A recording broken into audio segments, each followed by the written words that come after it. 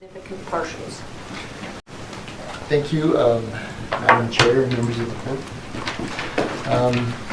Tonight, I have in front of you a resolution, RDA Resolution 2501, to accept the conveyance of 2 parcels of real property from Layton City to the redevelopment agency. As you're all aware, the council approved Resolution 2501 to adopt to convey these properties to the agency on May 15th. Properties are located at the north end of Fairfield Road, approximately 24.5 acres. The acceptance of this conveyance will allow the agency to enter into a purchase agreement with the council, the city, and take ownership of this property, and in the future be able to determine who this property is sold to. Utah Code allows the agency to acquire real property for this purpose. I don't have a lot more information regarding this, but happy to answer any questions. Staff recommends that the board approve this resolution.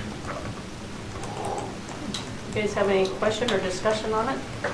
I know we've kind of gone over it before, but... Talked about last night. Nope. Nothing? Okay, well, then I'll look for a motion then to approve the resolution 25-01. Move that we approve the resolution for the RDA 2501. Second. Okay, it's been moved in second. All in favor, say aye. Aye. Any opposed? Okay, thank you. That was quick. Yeah, that one might need a roll call vote, actually. Oh, yeah, because it is Yeah. property for purchase. Yeah, you're right. Okay, we haven't closed our meeting, so we're still good. Let's go ahead and do a roll call vote on that. Kim, did you want to call out the names, or do you want me to just go ahead? Okay. I'll start here with Councilman Roberts. Yes. Councilman Thomas. Aye. Councilmember Smith Edmondson. Aye. Councilman Bloxham. Yes. And Councilman Morris. Aye. It's full house. Yep. Okay, there you have it, unanimous. Okay, seeing that there's no other items on our agenda for our redevelopment agency meeting. Yeah, you were. We waited 6 years to do that.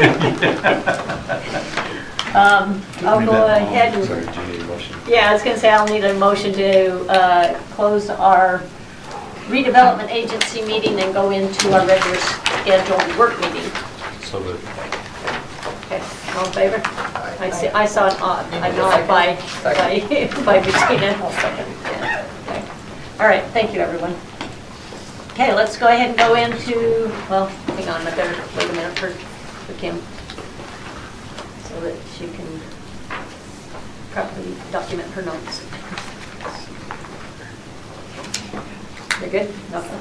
All right, so we'll now move into our Layton City work meeting for June 5th. And we've got a few items on the agenda, but to start out, we always do our reports. So I'll go ahead and start out with mine. As far as the waste management group, today was the retirement party for Nathan Rich. So I went early. I'm not sure who else went, but today was pretty much his last day. Tomorrow he's on the plane. So, he will be, I guess, a phone call away if anybody needs him, but he's gone, and so is Julie, his secretary, who's retired as well. Moving on to the sewer district, I do have a meeting next week. However, I just want you guys to be aware of the fact that the property that we currently use where we take our biosolids, I think I mentioned this once before, is the Marriott property up north, which has been earmarked to be the inland port property. So knowing that, the district is in the process of looking for or acquiring ground to have a new biosolids property. And so we've been in the search for that, but I thought you guys ought to be aware of it, so just so you know. Does that need to be close to the facility? No. It doesn't? No, it does not, but certainly, you know, you Oh, gotta it'd be factor nice. in your costs Well, and yeah. everything like that. And in addition to that, you also want to kind of understand the state's requirements as far as, you know, all the regulations and everything. So right now, it's looking, we went and looked at some property up in the Snowville area, which is a ways away, but, you know, it's Gee. very doable. Well, it's hard to get enough acreage for what you Oh, need, yeah. right? And to Yeah, have the I right get it. operation that will utilize Right. the biosolids once they're dry. So anyway, we're on the hunt for that, so I just want you guys to be aware of it. And certainly with both places, they're open to tours anytime. That's about all I have on my end. You guys have anything to report on any of your committees or boards you're on? Pretty bare at the end of school and summer. We have a meeting on Monday, so we'll see. On Utopia? Yeah. Parks and Rec is very busy, as you can imagine. Big month next month, so Parks and Rec Commission met earlier this week, and as you guys know, we've got a couple new members that are really anxious to get involved and help on around Liberty Days. So look forward to seeing you guys. I'll make the announcements a little more detail about Liberty Days, but first of all, you guys probably know June 29th will be the concert, Sunday before the 4th. When's the drop dead if you returned in something? Somebody asked me today. The Hometown Hero? Yeah, hometown hero. Nominations. Technically, that's passed, but Oh, I guess that's if okay. you've got No, one, No big deal. we could entertain it, but If speaking you of have, it. if you want one, I'll tell them, go ahead, but I can easily say it's too late. But since we're on that topic, knowing how all the different organizations and what's happening throughout the city and everything, we have earmarked Monday, the 16th, for the tour to announce, you know, to go around and acknowledge our hometown heroes. So if you guys could put that on your calendar. That's the day to go around, you know? Yeah. The 16th. Yeah, Monday, the 16th, and then the following day, the 17th as well, so those 2 days. Because I know in the past when we popped it onto a weekend, it's been kind of tough as well, so those 2 days were probably the best, so that we can then Yeah. plan for our concert as well, so. Okay, Thank you. anyone else? Updates? I'll be in Bryce next week for the prevention conference with the Layton Communities That Care. So it's the conference we have every year where all of the prevention coalitions and organizations from the state get together to discuss what they're doing, what we're doing, ways to collaborate on our prevention work. So I'll have some other stuff to share, I'm sure, when I get back. That'll be a fun time. And then I was just looking at Clint because we had a ULCT meeting a couple weeks ago. He has more than I have. But we had an LPC meeting, and they were just giving some updates on some of the things that they wanted us to do homework-wise. But one thing that I wanted to share today that I thought was kind of interesting is this Faces and Places initiative that they're doing for cities, to be able to share like the cool things that you're doing in your city, and share that through the governor's office, because the governor wants to highlight the things that cities are doing. And so just any of the things that we do, we do a lot of stuff here, a lot of cool things with our residents, and just highlighting the city and what we do. So That's a good idea. that's one of the assignments that we have, just to bring some things like that back. They also had some talk on the housing. Are they just wanting a list, or are they wanting something more exciting than that put Yes. together? Yep, there's a toolkit, there's a QR code and all types of information, but it's just ways to kind of help introduce what we do to our legislators also, and kind of not waiting until right before the session to meet with them as well. So it's not just the governors, but also including working more with our state legislators that are in our area, so that they feel, I don't know what's the best way to put this. Connected? But, yeah, connected, I guess that's the best way. There's no reason to want to be connected. So that we're not just reaching out to them right before the session, but so that they're more integrated into what we do on a regular basis. So if we have events like we have our 4th of July coming up, our 24th, any of the other events and activities that we do in the city, inviting them to come. I wouldn't necessarily say have them speak or anything, but just so that they feel connected to the community that they're a part of. So when we are approaching them about city things, they're understanding a better view. We probably ought to invite them to our Hometown Heroes night then, for sure. Have them come. Liberty. The Yeah, concert. Voices of Liberty Yeah, concert. for sure. Okay. So that's something I thought was kind of cool, that we could do pretty easily because we do a lot of good things here. So. We do a lot of cool things. We do. Okay. Anything more? Everybody else? There's some assignments if you guys want to have a lot of assignments. So if there's anything that you want to be a part of in the interim, you know, I don't know housing. Well, I'll just quickly update. I mean, I did attend the meeting on housing with the governor. You know, Alex went, and it was pretty interesting. It was a repeat of what you guys have heard at LPC. So they've still not defined affordable housing? Well, that's not there though. That- They can't do yeah. that. It's Huh? more about everybody Well, I doing know their they part. can't do it. I think right now. It was interesting, though, the way the governor shared what Texas is doing and a heavy hand that they've come down with. And he, at the end, surprisingly said, I actually like it, but I know that that's not what we do here. He wants to see it more of a collaborative effort by everybody involved. So developers, cities. So, but it gave us a chance also to push back and say, hey, look, you know, please don't say the cities aren't doing their job, which he knew that, but I think that message got delivered pretty loud and clear. Or say which cities aren't doing their job. Maybe. That's what That they was want. actually mentioned That's too. the other Yep. piece. Yeah, but, so, anyway, that's pretty much, anybody else have anything they want to share? Okay, let's go ahead and continue our meeting then with the adoption of our budget. So Tracy, do you want to Sure. take over Member from of the there? council, good to be with you. Tonight I have two public hearings, and I'm not recommending that we adopt the budget tonight. Traditionally, we've held a public hearing tonight and then continue that public hearing until the 19th, and then we'll adopt the budget on the 19th.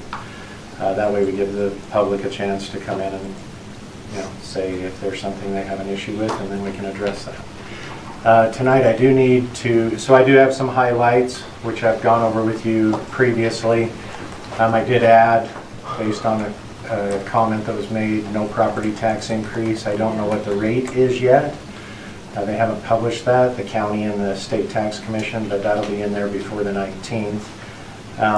Another item to mention, the sewer rate increase. There's a North Davis sewer increase of $250.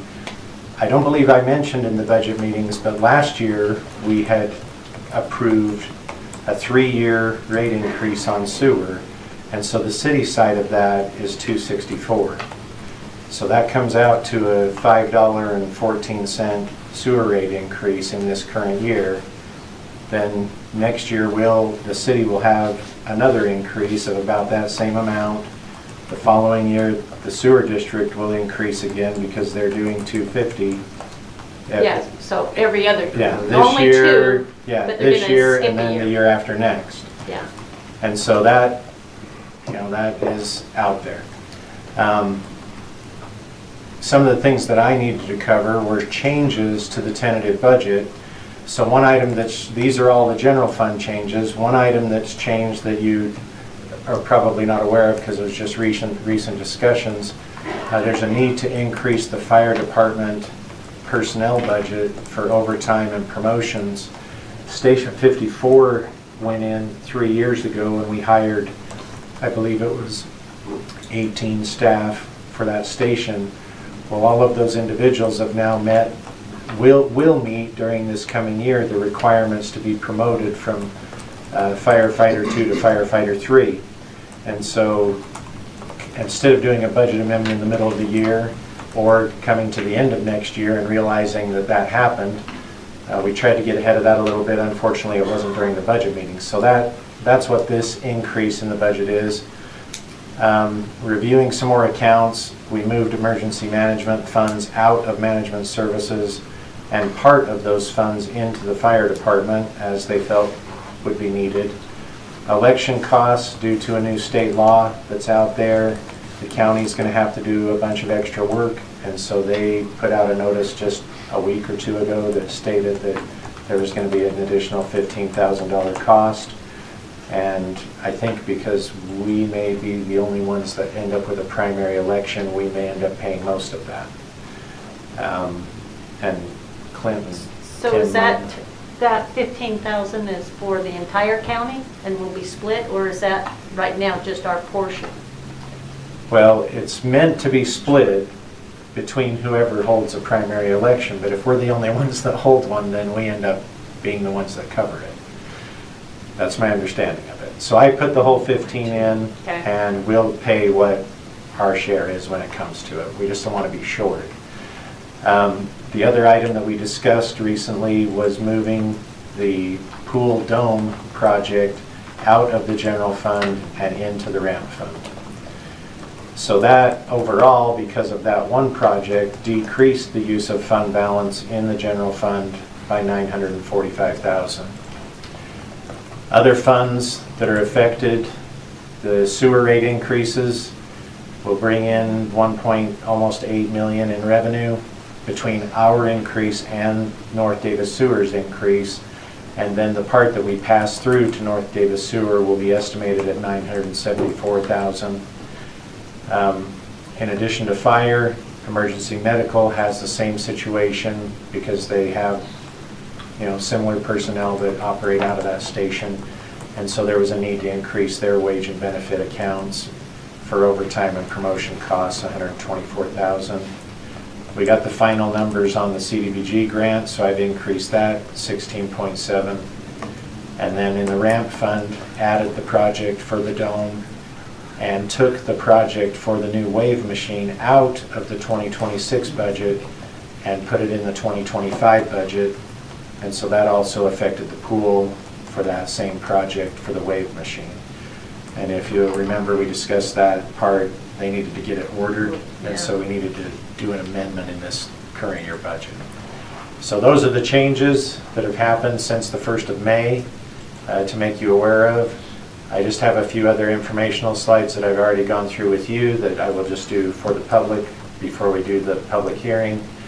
Then the second public hearing that's tied to the budget, so we can talk about it here, is a new law out there that requires us to have a separate public hearing about municipal executive officer compensation increases. And so the municipal executive officer compensation, here's a list of the people that met that definition.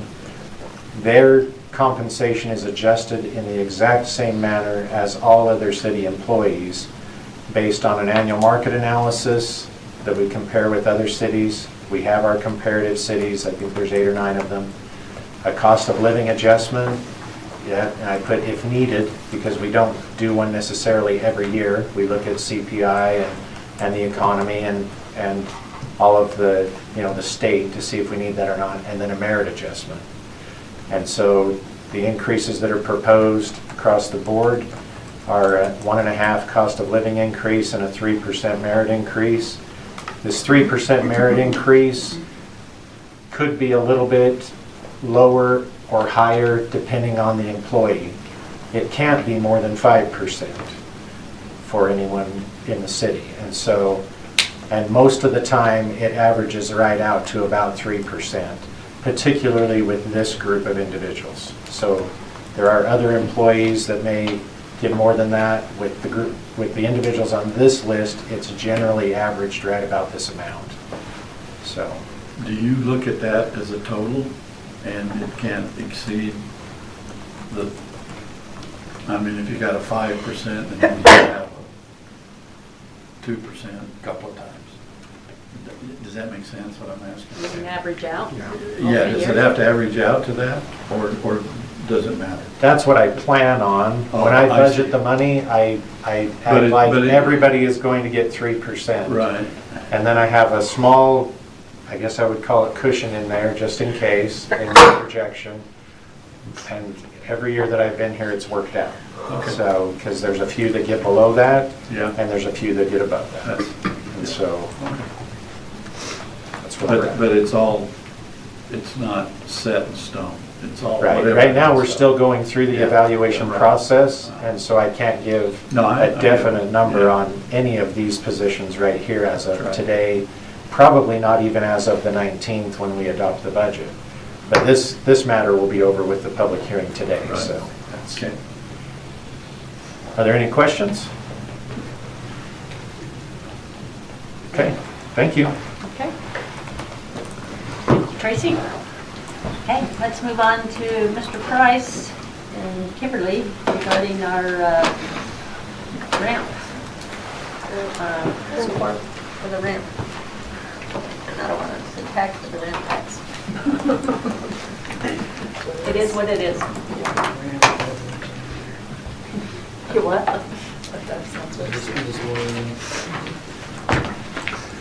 Well, thank you for letting us come by and speak with you this evening. We've talked about this before. We've done one resolution before as well. We are excited to be able to bring this evening Resolution 2537. We'll take a little more time in the City Council meeting to go through this with the public, but we wanted to make sure that you were aware of what this resolution contained and answer any questions that we could for you. This resolution is basically the regulatory mechanism that allows us to put this question on the ballot in November. And so we go through the resolution, we talk about why we do it in the whereas. I wanted to bring specifically to your attention the ballot language. And in your packet, it included that language. It says, shall the city of Layton, Utah be authorized to impose a 1/10 of 1% or 0.1% sales and use tax for funding recreation, arts, museums, and parks, improvements, facilities, and organizations for the city of Layton? Yes or no? That is the same language we used 10 years ago. We felt that it was extremely clear and easy for the residents to understand, and so we didn't see any need to deviate from that. It also outlines, the resolution outlines the different steps that the City Council and staff will go through between now and November to make sure that we're compliant with state and county laws and ordinances. We will have one more time to bring this before you for a public hearing sometime in September, October. And that gives the public the opportunity to voice their opinion on this and make sure that they have an opportunity to speak directly to you. Any questions before we go into Kimberly? She did a lot of really strong work that will demonstrate to you how the monies have been spent over the last 10 years. And so, unless you have questions about the resolution, I'll turn my time, or our time, over to... I have a question, Dave. In the background information, it mentions that we passed a resolution to notify Davis County that we were going to do this, and then it says that Davis County Commission, later in the same month, they adopted a resolution declaring its intent not to impose one. If they decided to do one, how would that, it wouldn't be double, it wouldn't be, how would they work the funding that way, or would? State statute does not allow it to be doubled. Right. The council, or the Davis Commission, chose years ago to allow cities to handle this. And so they have turned that ability over to multiple cities throughout the county. It would be extremely difficult for them to reel that back in and have a county-wide tax. But I think technically Clint could speak to better than I, but I think that the county is the one who had, some counties do it countywide on behalf of all the cities, and then they decide how the money is allocated, and so in this case, they've deferred. In the future, I would assume that if their mindset of the commission was to do it differently, then all of the city's ramp initiatives would expire or go away at the net. I don't know if it would be immediately or at the next thing. And then So proportion probably by sales tax and population, and they figure all No. that out. That's where we could go. Because they would have total control, and where Layton has the biggest sales tax revenue, right, we'd be the biggest contributor. That wouldn't happen. But that doesn't mean, so I mean, this was like the best thing that happened. Yeah, I'm that just we're able to curious. keep I'm it just here in the curious. So, city. okay, all right, that was it. Thanks. Yeah. Thank you. Do you know what cities have and haven't imposed a ramp program, similar program in the county? I don't know exactly which ones. I know Okay. of some. Maybe the- Clearfield, Kaysville, Farmington, Bountiful. Those are the ones I know of. I think Centerville is wrapped into the. I Oh, actually South just looked up the election results from 10 years ago to see where we're at. Centerville passed it, but it's RAP, not ramp. Yeah. We were on there. Let's see who else. West Bountiful, Woods Cross. Not just the ones that were on the same That cycle year. as us. Yeah, I was going to say it varies. I'm sure there's lots more. Clearfield, they have a parrot tax Yeah. because of the way they titled it. Kimberly just mentioned that Clinton also has one. Okay. Okay, Kimberly, please. Good evening, Mayor. Good evening, Council. Thanks for having me here tonight. So I'm excited to share with you how RAMP has helped shape Layton through our parks and by bringing more recreation, arts, and heritage to our community. We'll be going over the last 10 years, 2016 to 2025, a decade of progress made possible through RAMP. So this first slide is a quick overview of the allocated funding of each year since 2016. We'll be breaking this down further in following slides, but right now, over the last 10 years, we've allocated over $16 million to 277 grants. You'll notice that funding levels can vary from year to year, and that's dependent upon the amount of sales tax collected in Layton and then the number of grants and requested funding we receive each year.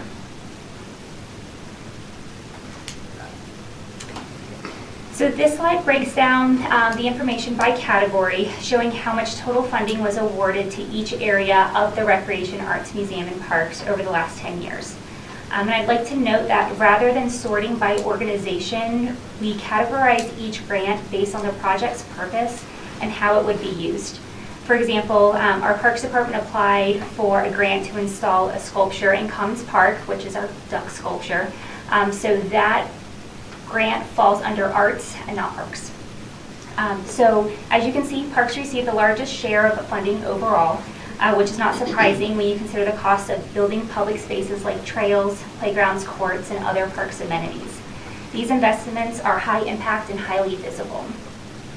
You'll also see a strong support for arts and recreation, which speaks to the community values of creativity, connection, and opportunities to play. And then our museum category reflects how RAMP helps preserve and share Layton's history through our exhibits and our events. The year-by-year graph gives a visual of how category funding levels shifted over time. The ebb and flow in large investments in different categories allow RAMP funds to respond to both immediate needs and long-term goals.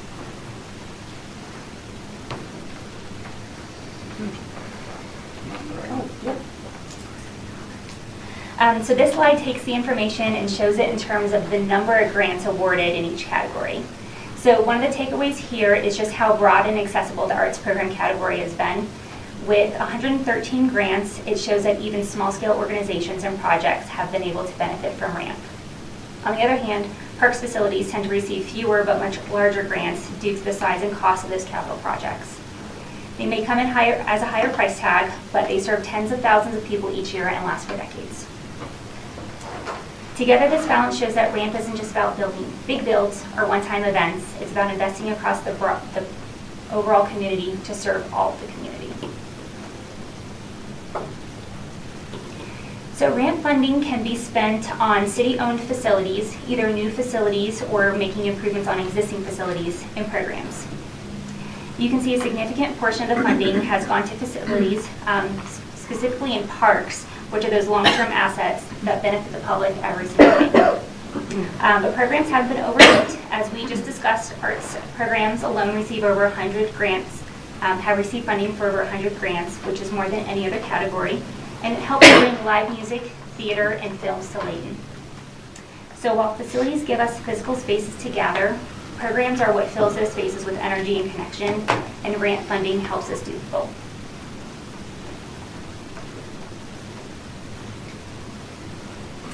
So we looked at the numbers, how grant funds were distributed, what categories they supported, and how those investments were balanced between facilities and programs. But some of the best ways to understand impact is to see it. These next few slides highlight the last 10 years. Each collage represents a different grant category and showcases some of the incredible projects that have come to life throughout Layton. Whether it's a community concert, a new trail, a new museum exhibit, or public art, each image is a reflection of what grant makes possible. These are the places we enjoy, the moments we share, and the memories we create, thanks to this community-supported funding. And so the following slides are not an exhaustive list of what RAMP has done. You can go online to our website, and we do have all the information there. But these are just some of the highlights. So our recreation facilities have received 32 grants, just shy of $3.5 million in funding. And we see there's a lot of our spaces. So Shoreline Junior High Gymnasium was funded with RAMP. A lot of the improvements to our surf and swim, our lobby, furniture, pavilion, and then our ball fields, and then the track at Shoreline. Our programs have received 24 grants, $315,000. And we see everything from our baseball and softball programs. The soccer programs receive goals. Our football program helps with a lot of the equipment, helmets, Layton Fest, different equipment for our pool programs, our electric light parade, our sportsmanship campaign, and many others. Our arts facility, to make improvements, has been 20 grants, $1.2 million. We've seen improvements to the Ed Canley Amphitheater with the plazas, our duck sculptures in Commons Park, and we've seen a lot of other enhancements to the amphitheater with the LED screen, microphones, and then equipment to help with speakers. Our arts programs have received just over $1 million in funding with 113 grants, and we have a wide variety of recipients. And we've had community theater, concerts, film festivals, art competitions, movie nights, orchestra concerts, Broadway, active pages, all kinds of great stuff. It's fun. Good hosts.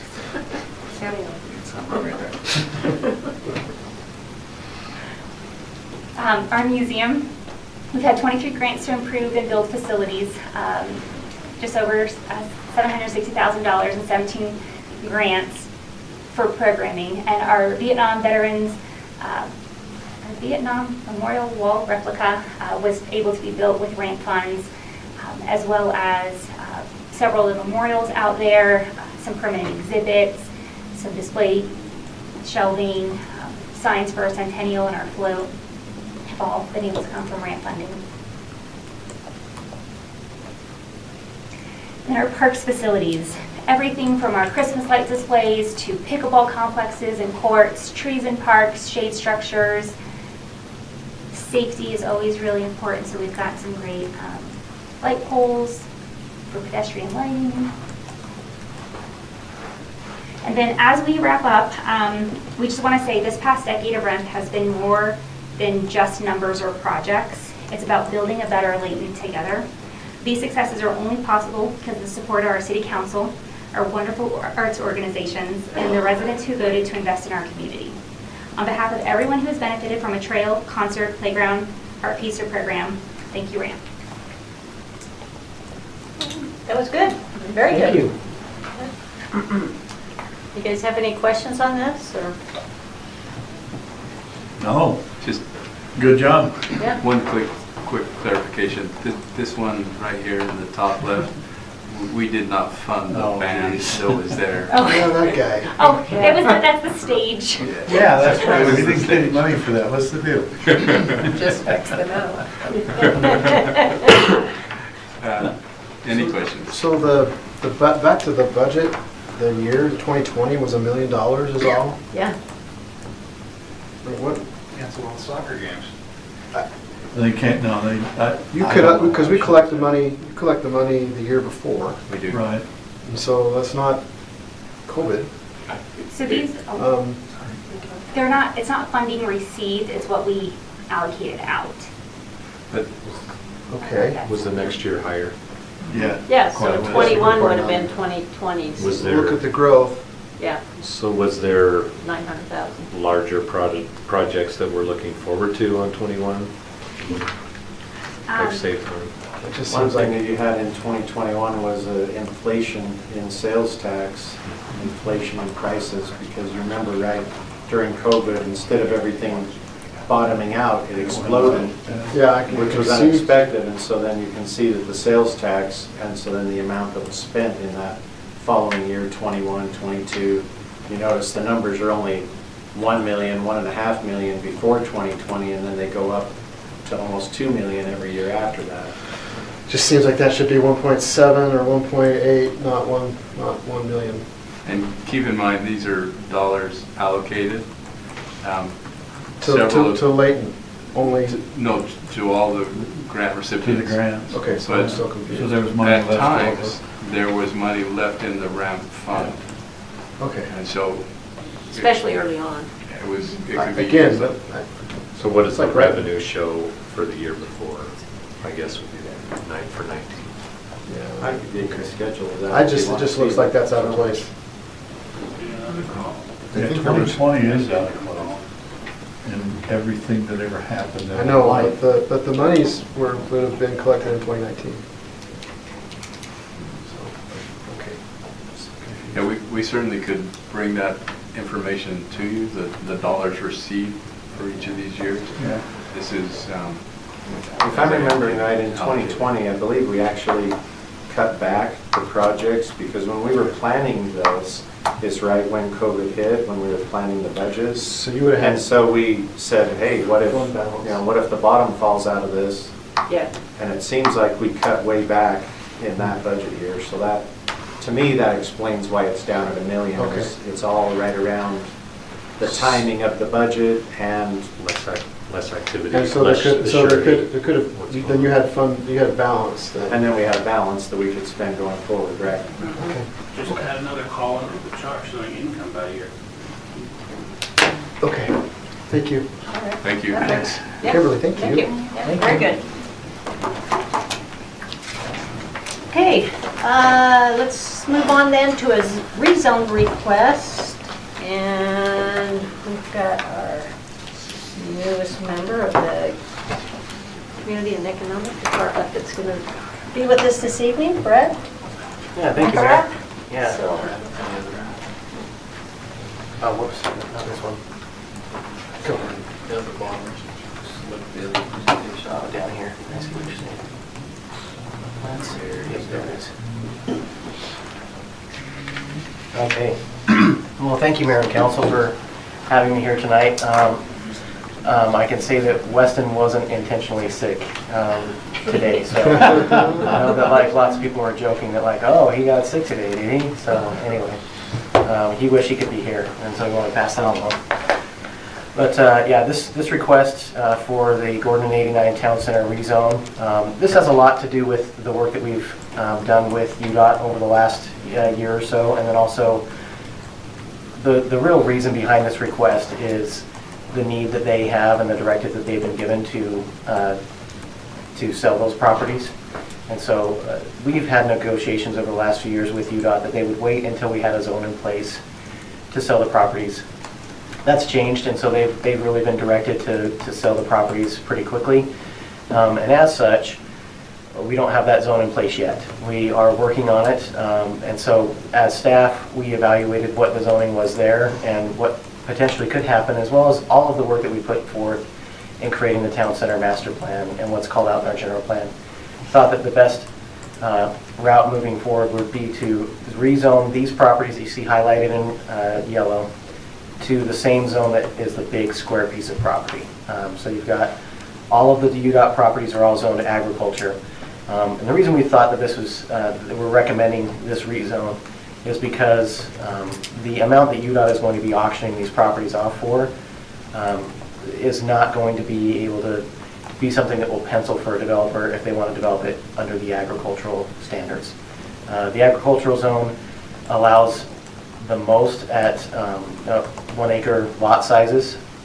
And so if a developer will, possibly a developer could come in, pay a whole bunch of money for this and develop it under the ag zoning and still only get 1 acre lot size. So that's kind of worst case scenario that we see. So it could be that it develops that way.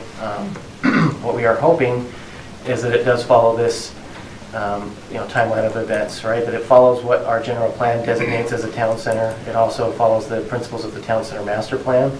And so this simply is seen as an interim step to ensure that these properties are developed as a future town center. So like I said before, we're in the process of drafting a town center or neighborhood town center zone. We expect to have that done within the next 6+ months. A lot of the time that I've spent here since I started in March has been talking to UDOT about development agreement, all of these different things, and we've finally gotten to the point that this is where we're going to go. And now I can spend most of my time writing that code versus having the conversations with UDOT. And Clint, we probably drafted 5 different versions of a development agreement with UDOT, and eventually we were told that they didn't want to do a development agreement. So again, it's been kind of an up and down process, but we feel like this is a really good step for us to move forward. And as part of the auctioning of the properties from UDOT, they requested that we did, instead of doing a development agreement, provide UDOT with a letter with the city's intentions. And that letter includes our general plan as well as the town center master plan as exhibits to the letter, saying if development, that as UDOT markets those properties, developers need to know that this is what's expected, is that we will have a future zone that will see this vision. And we really, as staff, we take a lot of responsibility to make sure that this is done the right way. And we want to make sure that, we do have a lot of town centers in the city, but this is one that we can look to as an example. But just to give you some ideas of some of the things that I'll be writing into that zone would be things related to timing of commercial and residential. We want to make sure that the commercial comes first and that the commercial is in step with all of the residential, or at least finishes before the residential. We wouldn't want to have this become an area where we zone it for town center and then there's just a bunch of residential and then we have a bunch of commercial pads sitting empty. That would really fall short of what our aspirations and goals are for that. So again, this rezone to the ag zone is just temporary, just an interim step. We feel like it's the best thing to kind of serve as a placeholder before we get the TC1 zone in place. Brad, why doesn't UDOT want to have a development agreement? And you were just saying this is our intent. Great, intents are great, but I'd rather have a signature saying that's what I thought we were doing. Yep. From the beginning.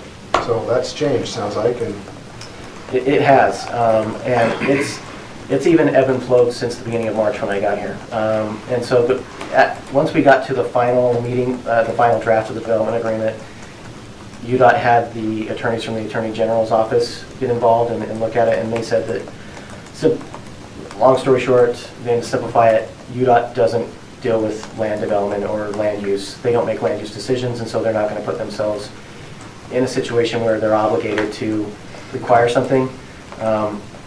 As staff, we have some varying opinions on that because they certainly do a lot of things that impact land use, but they don't want to be involved in land use decisions. And so we even talked to them about could we provide terms within the development agreement that does not hold UDOT liable or accountable to make sure that this happens. They did not feel comfortable, their attorneys at least did not feel comfortable having an agreement that tied them to require a potential buyer to do certain things. So that's where they said, look, please provide us a letter with the intent, and Clint can attest to that. We've had a lot of discussions with UDOT, and I'd say this is the best outcome that they allowed us to have. So, and when it comes to where UDOT is, the direction that they've been given, it's coming from the top. We feel like it's probably from elected officials at the state level that are asking UDOT that when they have these properties to not hold on to them as long as they have, and to really dispose of them as quickly as possible. Are you saying that generally or for this specific property? I'm saying generally, but I know specifically for this property. There's been a lot of interest from the development community over the last few years, and especially since I've gotten here, I've had lots of phone calls and questions about what do we expect as a city to have there. And so we feel like there is probably some pressure from the development community for UDOT to offload these properties as well.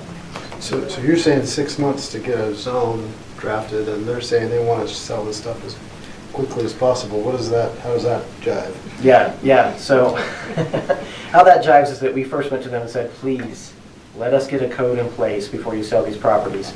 For them, they need to put the properties on auction in June because of all the time that it takes for them to go through the negotiations and sign the paperwork and to transfer the ownership of those properties. It gets to the holiday season, and most of the development companies go on breaks and whatnot during the holiday season. And so for UDOT, this is the best time for them to get it's the best time in the market for them to sell, just like I guess you could say with any type of property.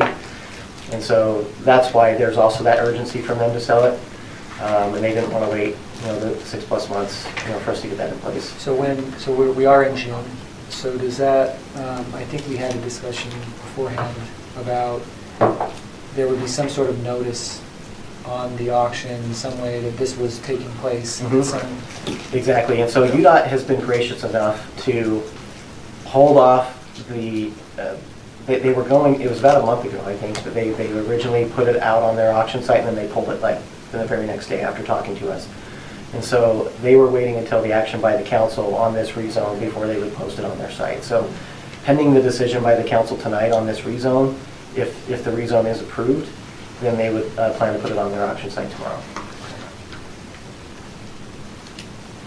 And so the ag zone is like the best case scenario, going, like you mentioned, back to this is zoned ag, and you have to develop within the parameters of what you purchased it with was the full ag zone, not the CP1, and then the understanding that there is pending legislative action by the council to move to an actual zone that has rules and maximums and minimums. I mean, Clint,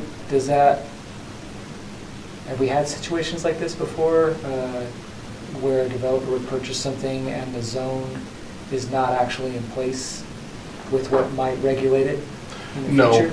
No, and that's why we've put out a notice. There's the letter that he's referenced that includes the town center master plan and the general plan that provides some assurances that, this is what we're looking at, this is what it's going to be. It doesn't give all the concrete examples, but it's going to be, it should provide enough information for them to feel comfortable with it. And protections for us? Yeah. Maybe we would pull the rug out from under them or something if we bought it, expecting something else. I guess my last question was, this is the first time, at least since I've been on the council, that we've had a city zone change, city instigated zone change. So do we have different procedural requirements? No. And so I guess, did this went to the planning commission? Or is it required to go to the planning commission? And they've already said it, so we've gone through all the same steps, just gone on an accelerated time frame. Yeah, on May 27th is when the planning commission heard it, and they forwarded a recommendation approval. It was a unanimous decision. Okay. And to kind of further answer your question, the reason it's a city-initiated rezone is, again, UDOT wants to kind of remove themselves from things a little bit. So without a development agreement that we also sign, I mean, this zone we could change it to whatever we'd like it to be. And they purchase it not knowing, to your point, Zach, not knowing exactly what, we have something in our mind, we've kind of told people, it's going to be the development agreement, but now it's not. It's an intent, and they could buy it and we do something else. Sure, right, We're gonna, yeah. Yeah, you put ourselves in the development shoes, right? Like if we were the developer that would be bidding on this property, it's a risk that you're taking that the city is saying with this letter and the general plan as well as the town center master plan that we're actually going to follow through on the things that we've done work So towards. UDOT doesn't care about that, they're just selling it. Right, yeah, because, you know, they're able to take the proceeds of the sale and now they'll roll those into future projects, right? Like the 84 interchange and 89 interchange. That's I think one of the next projects that they've got coming up. I think UDOT has, I don't think I know because we've been involved, but UDOT has dealt, I think, in good faith with the city. That the challenge has not been, the Transportation Commission adopted a written TRZ agreement with the city, and I think that from a philosophical perspective, UDOT and the city have been in lockstep in trying to use this. This is the first TRZ in the state, and we've both committed that we want to do it well, so it'll be an example, and other people may want to use. I think that the problem has come on the back end with legislative individuals and the legal perspective that doesn't have a structure that fits this kind of thing. And so I think that's it's not that they're opposed to the idea, but they're not sure how to get their hands around it without getting in the mud, you know, because they said we stay completely out of development. Well, this is development. Mm-hmm. So I think they're hesitant to step into that arena because it's clearly a one-off kind of a thing. And so that's why they've come back and said, this is what we can do, we will do, and we'll, you know, they've been very, I think, generous, especially at the local level, Region 1, in trying to understand our concerns and to put whatever language we think is in there that gives everybody fair notice. And I think it provides, you know, just my opinion, but there are risks on both sides, but I think it also provides some assurances with the development community that when the city actually makes an affirmative statement, says our intention is to do this and to put this on into place and to have this be a mixed-use development, historically Layton City does what it says it's going to do. And so our hope is that people will, in the development community, will look at that and say, did I have some expectation then that you know, they're not going to say you're going to put 1 acre lots on that. Mm-hmm. And it is going to be a mix of commercial and residential and that kind of a thing. And so as we looked at it, we thought there's some protections for us, also some exposures. There's also some protections for the development community and some exposures. And what we anticipated is when this goes on the market, one of the things that they're going to be saying, UDOT, is to the development potential purchasers is, you know, these are my words, but you'd be well to reach out to Layton City and understand this. And we hope that dialogue will take place between developers that want to buy and us who want to buy the ground. And that may be refined a little bit, but there will be clear language that will tie it back to that plan that we previously adopted in its writing as part of our general plan amendment. It was a general plan amendment. So it's out there as a formally adopted document that gives the context. There may be a change here and there that the development community could suggest, well, rather than placing this kind of use here, could we place it here? And again, I think that's subject to your discretion, but we think that'll make a good development, right? So it hasn't turned out like we anticipated. It's a little different. Yeah. Yeah, but it's we're appreciative, especially for the local UDOT people that have kept the vision alive, and it's really a prime piece of property, and we think can be a real place. Yeah, for the community. I was just going to say that it basically is the closest thing we can get to a development agreement without a development agreement. Yeah. And it provides a blank slate for the property to be developed uniformly. And there is Alex just alluded to it, but there is a benefit to the developer. There's risk, but there's also a benefit where they can say, yeah, we're going to purchase this property and we want to participate in the crafting of this zone. Yeah. And so they will actually have the opportunity. Ultimately, it's up to you. You have the ultimate discretion, but they can come in and say, they'll see the draft, they'll have the opportunity to make comments and public comment or whatever and provide feedback that might be very meaningful, where they've got some tenants or purchasers or whatever in mind that can really help shape that to what their vision is as well, obviously subject to your approval. So there's some benefits to it too, where they're not buying it just completely subject to a zone that might be more rigid than what they want. There's an opportunity to at least voice how it can be shaped. Does it give the developer the opportunity to potentially parcel it out? Mm-hmm. since Yeah, it's they- not a development agreement, it's like, it's just ag, they purchase it and they say, we're gonna do this part, and then, you know, a year later, we're gonna do this part, and we'll sell this part a year later. I guess I would. So they could do that under the ag zone. Right.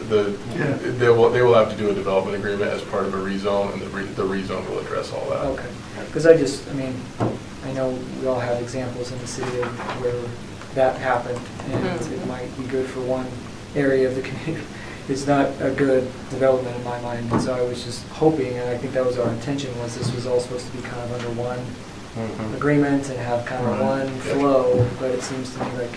Yep, and that's discussed in the documents that we're providing, and again, it'll at least be you make the decisions, but it will be our recommendation that nothing be rezoned that isn't tied to a development agreement that would address those very things. But if they buy it as an ag and they want to keep it ag, they can do that. I mean, and so they have parameters under the ag. Correct. Which they can do things, which are not town centers. Correct, right, and we've included in the communication to UDOT, and that they'll be sharing with anybody that'll be bidding on the property, that the city will not be recommending approval of any rezone other than that of the TC1 zone. You know, so if it were to come forward, we specifically wrote in there, the community and economic development staff would not recommend approval, but of course, and we wanted to put that in there, that it's just staff, because, yeah, right? Yeah. So, because you are the land use authority on those decisions, so.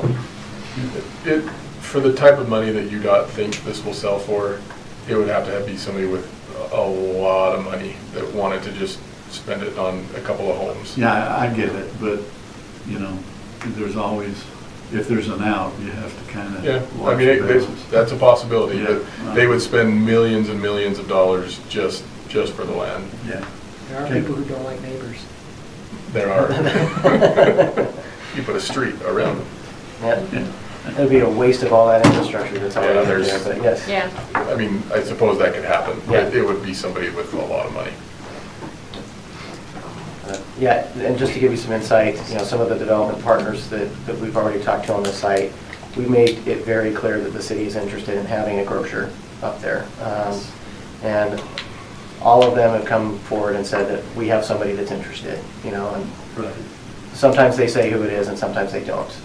But yeah, everybody is very, very interested in this site. So you've shared with them then the conceptual plan that we've went through our public hearing and the open house with our residents to kind of say, okay, this is what we know we have. That's part of the disclosure documents. Yep, Yeah. disclosure documents, and every time we have a conversation with anybody, we point them to the general plan and to that plan. Yeah, I was going to say, because I thought that was a good detailed layout, so they fully comprehend it. Yep. Okay, any other questions? I mean, okay. Good, thank you. Okay, you get to stay in the chair and do the next one, All right. which is the Hawks Creek Bills. Okay. Although it might seem like I don't know anything about this one, I have been following it. So, Good. and to my family's chagrin, I've watched the council meetings as well. So I'm pretty well in tune with this one. But yeah, I won't go through the maps. We all know where this site is located. Really wanted to go over some of the changes that have happened, and this is from the developer's request, you know, to table this from the May 15th meeting to June 5th, so that way they had some time to address some of the comments that were provided by the council. So this is the layout as you last saw it. And I'll go over some of the changes that have happened.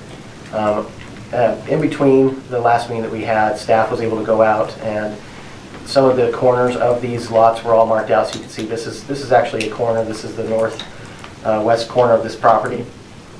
So we were able to go out to the site and walk it. A huge thing that's like I'd say kind of scary for a lot of people is that they look at this line and it appears like it's a cliff right on the edge. And so we wanted to go out and see what it actually looked like. So this is Steve there in the trees, and then Weston is over here holding the marker for lot 108. So that's this corner here, and he measured 25 feet out downslope from the corner. You could see how that's, you know, relatively flat. And I know that these were shown to you in a work session a few weeks prior, so I won't take too much time on this. But again, just to show areas where it's relatively flat, that was going this direction. So Steve is out 25 feet from where this line is. You can kind of see how flat that area is for the most part. And then this is lot 118. This was another one that was kind of called out as some concerns. So here are some of the changes that have happened, since we last met. So wanted to point out, some of these lots were not called out in the council meeting, but the developer has made some changes there. On all of these, they've modified the pad for these homes to be at least 5 feet from the 30% slope line. So you can see that with lot 102, 106, 108, 110 and 109. Those were actually shifted a little bit here to the east to have that 5-foot separation. Didn't need to have a notch. And same thing with 118. And that may seem like we're cutting off the buildable area, but lots 127, 126, and 123 were already designed that way to have those areas. And I can kind of show you, what we're talking about. I'll go through these because I just did that anyway. So here's an example of a building footprint on lot 123. So you can see right here is the dotted line of where that buildable area is. The developer is intending that they will have homes that fit within these buildable areas. So this is to show an example that they're already planning on that. When they have these constraints to the site, they would have a home plan that fits in that area. Wanted to show that because wanted to make sure that you knew that the developer's not proposing to have these corners cut off on these lots to then in the future, to just get this past a rezone and then in the future come back and say, I can't fit a home on this property, you need to allow me to amend this lot. They've been thoughtful about this process and how they can fit properties there. This is another thing that was discussed in the work session a few weeks ago. This is just an updated image just to talk about if there are basements on these homes, how those basements and a 30% slope kind of go into play, where this gray area is the basement of the home, and you can see that as you go down, and this is again, for example, if you were to have a basement that went down 9 feet, and the 30% slope line started right at that house, you go 9 feet down, well, that actually puts the bottom of this foundation 16 feet away from where the nearest point of the 30% slope is. So the developers talked about this as well, that the further down they're able to go, if they have basements or the foundation that's a certain depth, it provides more security and holds the homes there a lot better. This is what it looks like by making sure that each of those have at least a 5-foot separation from that. So go 5 feet off and then you take that 30%. So instead of having 16 feet like it was before, if it was a 9-foot basement, we're now 21 feet away from the slope. And then you can see just how much greater that gets every time we go a little bit deeper on those basements. Yes? You just showed us, previous to this, that there was 20, 25 feet of level ground before it hit 30%. Okay? Mm-hmm. And now you're showing me that it's right there. Are you just showing me this This in is- case it's on the 30? Yeah, this is just to show you in case, because in some of those Okay. circumstances, it I was get it. close to that line. But this is just to Okay. give you the assurance that if it was If it that is, close. Yeah, okay, Yep. okay, that's fine. No, thanks for the clarifying question. On the pictures that were taken, there is a slope that is not what you would perceive based on the LiDAR document, right? That there's this significant drop-off Right. pronounced. It's very gradual, the kind of slope that's built on all the time in different Yeah. parts of the city. It's just if it's done in the right way. The other thing, and the engineer can correct me if I'm mistaken, or Mr. Anderson, that the building pad or the home pad that's possible, I think Mr. Anderson has said in meetings before that every one of his homes, not to misquote here, but every one of their homes is kind of custom built. They don't have a cookie cutter approach that every home they're going to put in here is exactly the same. Our understanding of staff is that somebody comes in and says, I want to be in this development and build a home, and then somebody may want an 8-foot back patio, somebody may not want no patio, and they want a larger footprint of their home. But under any circumstances, they need to stay within that footprint that they have. Right. And so, even though there's a possibility even under the previous proposal, that a homeowner could come and say, I want to use every square, potential homeowner, I want to use every square inch of that pad that's been approved, many of them wouldn't. It's conjecture to suggest everybody would do that. There's probably some that may get close to that, some that would be less because they want to have patios and open space and those kind of things. What these changes, they may seem small, but what these changes do that they've made from the staff's perspective, is by cutting those corners, it prevents any possibility. If somebody comes in and I want to buy there and I want to say, I want to use the full thing as a house, by their reduction of that building pad, they forced me to be additional 5 feet off there, more like the other thing. So it may seem like to us, as you first look at it, it may seem like a very small thing, but it's actually a pretty sure-proof way to get to some of the things the council was concerned about, and that's how do we bring some of these lots that appear to be really close off that and be more consistent with some of the lots that weren't seeming to cause us, as many questions or problems.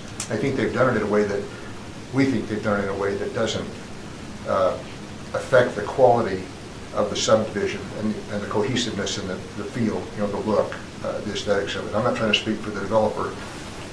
I haven't even spoke to them about this, but that's been our view as we've looked at from a planning perspective, is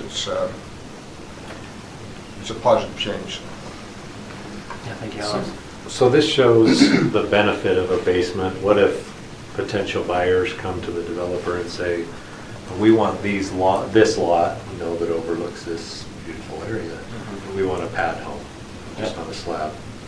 So I think all of them That's is. negative. That's not helping the fact that it's close to the. Right, hence, but what does help is that we're building off of that 30% slope, right? And so even here, we've got the home, say the gray area doesn't exist at all. The home is still on a solid and a flat area that's not on that slope.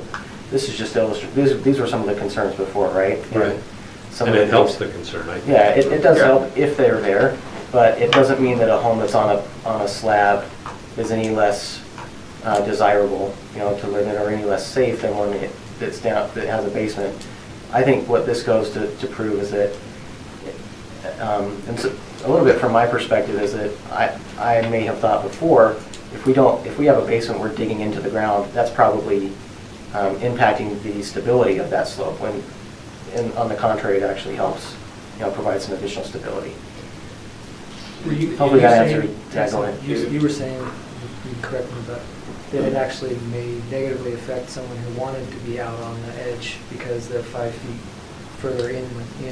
I just see, from this graphic, the deeper the basement, the better off, the better stable it is, the way I see it. Where if it's a slab, then it's closer to the slope. If I could, sorry, I'll jump in here. So the engineering says that they've met all of the standard of care, all of the factors of safety with a slab on grade home. Yeah. But if they choose to have basements and they add those in, it just increases that factor of safety, because now you're moving the physical load that much further away from that slope. I think this goes to the question was asked in the meeting, appropriately to see, I think the CMT folks, is that what needs to be done to make this better? And I think his response was, it's already good. We've already addressed it, even without any further changes, right? On its own, but because of the council's request to continue to look, are there things that could make it perhaps better? I think this is what they've come up with. So from the geotechnical engineering perspective, our opinion as staff, mine, our professionals, not me, as well as Joe Strata and others, is that what was proposed before works from a geotechnical perspective, but this makes it better. And I think the developer, I haven't talked to it, but my sense from the staff is that they've been very responsive, that they've heard what the council said and wanted to try to respond to that in a responsible way. And so this makes it better, or maybe prevents the possibility that somebody could go the other direction. I don't mean to belabor that, but that's as we looked at it. I think at this 5 feet additional setback. Yeah, with that setback, I think what it does, at least in my mind, is when we go back to that visual of the LiDAR, instead of those homes being right on the edge of that red LiDAR, it pulls those a little bit outside of that. Yeah. We don't have another visual of that, but that's what I'm seeing is probably what's happened by pulling those 5 feet inward, is moving them away from that red that we were all looking at, like, in dismay. That's correct. Yeah, and we do have the LiDAR, with the previous layout, but we don't have it in relation to this new layout. Steve, quick question. We had, speaking of the cement pads, we had that lot off of Oak Hills, I think, the north side of Oak Hills. That, was it, I don't know if it was Oak Hills, but it was on sensitive lands, and one of the mitigation effort that for part of it was there had to be a cement slab, like 12 inches or Yeah, concrete. concrete Is that, slab what Not- would? Not necessarily on The this one. thickness, is that what you're driving Yeah, at? yeah, that we've had to put a slab on there to Yeah. keep it from, Yeah, this is not Not the that same you're gonna- geotechnically as those other areas. They've actually, with the slope stability analyses they've done, it's a totally different type of scenario here. And, again, they've run the models and putting a house slab on grade with the standard footings that a house slab on grade has would meet all of the requirements that we have. okay, thanks. I just have one more question, and this may be for Clint, I'm not sure, but when we go to present this, or when you go to present this in the public meeting, is there a possibility of providing kind of that LiDAR scale of the entire area, not just what's being built upon, or what's being proposed to be built upon, meaning the adjacent neighboring areas, just to be able to compare what those slopes look like? Is that something that can be done?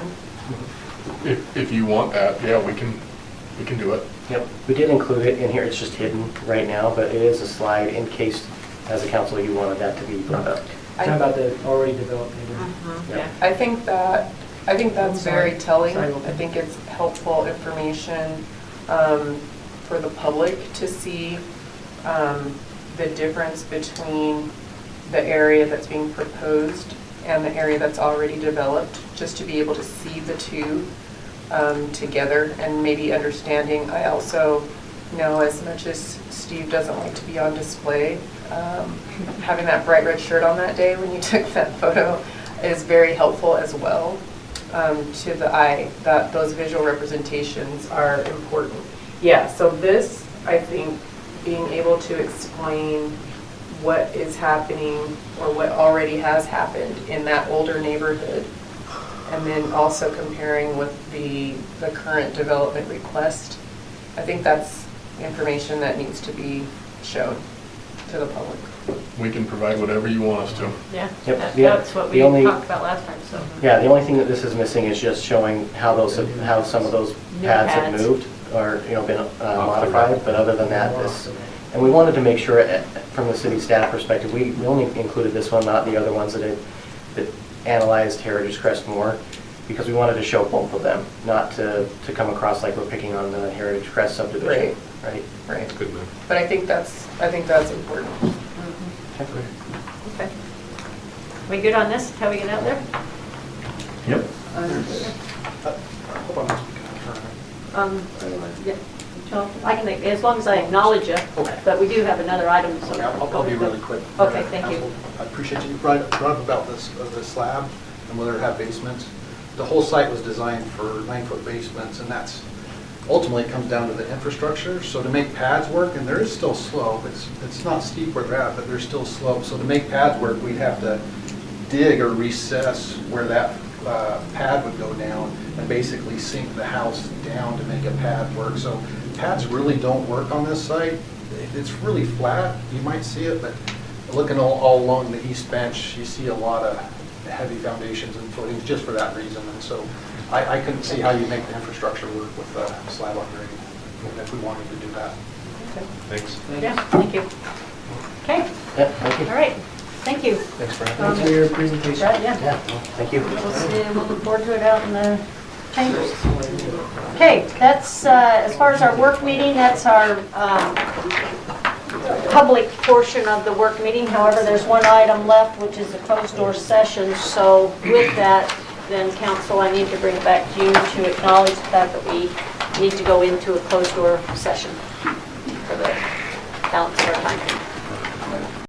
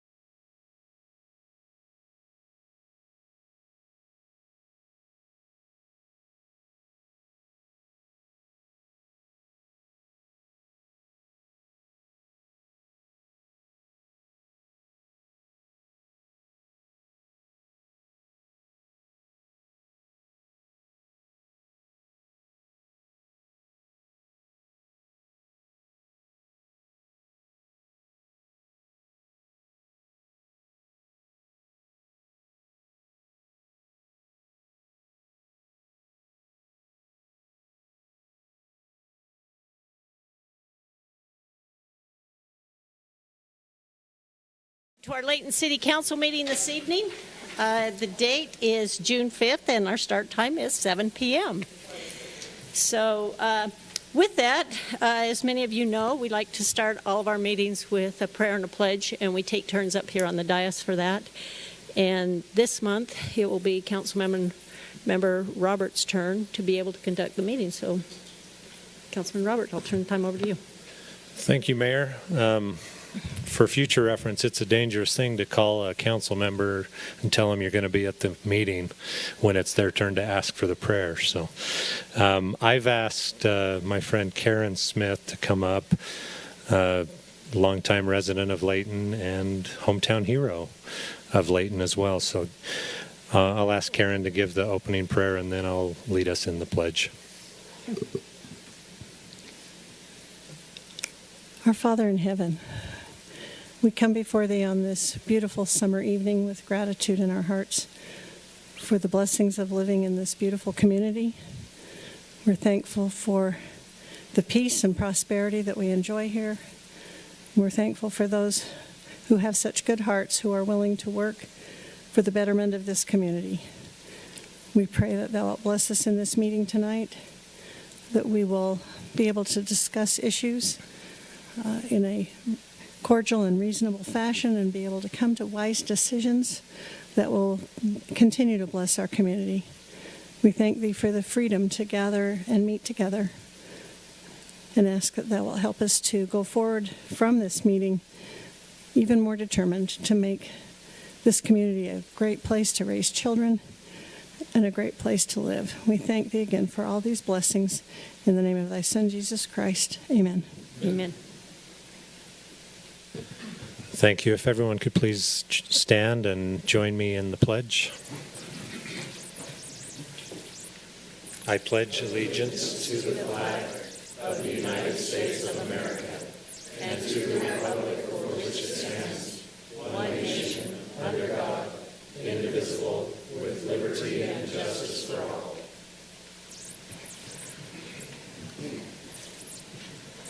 Thank you, Councilman Roberts, and thank you, Karen, for that beautiful prayer, and also acknowledge back former legislature as well. So we're honored to have her in our city. Okay, Council, before us we do have one set of minutes that needs to be approved. So if you have any corrections, please make it known. Otherwise, I'd look for a motion to approve as written. Mayor, I make a motion that we adopt the minutes from the Layton City Council work meeting February 20th, 2025. Okay. I second. Okay, it's been moved in second that we adopt the minutes as written. All in favor, please say aye. Aye.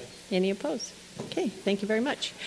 Okay, we'll move on to our municipal announcements or events. We have council members that are on different boards and affiliated with different entities throughout the city, so I'd look for you to go ahead and make those announcements.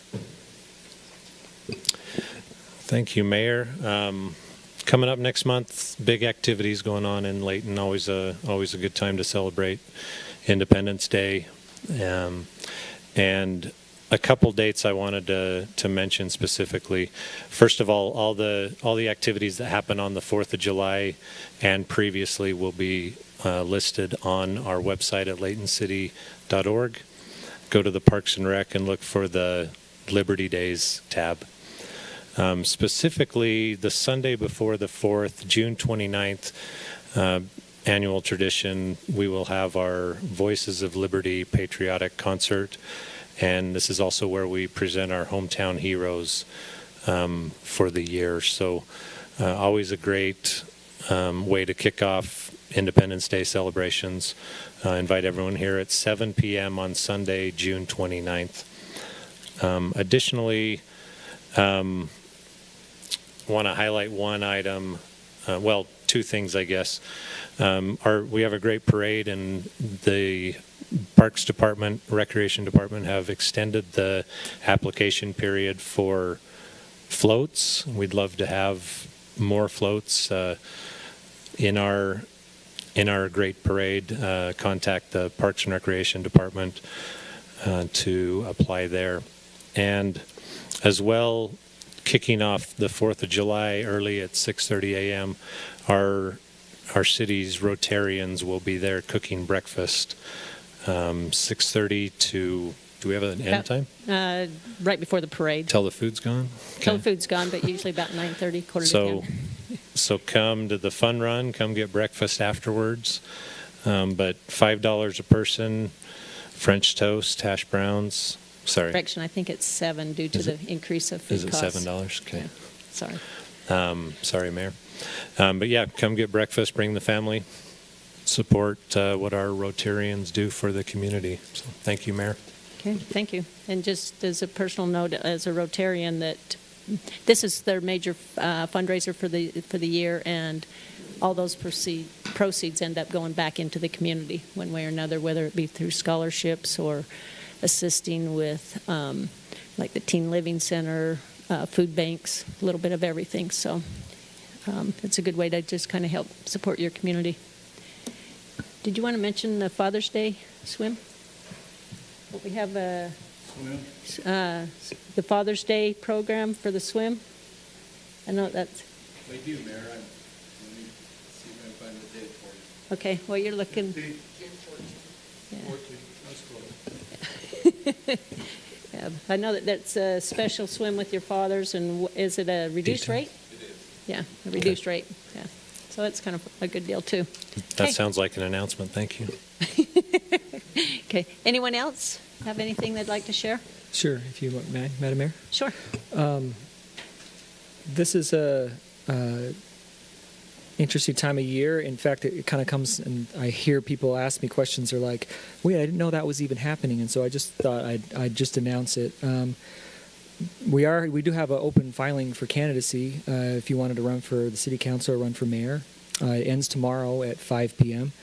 But this is a community that I think all of us at one time, obviously, we decided we wanted to file and run for an office, and we're up here now. And so we just want to make sure everyone who has the inkling that they wanted to try to serve in an elected capacity, that this is the time for you to seek that election until tomorrow at 5 p.m. So I just wanted to make sure that was noted on the broadcast and for those in the audience. Okay, thank you. Anyone else?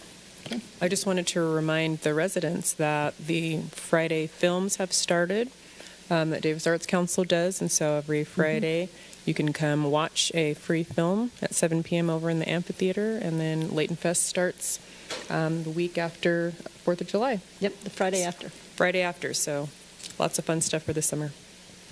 And this coming Monday is the kickoff season for the Davis Arts Council's concerts.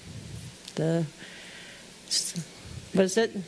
The band is Casey and the Sunshine Band, which is pretty dated for some of us, but we look forward to it. Councilman Thomas? If you're old, you might know who they are. If you're young, don't worry about it. They also have a Sunday concert. Yes. But it's not so much a concert as much as it's a birthday for the amphitheater. It's 30 years old. And they'll have some dignitaries, like a mayor or somebody speaking there. So you may want to come out and hear her speak. Or your favorite local band? Or your favorite local band. Yeah, right. Okay. All right. Well, thank you. Thank you. Does anybody else have any announcements? Okay, seeing that there's none, let's go ahead and go on then to our citizens portion, comments portion of our meeting. This is a time when anyone in the audience would wish to address this governing body on an item that's not within our public hearing, and we welcome you to go ahead and make your comment. I believe we do have one gentleman in the audience that definitely I think a lot of folks would be interested in hearing from. So I hope he does get up and make his statement as well. But in the meantime, the time is now yours. And go ahead. Yeah. Oh, please state your name and... I remember. Okay. Kelly Graythorne. I live at 1107 North, 2125 East. And it was approximately 2 years ago, me and the other 17 members of our HOA on 2125 East came down here on Moss. We even had a diagram on your chalkboard showing the very dangerous and nasty intersection at 2125 East in Gordon. And person after person got up here and explained how horrible it is. It's a blind corner when you're going south, you come up to the stop sign, you look left, you can't see very far. It's a curve, there's that big wall there, and then you look right, and it's the top of the hill. You're blind both directions. You are literally blind. And so most of the people have quit even going that way. They just give up. They go to the stop sign to the north and either go down to Emerald or then roundabout if they're trying to get to 89, which is what we usually do. My wife and I go to 89 a lot, going to McKay-D, and if you want to go to Station Park or anything, you want to go to 89. But I don't like the idea that I should have to go through a mouse maze to try to avoid a dangerous intersection. Since I was here last time, you put in a traffic light at Gordon and Emerald. I've never understood why there was even a three-way stop at Emerald. There's not that much traffic. I'll guarantee you they don't have near the traffic we do on 2125 East, not near much. And yet we don't have a roundabout. We pleaded for a roundabout. I know that you've told us, we've talked about a traffic light down the years and everything. Well, meanwhile, life goes on. I was just under 73 when we started this discussion. Now I'm 75, and before a few months go by, I'll be 76. Life goes on. I would like to enjoy a safe intersection. And I think we deserve it. Mark, who lives on the corner of that, he says, every day I hear horns, screaming. It was about 2.5 weeks ago, my wife and I went there, and I looked right. There was nothing over the hill. I looked left, and there was nothing coming. And one last turn, because they'll come up over in the top in the middle lane, because if they're going to turn left south on 2125, they're already there when they come up. So anyway, I look, and anyway, there's nothing coming. I look, there's nothing. I pull out around the bend, comes a pickup, just flying. And I hit the gas. I'm glad I didn't have a car that stuttered or anything, because all he did was honk his horn, and I heard yelling as he went by. Mm-hmm. And my wife was terrorized. And she tells me now, let's not go that way anymore, Kelly. Let's just go like the others do and go around. Why don't we deserve a roundabout? Even on Antelope, you have 2 roundabouts before they even arrived at the traffic light on Fairfield. Descending from 89 to Fairfield, they have 2 roundabouts. We don't have one. You have a traffic light where you don't need it. On Emerald, fine, leave it there. It never turns red because people don't, if they come up there, the only one it will turn on, no, I guess that means my time's up. Okay. Last time I was here, the time before, I asked what is being done, and I was told we're working on it. Could you tell me what you've come up with? You're working on it? What's been the result of that working on it? Or has it just fallen away from your memory because you don't have to deal with it? Okay, thank you. Next time, we're working on it. I'd like to hear why we can't get a roundabout.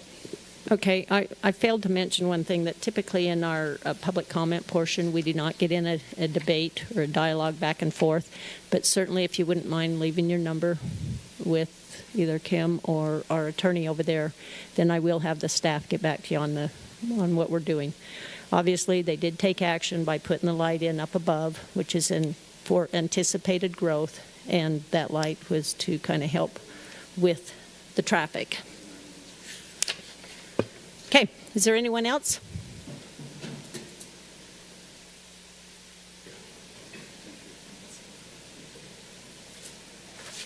Greetings, my name is Paul Hubenthal, 1443 North, 2425 West in Layton. Thank you. And I'm here with good news. I'm excited to announce, and I've been in contact with Councilwoman Smith Edmondson about the Davis County, or rather the Davis shooting range up above Kaysville on East Bench is opening. We have a date, and after much planning, anticipation, and preparation, it's been completely refurbished. We're putting on the final touches now, fresh coat of paint, and it's going to be a brand new, renovated, exciting new venue for the citizens of Layton and the community to go up there and practice safe shooting sports within the community once again. So we're getting our staff trained. Again, if you haven't been there for a while, if you've been there recently, you'll be surprised to notice the dramatic difference that it's taken. Now on the 28th of June, which is a Saturday from 10 o'clock until 2 o'clock, we're going to have a grand opening event. It'll be free to the public. We're going to have some demonstrations. Some of the clubs that actively participate in the events up there are going to basically show off their wares. The cowboy actions are going to be up there in their traditional attire. Oh, fun. If people want to bring their wares as well, their equipment, the public bay will be open for free to the public for shooting activities. We're also going to have some of the other venues, some local businesses in the area to try and beef up the festive atmosphere to make it a grand event. And we've invited the council here to attend as well. We're going to have as many dignitaries. Representative Carrie Ann Lisenby was supposed to attend, but she's going to be out of town. We're going to have Representative, I forget her names, Layton resident, Representative, excuse me. I won't stall my time trying to remember names. That's fine. Right now. But they're going to be up there. There's going to be a lot of people up there. They're going to have ribbon cutting. The Davis County Council will be there as well. Our commissioners will be there as well. So please come on out, enjoy the festivities, shoot for free, and get to know the new range. So thank you very much for your time. Thank you very much. That was the gentleman that I was hoping would get up and announce. The range is back open, will be back open, so thank you. 28th on Saturday. 28th. Yep, Saturday the 28th. Thank you. Okay, thank you. Okay, is there any other citizens that wish to address this governing body? Okay, seeing that there's none, I'll go ahead and go on to our consent items tonight. We do have a few items here. So tonight we're going to start out with item A, which is going to be a report on our ramp tax initiative. So with that, I'll turn the time over to our director of our Parks and Recreation, Mr. Dave Price, and then I believe Kimberly will be joining him as well. Thank you, Mayor and Council. This evening, I have the pleasure of introducing Resolution 2537. If approved, this this resolution will authorize the placement of an opinion question on the November 4th, 2025 ballot to authorize the continued imposition of a 0.1% sales and use tax to fund the City of Layton's Recreation, Arts, Museums, and Parks improvements, facilities, and organizations. In 2015, Layton City voters approved a local sales and use tax to support Recreation, Arts, Museum, and Parks, or RAMP, initiative. For the last 10 years, this RAMP tax has provided 0.1% sales and use tax to support recreation, arts, parks, and museums. This 1 penny on each $10 sold in Layton has provided over $16 million in revenue used solely to improve recreation, arts, museum, and parks for the benefit of our residents. This 10-year authorization is set to expire. In accordance with Utah Code, the city would like to submit an opinion question to the voters to authorize the continuation of this local sales and use tax of 0.1%.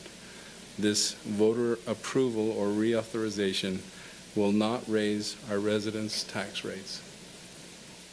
On March 6th of 2025, Layton City passed the Resolution 2509 notifying Davis County Commission of Layton City's intent to submit an opinion question to the Layton City residents regarding a ramp tax.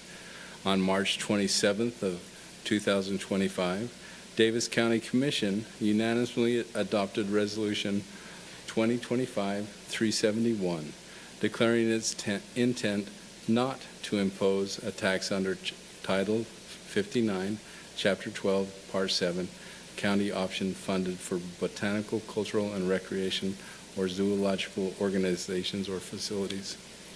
Layton City's mayor and city council support the placement of an opinion question on the ballot, giving the opportunity for both sides of the question to express their opinion. Layton City's mayor and city council are resolved to comply with all state laws and requirements regarding placement of an opinion question for a ramp tax on the ballot. Staff recommends the council adopt Resolution 2537, authorizing the placement of a ramp tax opinion question on the November 2025 ballot, giving an opportunity for both sides of the question to express their opinion. And Layton City's mayor and city council are resolved to comply with all state laws and requirements regarding the placement of the opinion question for the ramp tax. Thank you, Mayor and Council. This evening, Kimberly, our Assistant Parks and Recreation Director, will present how that money has been spent over the last 10 years. So, any questions about the resolution itself? Council? No? Okay. Thank you. All right, thank you.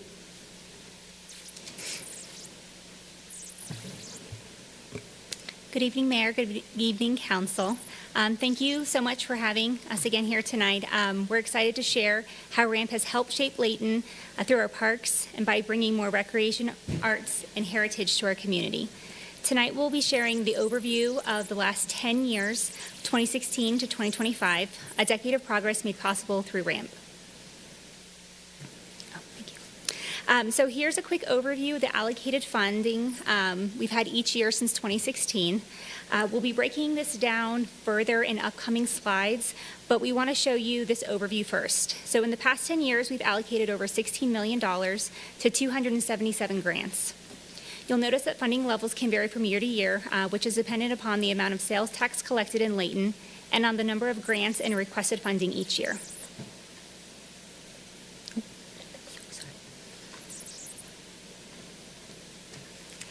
So this slide breaks down everything by the category, showing how much total funding was awarded to each area of the recreation, arts, museum, and parks over the last 10 years. I'd like to note that rather than sorting by organization, we categorized each grant based on the project's purpose and how it would be used. For example, while Parks applied for a grant to install a sculpture in Commons Park, what we know as our beloved ducks, because it's a piece of public art, that funding is categorized under arts, not parks. So parks received the largest share of funding overall, which is not surprising when you consider the cost of building public spaces like trails, playgrounds, courts, and other park amenities. These investments are high impact and highly visible. You'll also see a strong support for arts and recreation, which speaks to the community values, that the community values creativity, connection, and opportunities to play. And finally, our museum category reflects how RAMP helps preserve and share Layton's history through exhibits and events. The year-by-year graph gives a quick visual of how category funding levels shifted over time. You'll notice an ebb and flow in larger investments in different categories, which allows RAMP funds to respond to both immediate needs and long-term goals.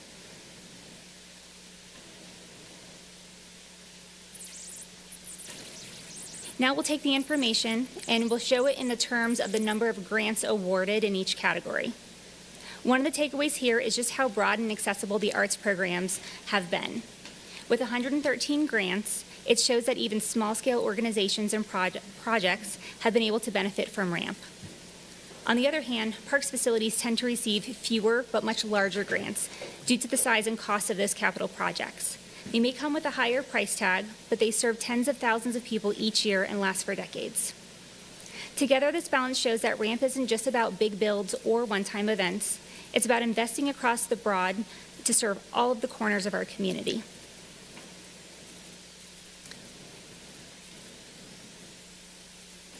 So ramp funding can be spent on city-owned facilities, either new facilities or improvements on existing city-owned facilities and programs. And this shows that breakdown. As you can see, a significant portion of funding has gone to facilities, particularly in parks, which are those long-term assets that benefit the public every single day. But programs have not been overlooked. As we just discussed, arts programs alone received over 100 grants, which is more than any other category, and that helps bring live music, theater, and films to Layton. So while facilities give us the physical spaces to gather, programs are what fill those spaces with energy and connection, and ramp funding helps us do both. So we've looked at the numbers, how ramp funds were distributed, what categories they supported, and how those investments were balanced between facilities and programs. But sometimes the best way to understand the impact is to see it. These next few slides are visual highlights of the last 10 years. Each collage represents a different ramp category and showcases some of the incredible projects that have come to life throughout Layton. Whether it's a community concert, a new trail, a new museum exhibit, or public art, each exhibit or each image is a reflection of what ramp makes possible. These are the places we enjoy, the moments we share, and the memories we create, thanks to the community-supported funding.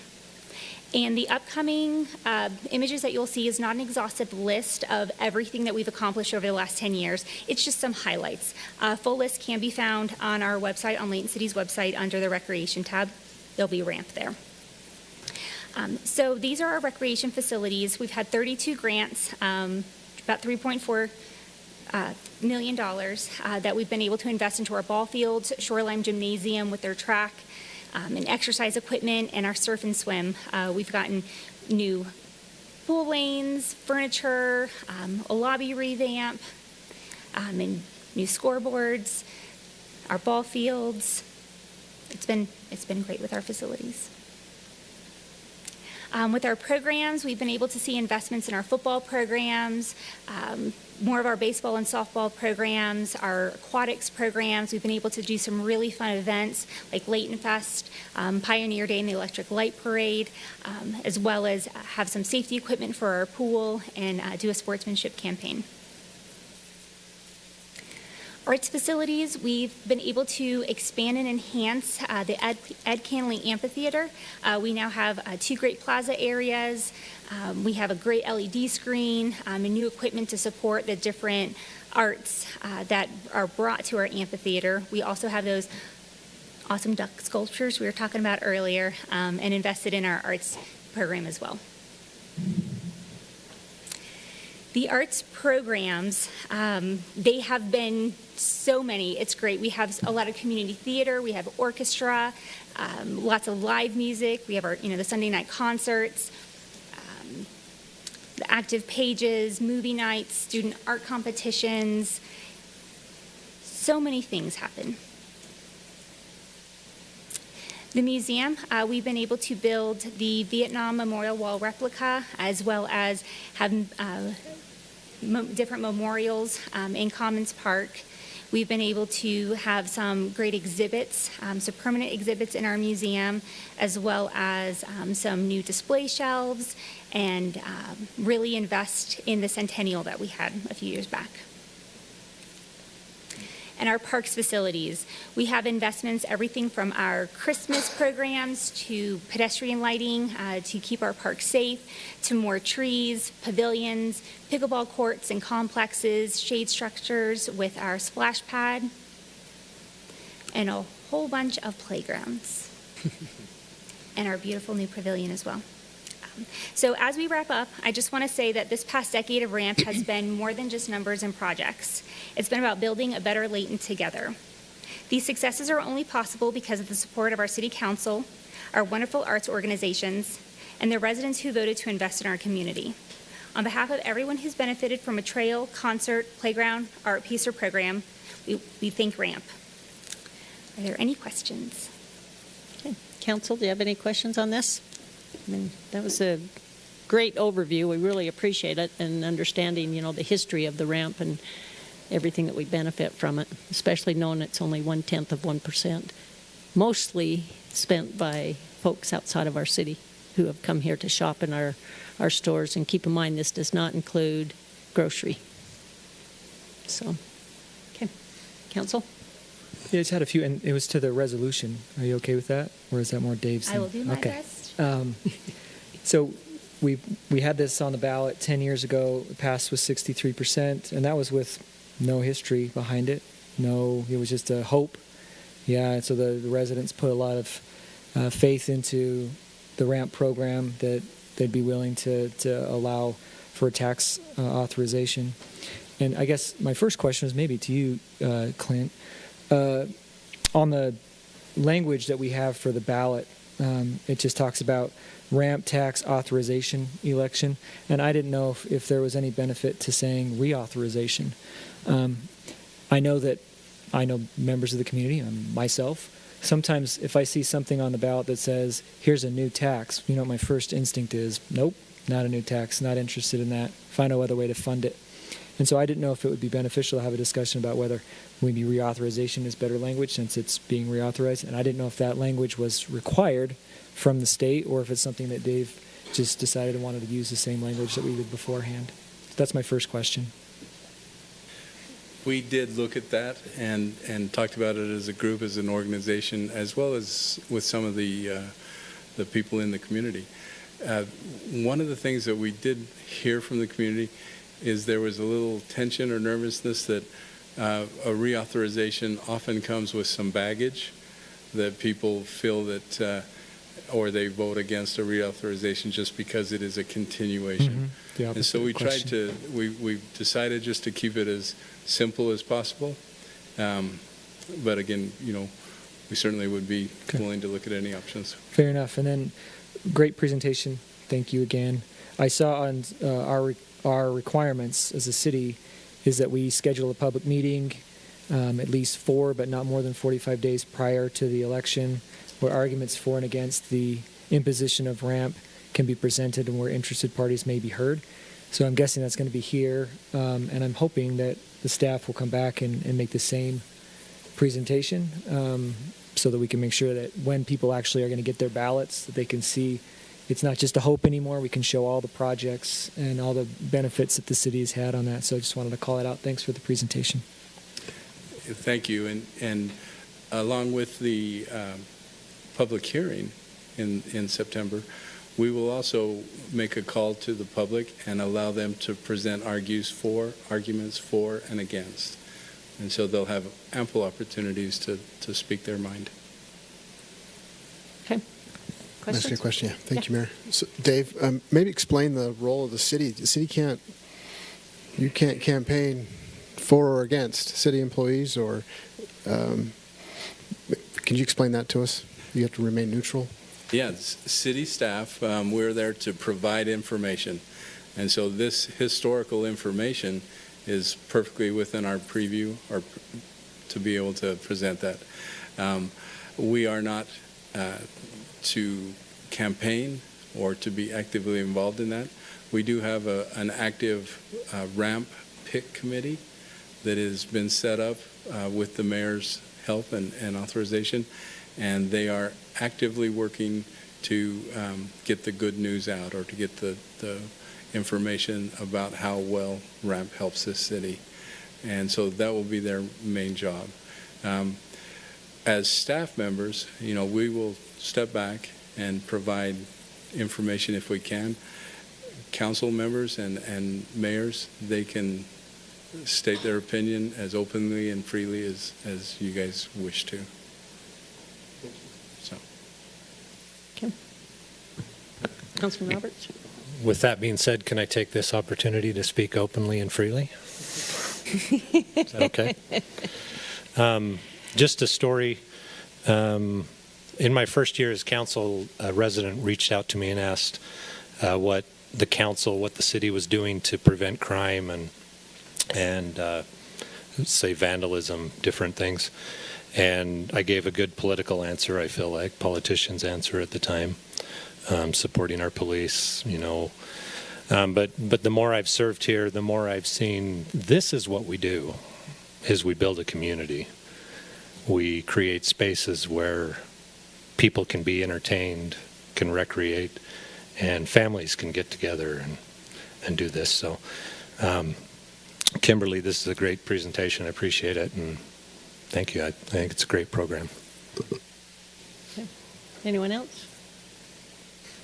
Thank you. Okay, thank you very much. Mayor, may I just add?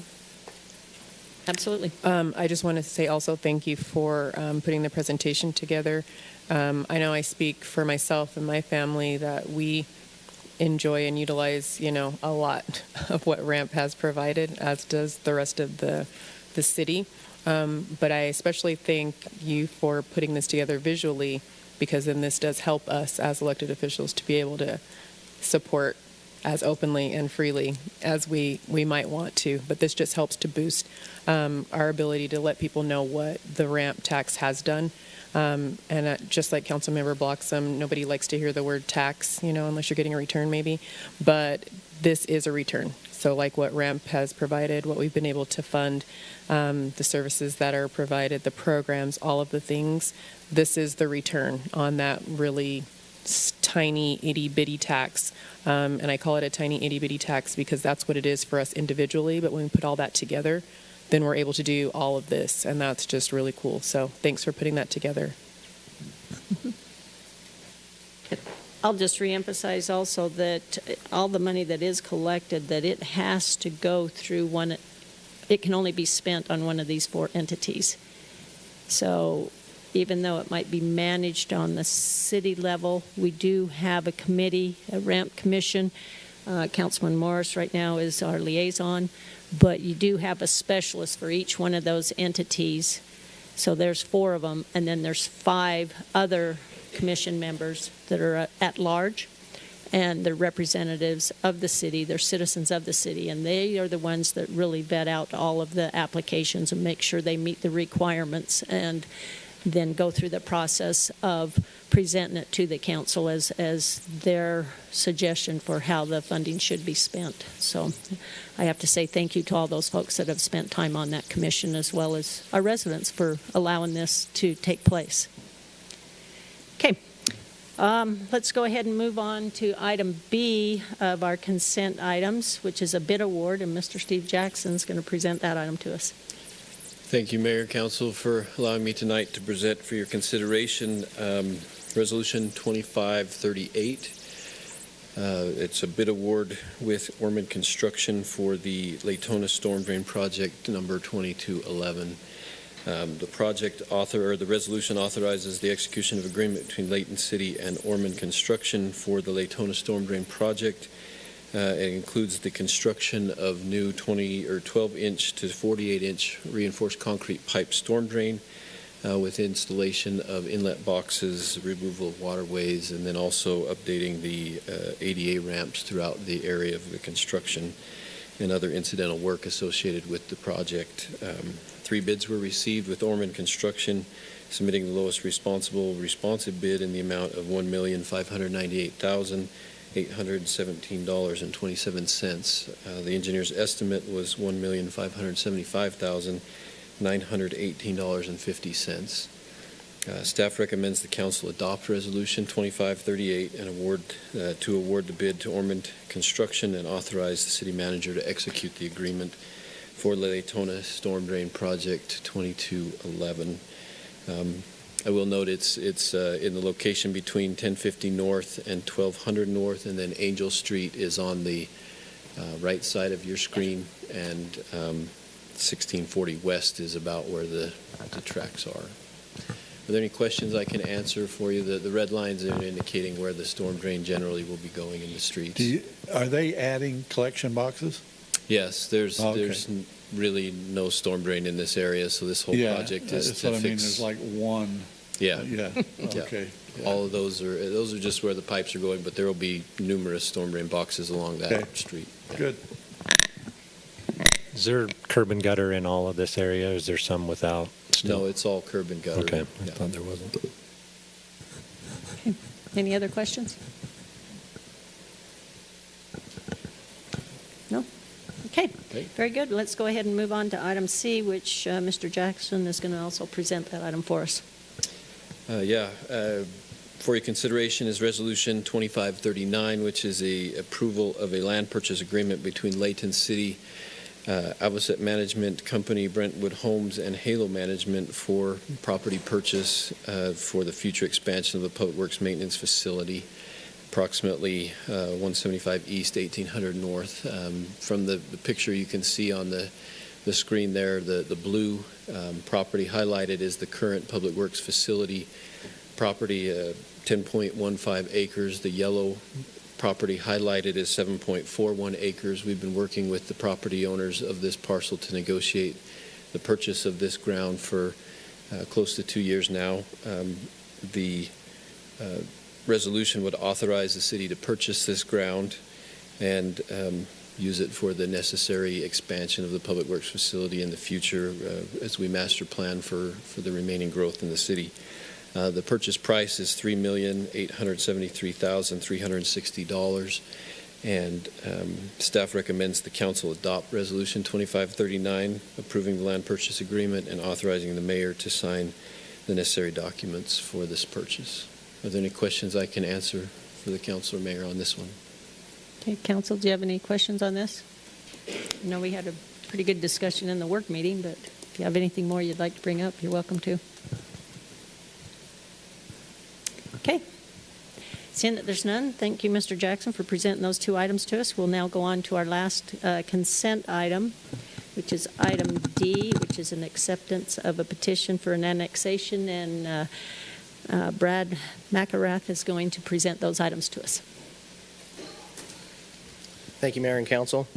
Before you is a Resolution 2513, which is an annexation request for a property located at approximately 940 North East Side Drive. I'll just show you where that's located here in the city. You can see it's up on the east side of the city, just east of East Side Drive.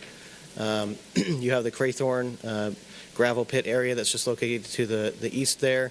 You have Holmes Reservoir that's located to the west, and also Highway 89. You can see the subject area that is being proposed, or the request for the annexation that it includes, and also the zoning that is surrounding this. The zoning that you see to the north is R110, to the west and also to the south you've got RS, which is residential suburban, and then a residential suburban planned residential unit development.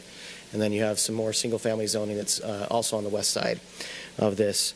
The purpose of the annexation petition is to begin the process of rezoning the property to the residential subdivision zone for future development. Right now, the city staff, especially our engineering staff, is analyzing this area. It is on in a sensitive lands area of the city, as well as along the fault line area. So for us, it is important to analyze this to see if it is something that we need to or should annex into the city and would be able to provide services to.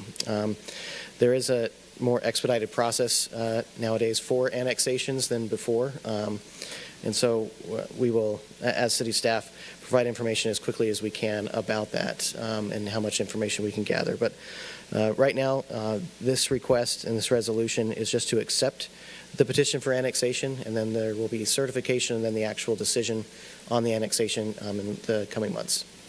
I'm happy to answer any questions you might have. Okay. Council, any questions?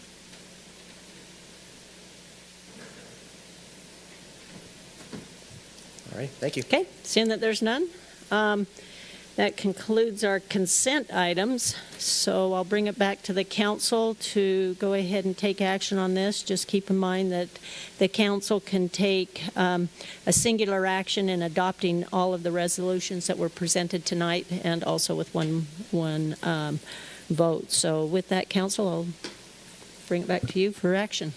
Madam Mayor, I move that we approve Resolution 25-37, Resolution 25-38, Resolution 25-39, and Resolution 25-13. Second. Okay, it's been moved in second that we adopt the resolutions as presented tonight under our consent items. So with that, all those in favor, please say aye. Aye. Any opposed? Okay, thank you very much. That concludes our consent items for tonight. We'll now move on to our public hearing portion of our meeting. And we do have 4 items here tonight. We'll go ahead and start out with item number A.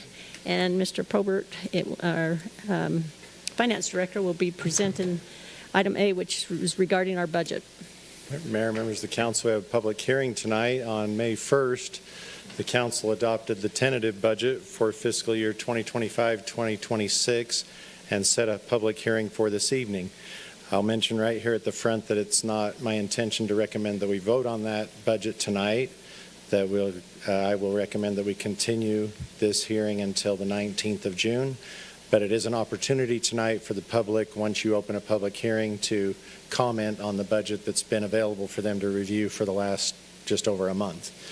A few highlights from the 2025-2026 budget.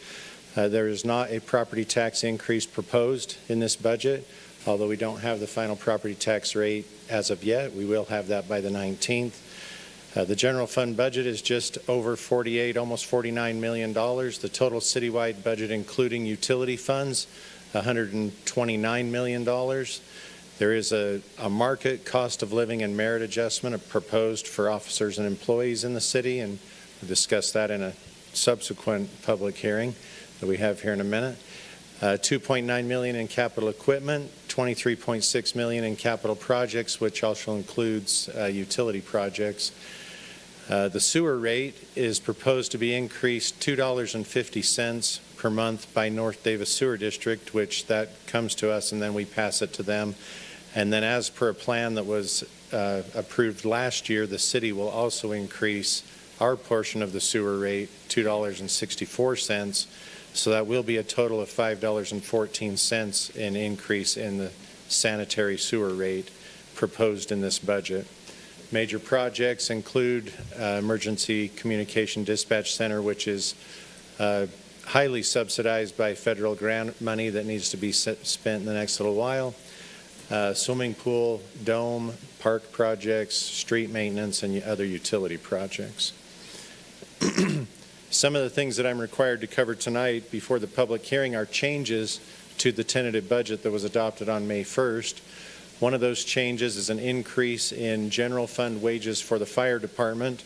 Upon doing some further research and discussion with the fire chiefs, it was determined that we needed to increase that budget, mostly related to a large group of employees that were hired approximately 3 years ago to man Station 54 when it was originally opened. We hired 18 new personnel at that time, and those people have all now progressed in the promotion cycle. Another additional changes, we're moving funding for emergency management from the management services department to the fire department. We only moved a portion of that money based on what they felt like they needed. Also an increase in election costs due to a new state law that requires the county to do a significant amount of work that they estimate will cost around $15,000.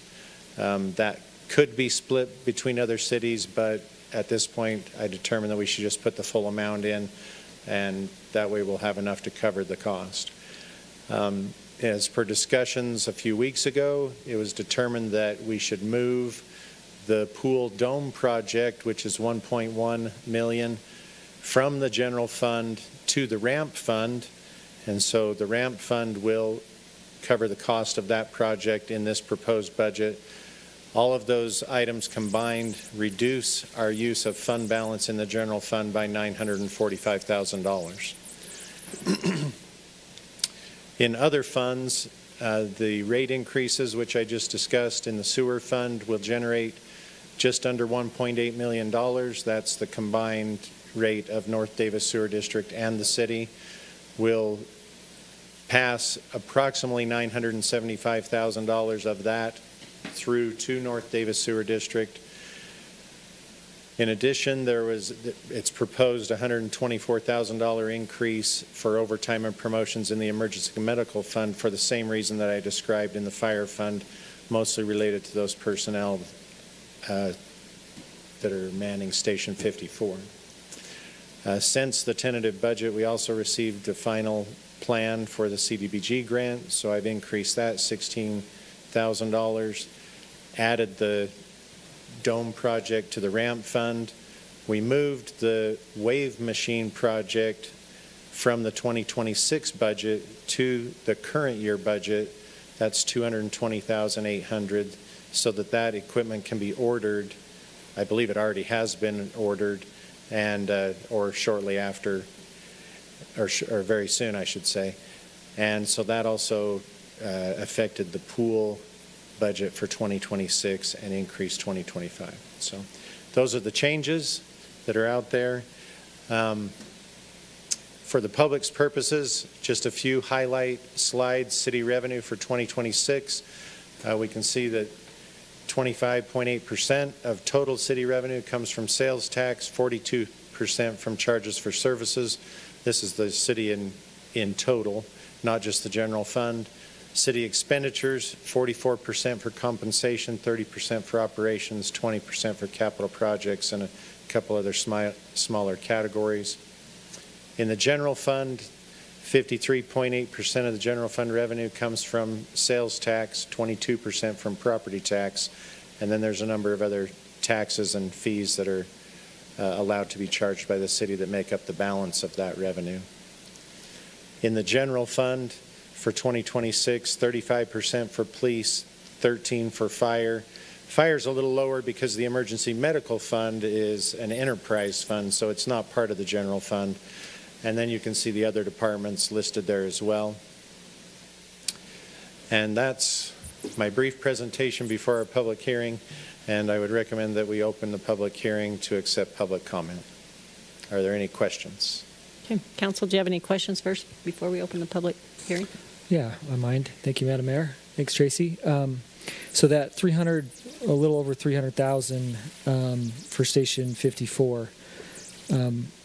Is it fair to say that the overtime is a one-time change to the budget, and then the promotions are continuing because they're going to be receiving those same figures for the foreseeable future?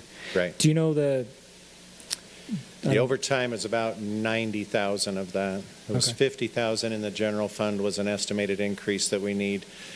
When we prepared that overtime budget over the last few years, the general fund didn't ever get a cost of living adjustment, save for probably the last 5 years, I believe. And so that 50,000 is to help catch that up. Wages have increased significantly on an hourly rate, but the overtime that's in the budget had not been increased. Okay, thank you. Okay, any other questions? Okay. You're going to go ahead and open up the public hearing? I have a comment, and then I'll open up the public hearing. If that's okay. Sure. I don't know if you don't have to stay there, Tracy.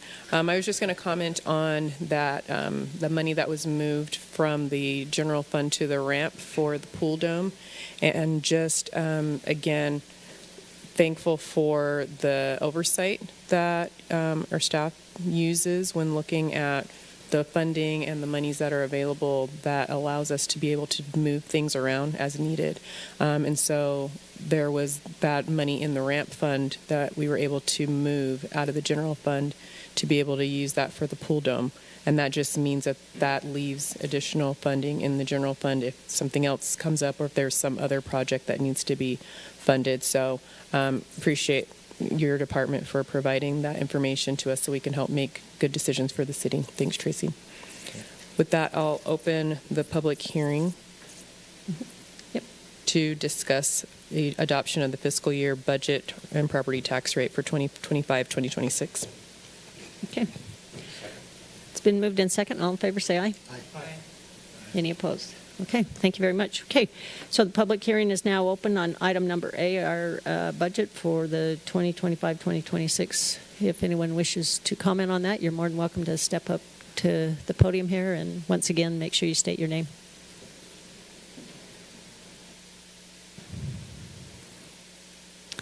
Okay, seeing that there's none, I'll go ahead and move on to item number B. We will keep that public hearing open for the time being.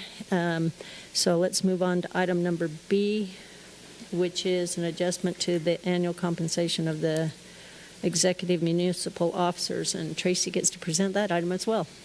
On that last item, Mayor, you may have to indicate that the public hearing is open and that it remains open until June 19th. Right. So to a specific date. Yep. Okay. Thank you. So there was a new law passed to the state legislature requiring that municipalities hold a separate public hearing related to increases in municipal executive compensation. And the list of those that needed to be included, first off, I would state that our executive compensation, which makes up this list of individuals here, from city manager to city treasurer, all of those individuals, the increases are determined in the same manner that they're determined for all city employees. And so there aren't any exceptions. And so there's a market analysis on each position in the city every year. And then it's determined if a cost of living adjustment is needed. And then merit adjustments, since I've been here, have always been part of the increase. And merit adjustments are based on performance. At this time, we're still in the middle of the process of completing the performance evaluations. And so my number on the board here, on the screen here for merit increase, is what we'd anticipate for these positions. The maximum merit increase that any of these positions could receive would be 5%. In the time that I've been here, 13 years, none of these positions have received a 5% increase, and that's just based on scores. Not that we don't have excellent and fabulous people, but that's the way the merit system is designed. And so for the purpose of this public hearing, we can see that cost of living increases for all of these executive positions are proposed to be 1.5% as presented in the budget, and merit increases will average what I would anticipate being 3% across all of these positions. Are there any questions related to that? Okay. Any questions? Thank you, Mayor. Tracy's the numbers here, they aren't part of the law that was passed. These are our numbers, correct? These are our numbers. Yeah. Yes. The 1.5 and the 3%, that's what we've determined to present to you as a council to be part of our budget. It wasn't part of the bill that was passed for this public hearing. Right. So with that, I would just recommend, if there aren't questions, that you open a public hearing related to this matter. Mayor, I have one question. Absolutely. So you did mention that the way that these are determined, these figures are determined, is the same way that's done with all of the other city employees. My question is that cost of living, the 1.5, is that the same as well that you've done for all of the other city employees? Yes. And then the merit increase is just based on whatever the performance is. And so although these are set aside, the numbers that are here are basically the same percentage-wise for what we see across the rest of the city employees. Yes. Okay. And on average, over the last several years, 3%, or if we've determined, there have been years when it was more than 3%. I think we did 4 or 5 in the inflationary years a couple of years ago, but it's always been the same for all of the employees. Thank you. Mm-hmm. Okay. Any other questions? If not, I'll look for a motion to open the public hearing. Mayor, I make a motion we open the public hearing to hear about item B. Okay. Second? Okay, thank you. All in favor, say aye. Aye. Any opposed? Okay, thank you very much. Okay, the time's now to hear from our residents if they have any opinion here on item number B on our agenda.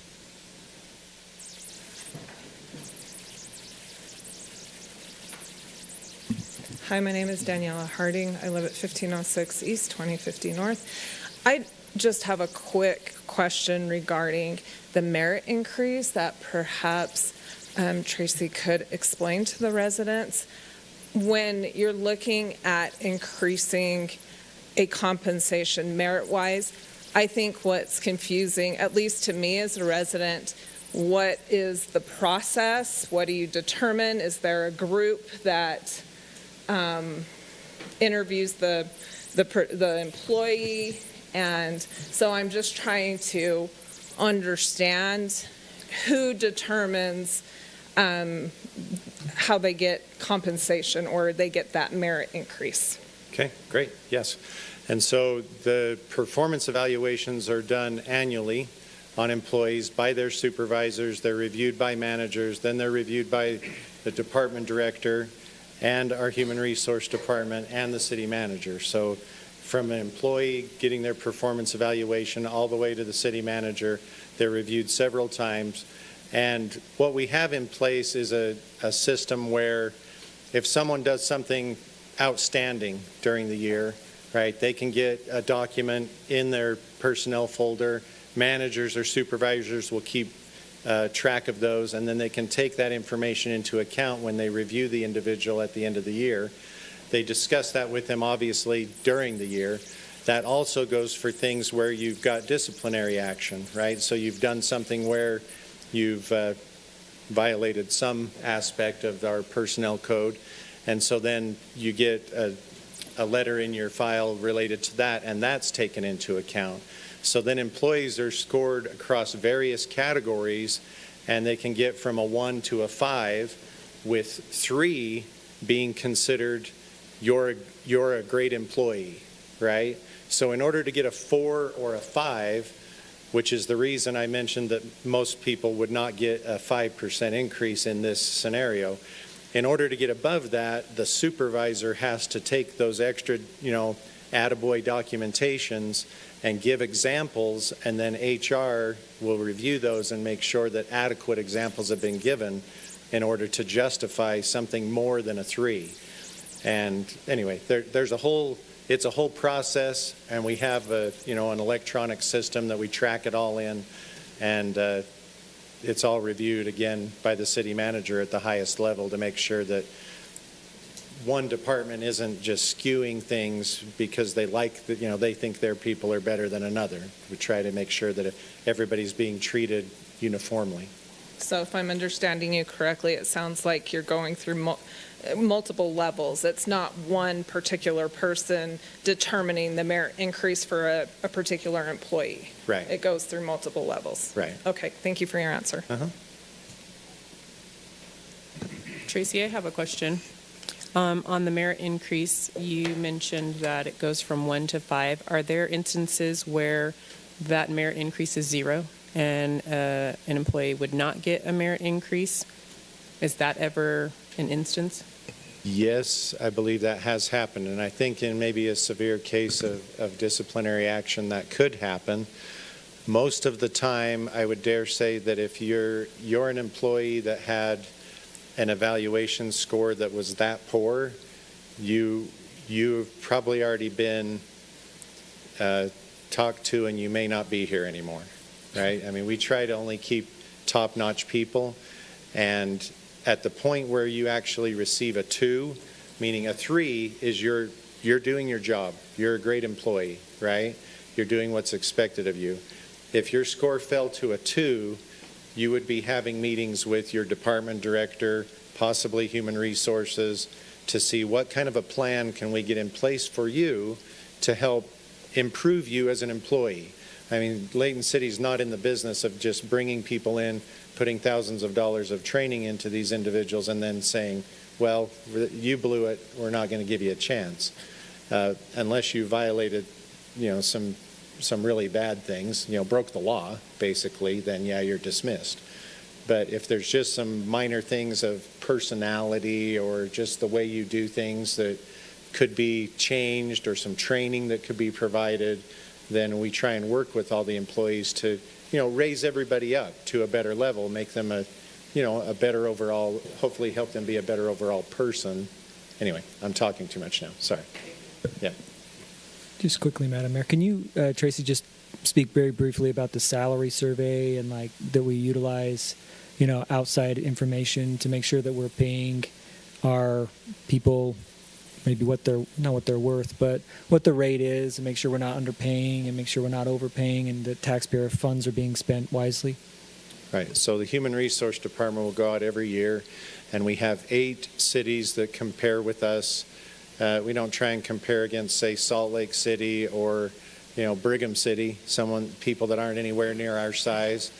But, we'll look at Ogden and Sandy and West Valley and West Jordan and South Jordan, some sizable cities and people that we compete with for employees. And so then we'll take the entire list of job descriptions and just make sure that we're within a certain range of those same job positions. We don't try and beat everyone, and Alex may remember where we try and land in that. I don't remember for sure, but we don't try and be the highest paid city, employees in the state, but we want to be competitive so that we aren't continually, like I said, putting thousands of dollars of training, especially in your public safety personnel. But, I point them out, but it's anybody, right? I mean, all of the employees, it takes a long time to get someone up to speed. And so, we want to be competitive so that they aren't just getting the training and jumping ship. But that's the purpose of the market survey. Okay, very good. Any other questions? Okay, are there any other questions from our audience? Okay, seeing that there's none, I'm going to ask for some advice here from our attorney. Do you think, knowing that we're going to leave item A open, should we deal with each one of these individually? That might be the most clear way to do it. Yeah, I think so tonight. So, okay, so what I'll do is go ahead and bring item B back to the council, which they can take action on this. They can also close the public hearing for that particular item before you take action. So, council, let's deal with item B at this time.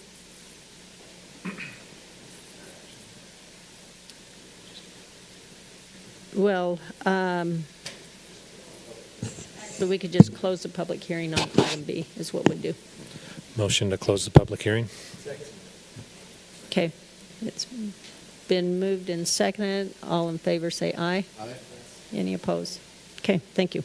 Okay, let's go ahead and go on to item C then, which Brad will be presenting this item regarding a rezone request.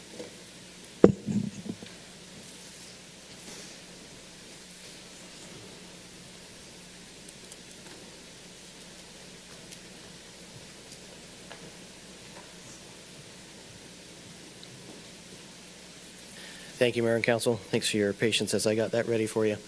As you stated, Mayor, this is a request for a rezone. It's located at approximately 1313 North, 2625 East. Most people who are aware of this will identify this as the Gordon and Highway 89 Town Center area. So I'll just kind of go over some of the information about this. This is just the general area in which it is located in the city. You can see here on the overall map. And then want to point out some of the zoning that's at this location as well. You have the properties that are located, mostly this larger piece of property is zoned as A, agriculture. The subject properties are located here to the north, which is located in the CP1 zone, which is a planned neighborhood commercial zone, and then also the RS, which is a residential suburban zone. The city is proposing to rezone these subject properties here to the agriculture zone in order to line up with the rest of the zoning for the town center area. To give some background, these properties were all purchased by the Utah Department of Transportation as part of the reconstruction of Highway 89 and was used as a staging area during that time. Now that that project is complete, UDOT is at the point where they need to sell these properties they no longer have the purpose for them. And so this is a preparatory and an intermediate step between UDOT selling these properties and Layton City establishing a zone for the town center area.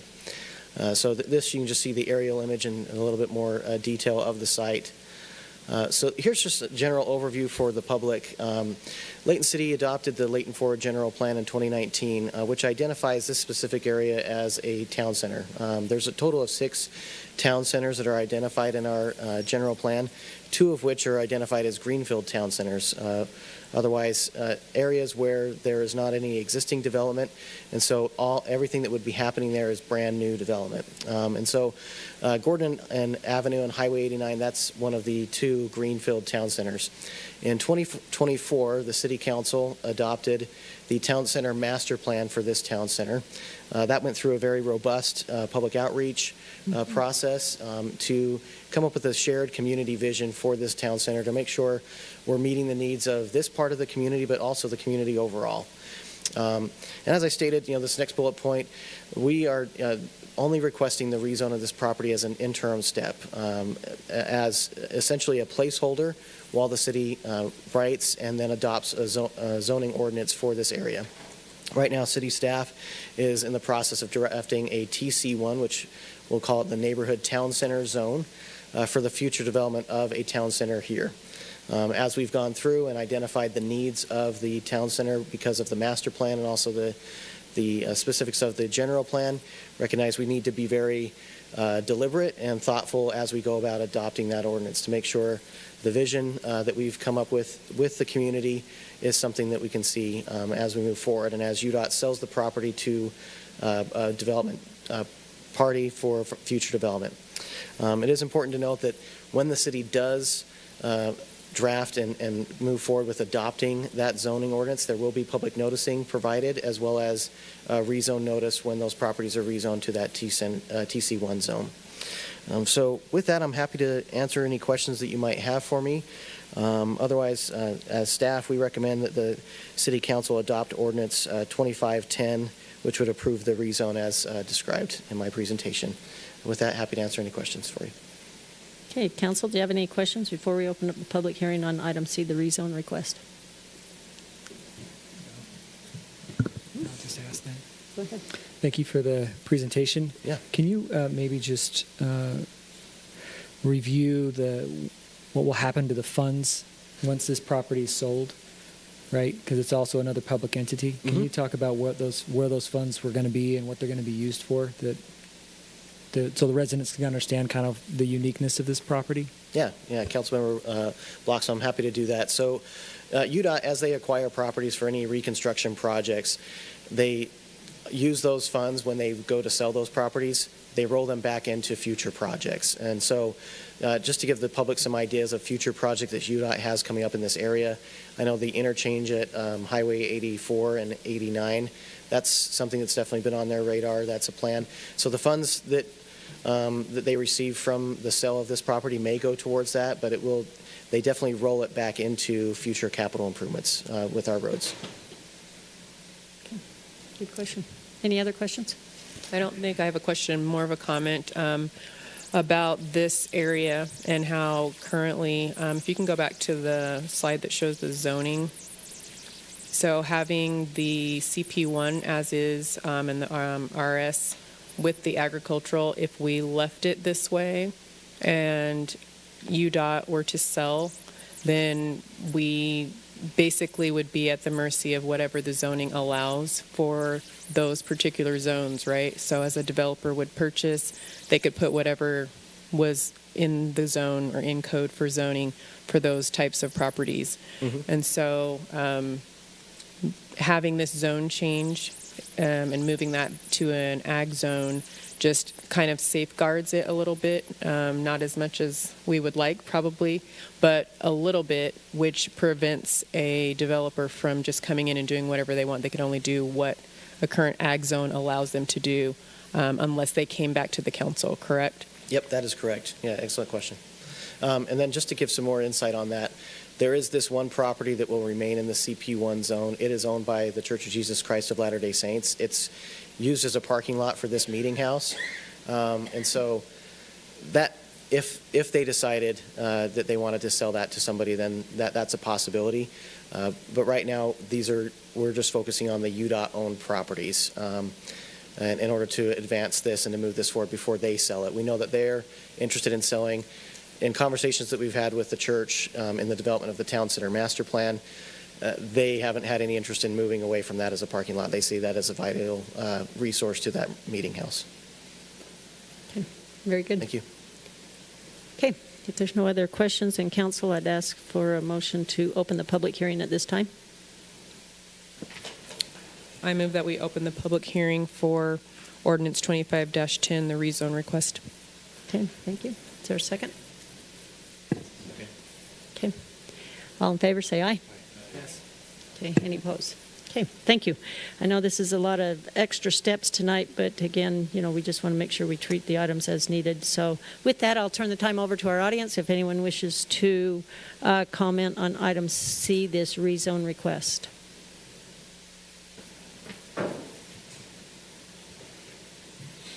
I'm Karen Smith, and I live near this proposed Gordon Town Center.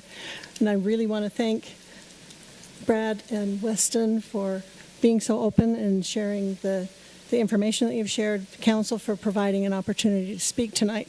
One of the things that we've watched for really carefully is that all of the public input into the development of this town center be considered when this gets to a developer. And this is one really important step. So I just wanted to make sure for the record that as a citizen looking at this, when this is sold to a developer, so UDOT's going to sell the property, they're going to sell it to a developer. The TC1 master plan zoning will be clearly presented to that developer that this is what's going to go here and that they are held to that as they buy this piece of property. Do I understand that correctly? Yeah, I was going to say, you might want to come explain this one.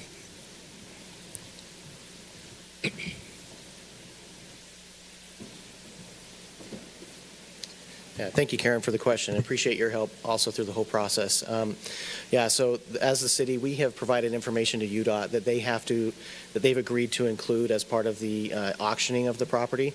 It outlines the city's intent for this area. It also includes as part of that information our city's general plan as well as the town center master plan. We want to make sure that whoever they're selling, whoever ends up being the highest bidder in this auction process, right, that all of those that are looking at it recognize this is what the city's intent is. This is what we've put a lot of work and effort into. Just to let you know, we have had conversations with interested parties already, and it's refreshing to see them come forward and actually have our plan with them and ask, like, what does this mean and what does that mean, so we can explain it. And so, yeah, that's been clearly articulated, and UDOT has been a willing and helpful partner in this to make sure that that message is communicated clearly. That's good to know, and thank you. There's one question follow-up, though. Having served in the legislature, there were times when we had legislative intent language that, unless it was actually clearly written, intent could be disregarded. We should maybe ask our attorney, how binding is intent? Yeah, so with the intent that we've provided to UDOT, it outlines all of the things that we're looking for. When it comes to this TC1 zone, one of the requirements will be to have a development agreement with a future development party. So for the city, it would be that agreement that would be executed between us and that developer to make sure that we are agreeing, there's a mutual agreement between us that binds us together, in that process. Otherwise, we could have a very great intent and then there's nothing. We feel like with what we've communicated to UDOT, as well as requiring a development agreement and making sure that this zone that we create follows those the vision of that area, and really want to get to it as close as we possibly can, that we're getting to that right spot. So we're not falling into that legislative intent that we had a great intent and then we missed on the mark. Thank you. That makes good sense to me. Good. Anything from the attorney that we need to have be cleared? Great. Thank you so much. Thank you. Okay, thank you. Anyone else?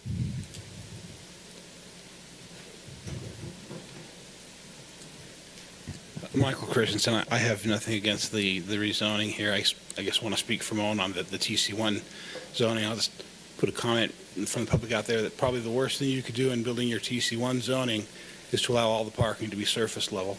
As you're looking at that zoning and putting that together, put in some sort of requirement for 25, 30, 35% of that parking to be garaged and save yourself more space to make a walkable area, to put more shops and homes in that region. I just caution to look at that. Thank you. Anyone else?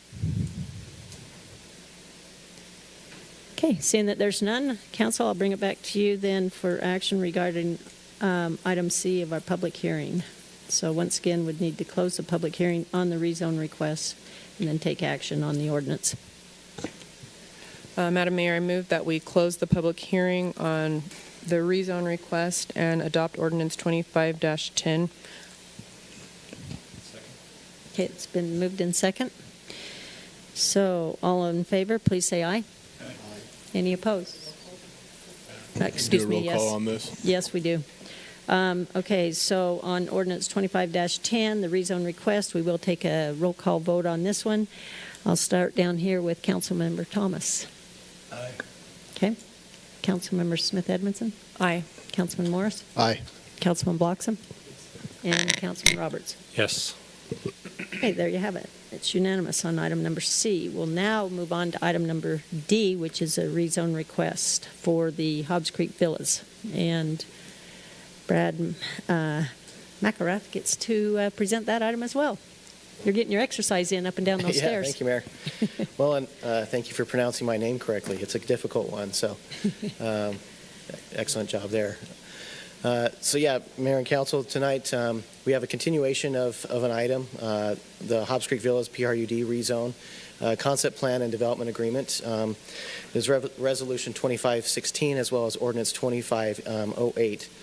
And I'll go through some of the information from some of the previous meetings as well as just to give an overview. So for those that are in the audience that have not been part of this conversation, this is the location of where this is generally in the city, just east of Hobbs Creek Pond and south of Highway 193 and west of Highway 89. You see the overall area here. The request is to rezone the property from RS, which is residential suburban, to R110 PRUD. The planned residential unit development is intended to cluster these homes to mitigate impacts with the sensitive lands in the area. Otherwise, the zoning is the same as the surrounding neighborhoods that you could see here. The only difference would be the PRUD overlay on this zone. This is, again, the location. You see the adjacent neighborhoods and also the proximity to the other uses in the area. So this is the concept plan that was provided as part of the original application for this rezone. The subdivision is divided up into a total of 27 lots, which are all put on individual building pads. Some of these pads are adjacent to each other, which you have a twin home type of situation layout there. They're all still single-family homes. There is the road layout that connects to the subdivision to the south, and then you've got a couple of cul-de-sacs here. And then parcel B of this subdivision would be open space, and then all of the areas around the homes would be considered open space as well. And to give some background, a lot of the reason for that is to address the sensitive land issues and water and adding additional water on this site. These are some images that were taken from a staff site visit that was done in the last few weeks. This is looking at a few of the lots that were brought up as some concerns from the council in the last meeting that we had. I do want to state that the applicant requested to table this from the May 15th meeting to tonight's meeting in order to have more time to address some of those concerns. And so with this, you can see the downslope. Well, this is being measured from this northwest corner of lot 108, and you can see the marker that's right there. These were all surveyed. And then this is a measurement of 25 feet out into the property. Wanted to, as city staff, take a site visit here and look at the grades, and especially the 30% grade that has been such a big concern of this project. So you see that we've got one staff member that's here with the red shirt, and then another staff member that's holding that measuring tape of 25 feet. And so that's measuring it off into this area. As you can see, it's relatively flat. Still has some grade, but not an extreme amount of grade there. Here's lot 110, which was another one that was brought up as some concern. This is going from this southwestern corner property and measuring 25 feet out in this direction. So this is looking to the south. You have one staff member here holding the measuring tape, and then the other staff member at the end of the measuring tape, again, 25 feet out. And the reason staff took 25 feet as a measurement is that's generally a measurement that we use for, in most of our zones, as a setback, with a front setback and a rear setback. So we felt that that would be an appropriate measurement that we're commonly familiar with. And so as we see that, we apply that here in this situation. Lot 118 was another one. This is being measured down in this corner as well. So it's just kind of going out mostly straight from here, but you could see the downslope from the corner. As city staff, we were very intentional to make sure that when we were measuring these sites, we found where the downslope was and measured where that downslope was. We didn't want to take a 25-foot measurement and then go 25 feet in a flat area. It wouldn't do us any good to actually analyze the area. So based upon the comments that were provided from the city council a few weeks ago, these are some of the lots that have had some modifications provided to them. So we've got lot 102, 106, 108, 110, and then 118. Some of the modifications that have happened with those, you can see that there's some angles that have changed on these buildable pads, very similar to the ones that you see on lots 126 and 127, as well as lot 123.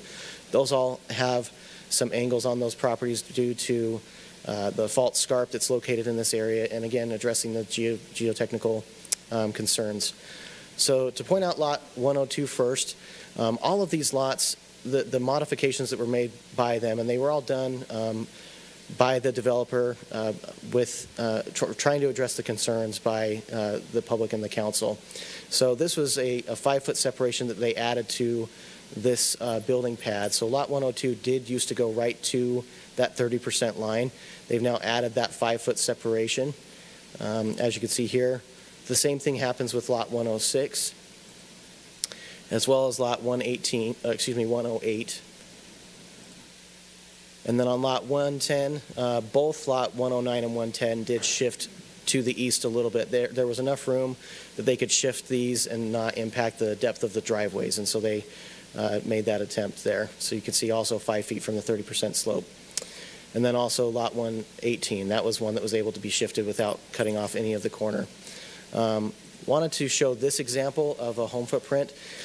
This is something that's been that was already included in the application. And so this is showing lot 123. You can see right here there's a dotted line along the back edge of this home. And this is, again, a concept plan to just illustrate how they would fit on these buildable pads. So you've got the dashed lines that represent the property lines of this home. So this would be the front of the home, lining right up with this area here. And then you've got that angle part of the property that's right here, where the back end of the garage and then a covered porch would be provided. The reason the applicant provided this as part of their application is they wanted to demonstrate that they have homes that would be custom designed to fit the pads of the sites, and that they were being intentional to make sure that they were providing pads that were large enough to fit the homes that they planned on, but also in a certain area that did not impact the geological areas of the property. This was some research and analysis that was done by city staff to provide a LiDAR map, which for those that aren't aware, LiDAR is a way that you can take some aerial imagery and lighting and evaluate where the slopes are on properties. A caveat with this is that sometimes LiDAR does pick up trees, but for the most part you can see it's fairly accurate on identifying where there's flat areas and then where there's areas with slopes. So any area that's shown here in red is 30% or greater of a slope. Anything that is yellow is a 15% slope. Also, it's important to note that this plan here of the subdivision shows the pads before they were modified. So you've got lots 102, 106, I think 110 over here, and then 118. I believe there might have been another one, but I can't remember which one it was, but also probably 108. All that have been modified to make sure that they are clearly outside of that 30% slope area.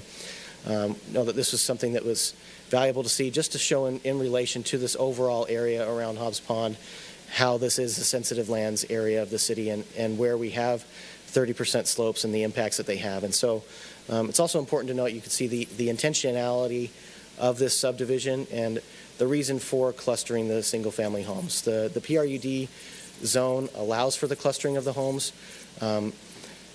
As stated in previous city council meetings, the property could be rezoned to R110 and try to develop the entire site, but in order to be as safe as possible and to make sure that we're following the guidance of the sensitive lands ordinance that the city has, the clustering and the support of the R110 zone with the PRUD overlay is appropriate. And then this is just showing an example. The applicant has talked about this a few times in our meetings with the council, and they do have an intent to have basements with these homes, as they've expressed before. And so there's been some concern about the location of the home and how far it is away from the slope. And this provides some information to show that there's a level of risk or tolerance. And Steve probably knows the exact term that I'm trying to say here, but that it's within these parameters that are considered safe, where you're so far off of the 30% slope. So what this is illustrating here, and again, it's just a foundation example. It's not specific to these homes here, but you can see that if there was a 9-foot basement on this example home, and the 30% slope started right at the edge of the home, that basement then would be 9 feet down, would actually be 16 feet away from the 30% slope. And then as you have a larger, deeper basement, it gets further and further away from that 30% slope. Having that distance, further away from that area that might be considered a little bit, worrisome. But it is within the ranges that are acceptable. It is also important to note that, as stated by the city's third-party geotechnical engineer, as well as CMT, which is the engineering firm on this project, that the location of all the homes as they have been, even before this 5-foot separation was provided, were all with engineering levels of acceptance, and we're in safe ranges. But this one here shows when we add that 5-foot separation, which all of those homes now have, those pad sites as they're being proposed would have at least a minimum 5-foot separation. You can see how much further away from that 30% slope the basement area would be in the foundation of that home. So before it was 16 feet at 9 feet deep, it's now 21 feet from the slope. And so again, kind of gives you an idea, if there's a basement, and as we did those measurements of 25, you're kind of looking out to this area as like a 25-foot measurement on those homes. And then this was some information that's been provided by Joel and Grandy, our parks planner and city landscape architect. Wanted to just point this out. There's a few cross sections that she's provided here. Just going to review this one. This cross section is the area that we feel like would have the least amount of screening of the 4 cross sections that she provided. She provided a total of 4. One which is A, there was another B right here, and then a D over in this location. In each one of those areas, you had either there's a retaining wall on the adjacent property where the fence line ends up being a little bit higher than the adjacent grade, and so from the measurement of the trail where you can see right here, it's actually higher than 6 feet tall.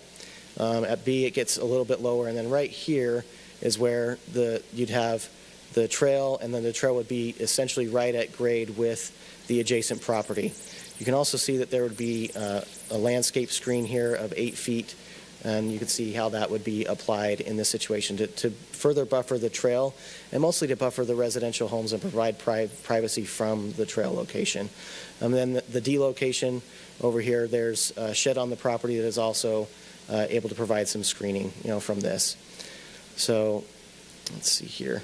With that, I'm happy to answer any questions for you. I know that Steve, as our Public Works Director and as a city engineer, he'd be able to answer some questions that I might not be able to answer, but happy to answer any of those that you might have. That was a great Or at least try. presentation. So, yeah, thank you. You did a very good job there, so thank you for doing that. Yep. Okay, council, any questions here? Thank you, Brad, for presenting that. I'm going to want you to go back a couple of slides. Of course, yeah, happy to. So appreciate the developer for taking consideration from the questions. I know specifically I had some questions and concerns about the placement of the homes or the pads for the homes in relation to the LiDAR. And so I asked Brad if he could provide this slide. Can you talk a little bit about the development that's on the bottom of this slide here, just in relation to the slopes and what that means? Sure. Yeah, and I'd like to also just talk about when the Heritage Crest subdivision was built, the city had not yet adopted a sensitive lands ordinance, which is now being applied to this subdivision. And so you can see here that there are some areas that some of these lots are significantly impacted by that 30% or greater slope. With that does, raise cause for concern. Just overall for the city to have any of those properties that aren't being built off of those slopes. It doesn't mean that you can't have a home that's built on a 30% slope.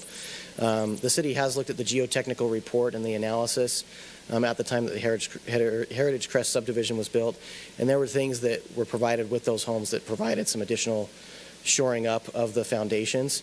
But generally, 30% slope is one where you start to see need for additional engineering that's provided to that. But as you can see, you've got the hills that kind of come around here. This is the area out here that would be the open space, or excuse me, right here for, yeah, actually it comes out to here, which would be for this subdivision. And you can see that obviously the road is pretty flat, and then it's mostly these homes that as you get further away from Hobbs Creek Drive, you start to see more and more impact of that slope area. And again, want to reiterate, at the time that subdivision was built, it was approved by the city with the best engineering that we had possible. We did not have a sensitive lands ordinance on the books like we do today, and hence why we're going to the lengths that we are to mitigate the impacts of the current subdivision. Thank you. So I appreciate that explanation, and I want to speak to what I believe are, I know the concerns that I had, and perhaps the concerns of many in that area, in that neighborhood, because of their experience and what this looks like and the concerns. I think that a lot of that has been placed on this potential new development as well. This slide was eye-opening to me when we saw this the first time, because I was alarmed just at all the red, right? And so I'm thankful that you were able to provide the visual for both subdivisions just to help us see and understand the real, the feelings. Like, it's really visceral. It's a visceral feeling to look at this slide and then to understand folks who are living in these homes in this neighborhood adjacent and feeling like, well, if you're building on this other property, it's going to be just like the one we're in, and we're concerned.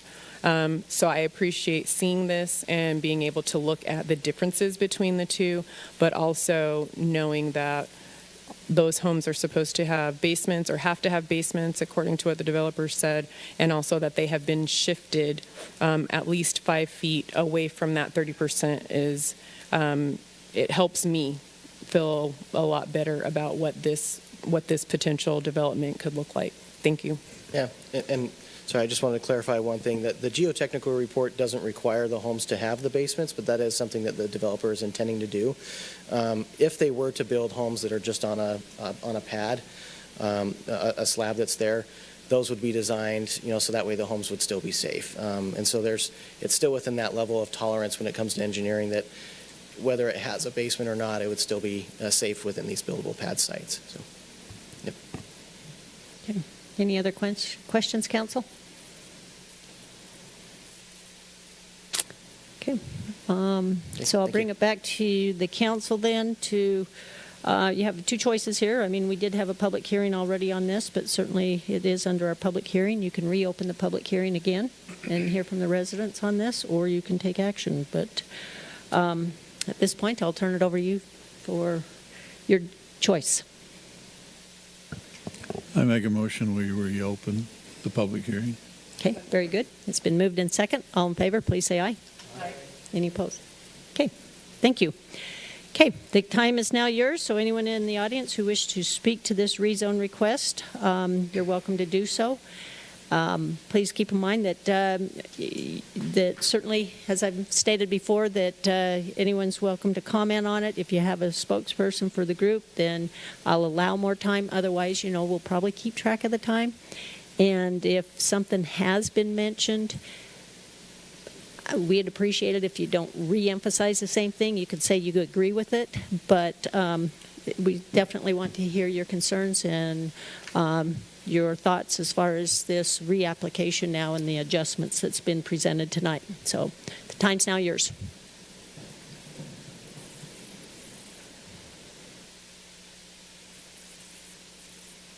Hi, my name is John Hill, and I'm a resident in Layton on the in the Heritage Crest neighborhood.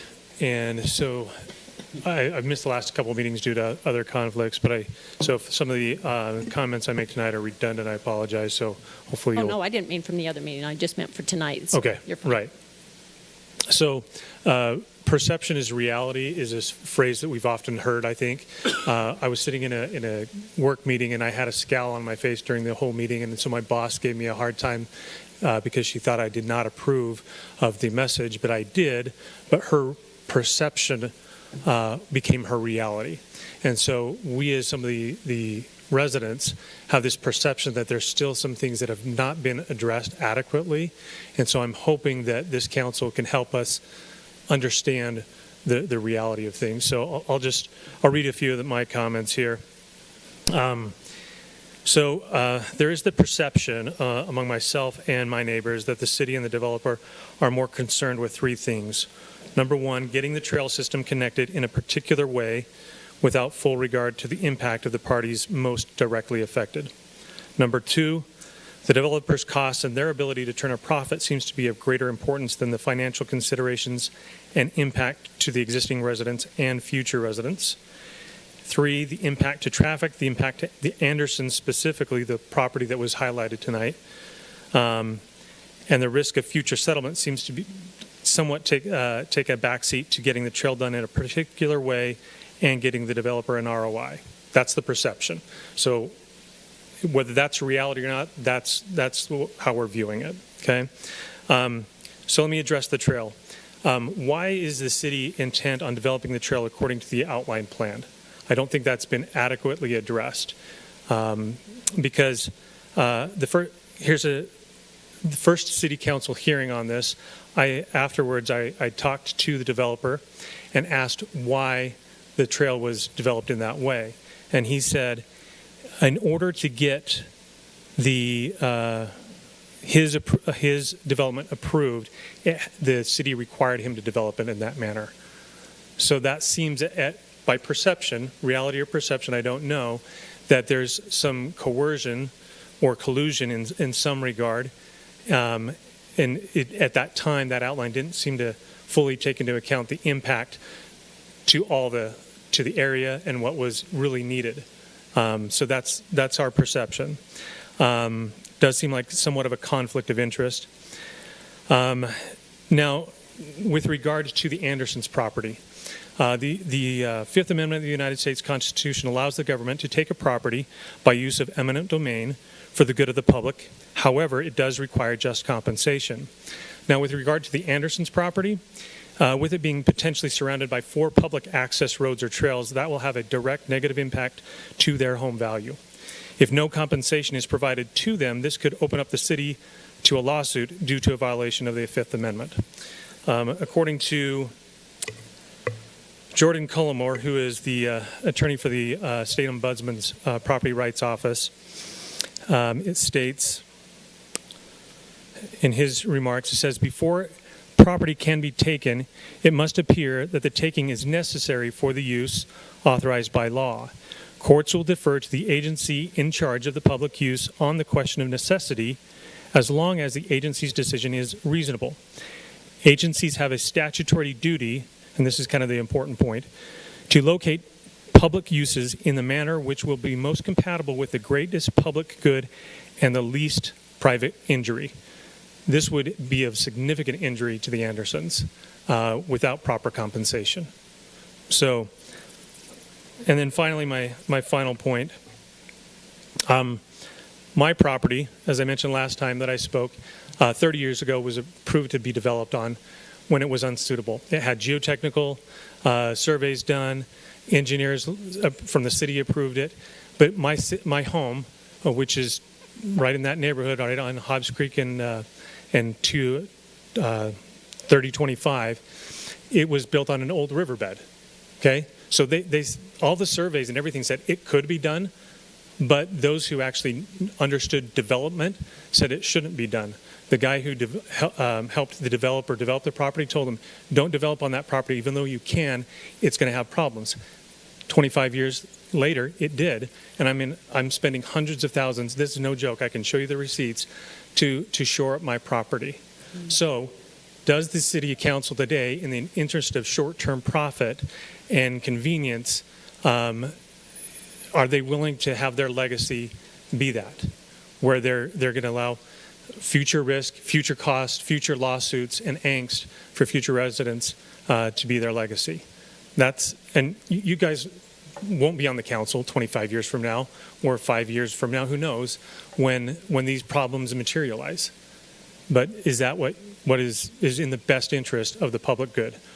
So, in summary, help us understand the perception, our perception, our reality is that there's collusion and coercion, and it's not necessarily in the best interest. You're also putting the city at risk of violating the Fifth Amendment, specifically with the Andersons property, and there's more things to consider. My ask is that you broaden your study to include the traffic impact. I don't think that's been adequately done. We'd like to have that done by a third party rather than just city saying, oh, it's fine, there's not going to be any impact. So there's more to this than just, can the property support the development as outlined? Sure, it can based on the engineers. But just because you can do something doesn't mean you should. Thank you. Okay, thank you.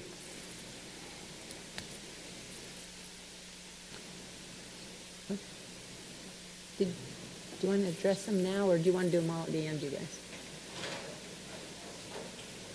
I think what we're going to do is go ahead and hear all the comments, and then we'll try to address them at the end here. Justin Anderson. I live right on the corner. It's interesting because I don't think you would allow a home to go in the center of a roundabout. But this is putting me right in the center of what probably would be Layton's squareabout. I've heard comments from people that, oh, there's got to be a short end of the stick. I've also heard that the trail cannot go any other place, and you can go back and look at the LiDAR that was just shown, and clearly it can go another place that was be actually very similar to what's shown on the LiDAR.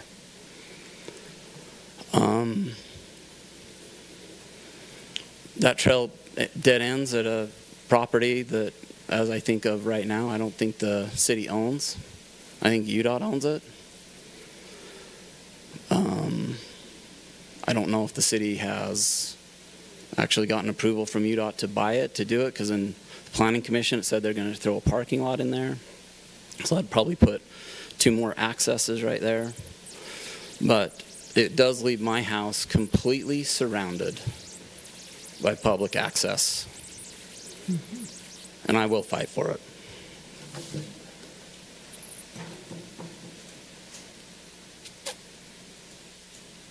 Okay, is there anyone else? Oh, sorry. Mr. Christensen. Can you put the LiDAR map back up? LiDAR.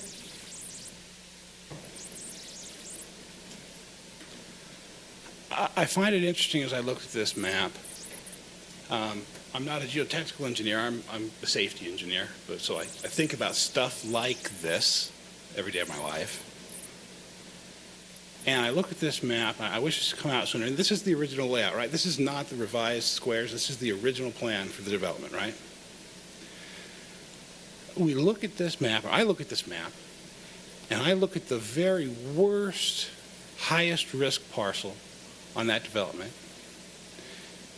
And I think it might be a little bit less endangered than the best on the route, the street below it.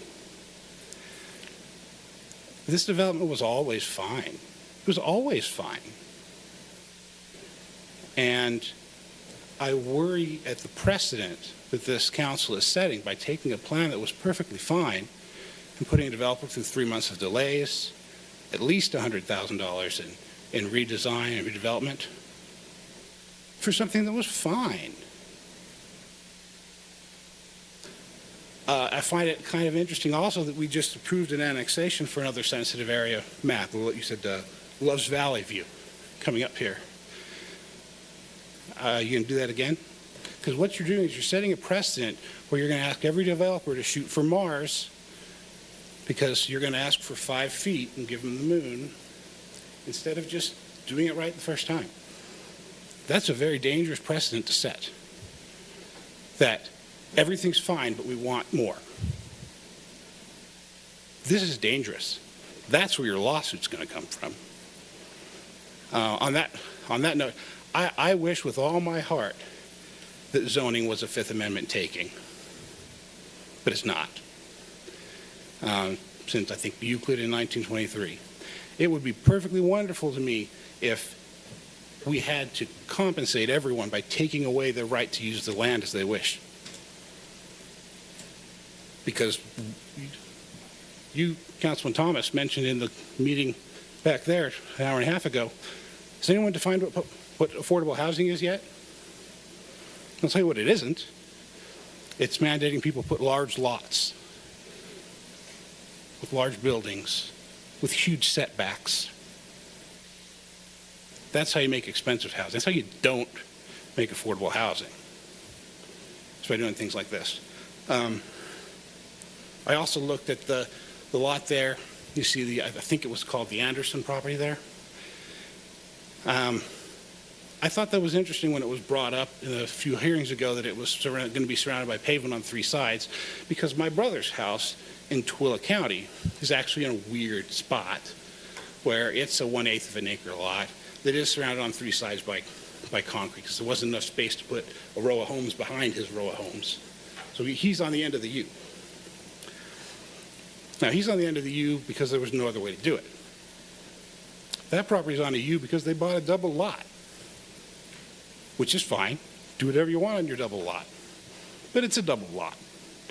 And it's not the fault of the original intent and the original design of those streets that the person decided to buy a double lot. And that's not a Fifth Amendment taking to build against the property who chose to build a double lot. They can do whatever they want with it. I'll leave it at that. Okay, thank you.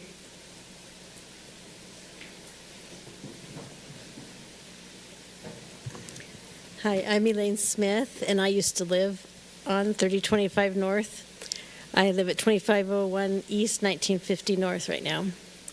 So these are all my neighbors, and the people who own the property right now is a dear friend, and I see what they're trying to do here, and I just wanted to remind the neighbors that 25 years ago when Heritage Crest was designed, that it took away a lot from Janine and her family as their homes went in.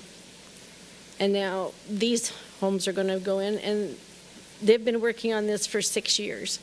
And they've had 3 or 4 developers come in and give up because of all this red tape stuff. So I would just like to encourage everyone to just be aware that this family needs to get this property sold. And let's compromise and let's make it good. And I don't know that it's any more crowded than 3025 North. They're about the same number of homes coming in and out. But if we could just compromise and just get it done so that Janine's family can move on and have a life after battling 6 years to get the property sold. Thanks.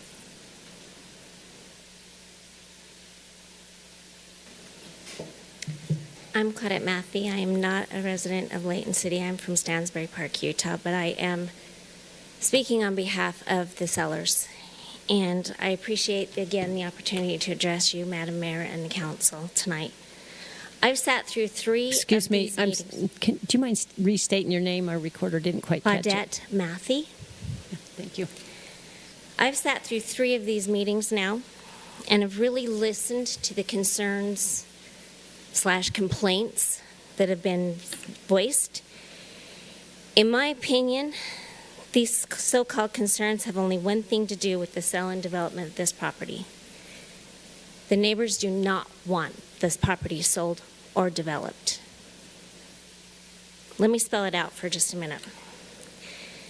As for Mr. and Mrs. Anderson's property, and they're concerned about being surrounded by asphalt, they bought their property surrounded on 3 sides already by that. When the development down 3025 North started, the dead-end road just west of the Andersons was put in place, which ends at the property of the DePeros. They built after the roads were done, so they made that choice to build there and live there.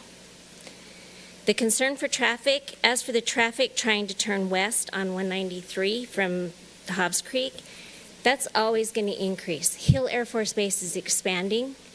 We're bringing more people in for that military base, and people love Utah and want to move up here, so it's always going to be busy. I have a picture of a new build home in Layton on a slope at the same grade that this property has. It was approved to be built, and driving past it, it looks like it's sitting on the edge of a cliff.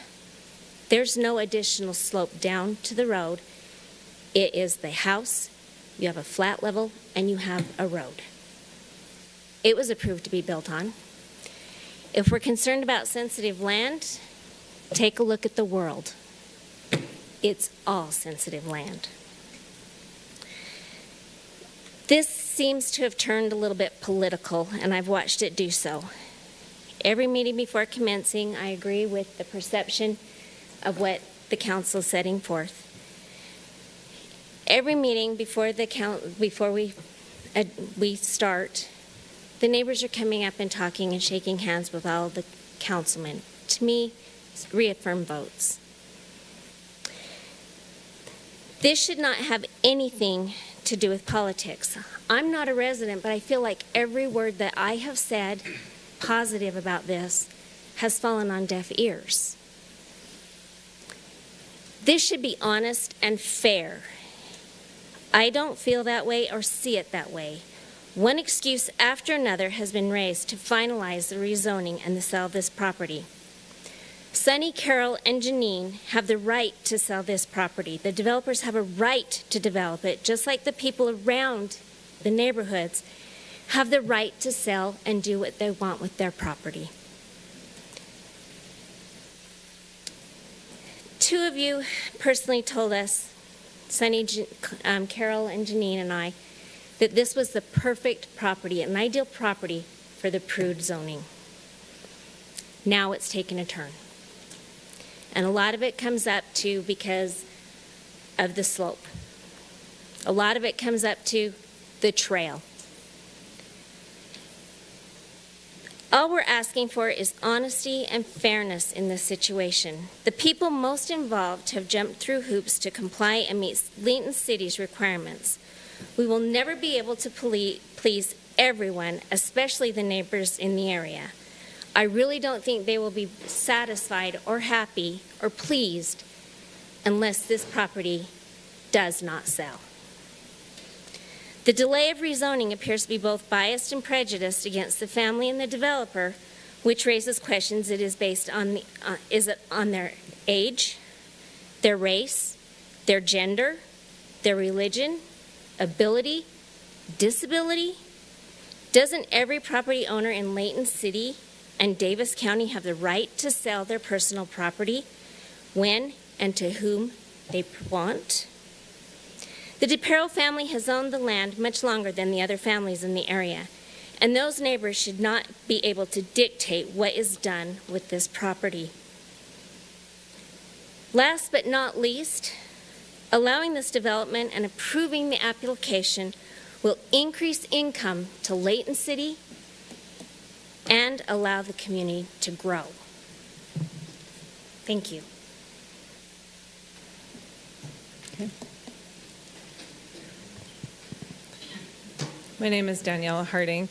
I do not live in the subdivision, but I live very near the subdivision, and I have been involved in sensitive lands issues in Layton City since we moved here in 2009. I would like to say, first of all, I have been to every one of these 3 meetings. I would like to commend the council for being so thorough. Sensitive lands is a very serious issue in Layton. My next door neighbor lost a home on Sunset Drive to a sensitive lands issues. Houses slide in Layton. There's been, 4 on Heather Drive, 2 on Sunset Drive. And so I applaud you all for taking this very seriously.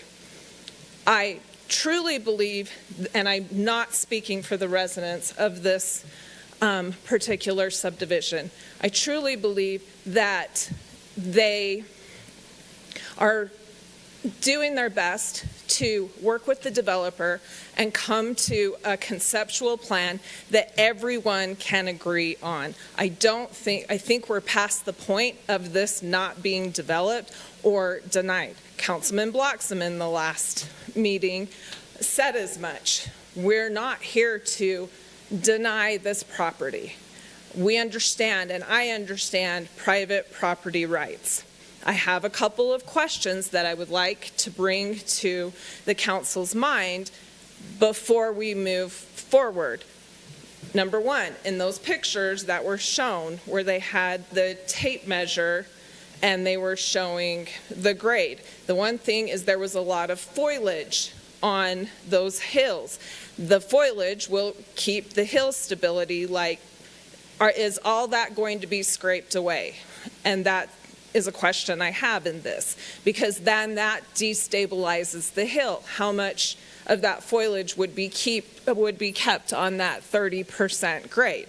Secondly, has the developer considered, since now that there's basements, I didn't realize there were basements with these, has he considered a French drain throughout this subdivision? Is there going to be some way to get the water away from the property so it can drain? I know Sir, you're out of order. Okay, continue.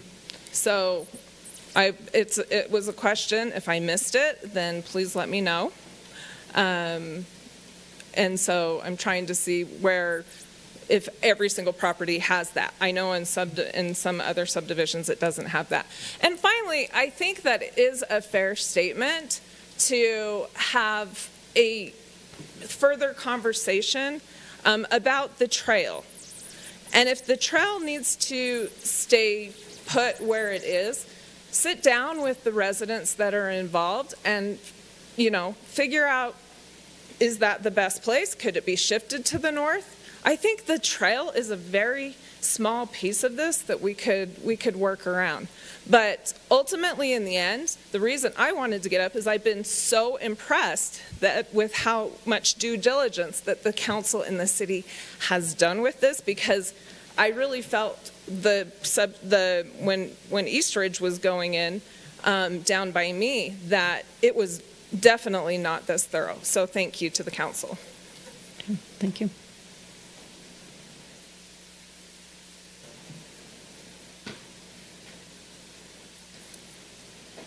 Well, my name is Keith Sissany. I live at 2511 East, 2550 North. Not quite in a place where I would impact or be impacted by what's going here. The first thing I want to say, to me, and correct me if I'm wrong, you can't just do anything you want to with your property. It would be nice, but you can't do it.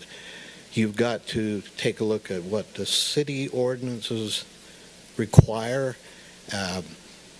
There may be other things besides that, but you don't have all the rights that you think you have. Now, I'd like to give an example of two cities that have a similar situation. At one point in time, I lived in Clinton, and a subdivision was built, and there was no consideration for where the runoff water would go once it left the subdivision. And because there were streets and gutters and ways to direct the water, it got directed into ditches. Guess what? The ditches overflowed and flooded a farm, and a whole lot of cattle were underwater or up to their bellies in water. So you have to think about where it's going to go, not just what's happening right now in this particular area. You've got to ask the question, what is the impact as we go down the road? Now, I served as a temporary reporter for the Standard Examiner many years ago, And I watched something very similar. As you recall, at one point in time, our lake had a lot of water, and it had too much, actually. The water came right up to the interstate, went under the interstate, and flooded a field. Okay? And that was not too good, but what was even worse was just a year or so later, the city allowed construction of homes in that area that was underwater. They also allowed for houses to be built up on the hill. And once again, we created a situation where streets and gutters directed that water very fast down into where those homes were. And those people were very angry about it. So I think we must consider not just what's going on right here on the map. We've got to consider the ramifications down the road. And if this is sensitive land, it's sensitive land for a reason. Thank you. Thank you. Go ahead. I know you're going to come up, so go ahead.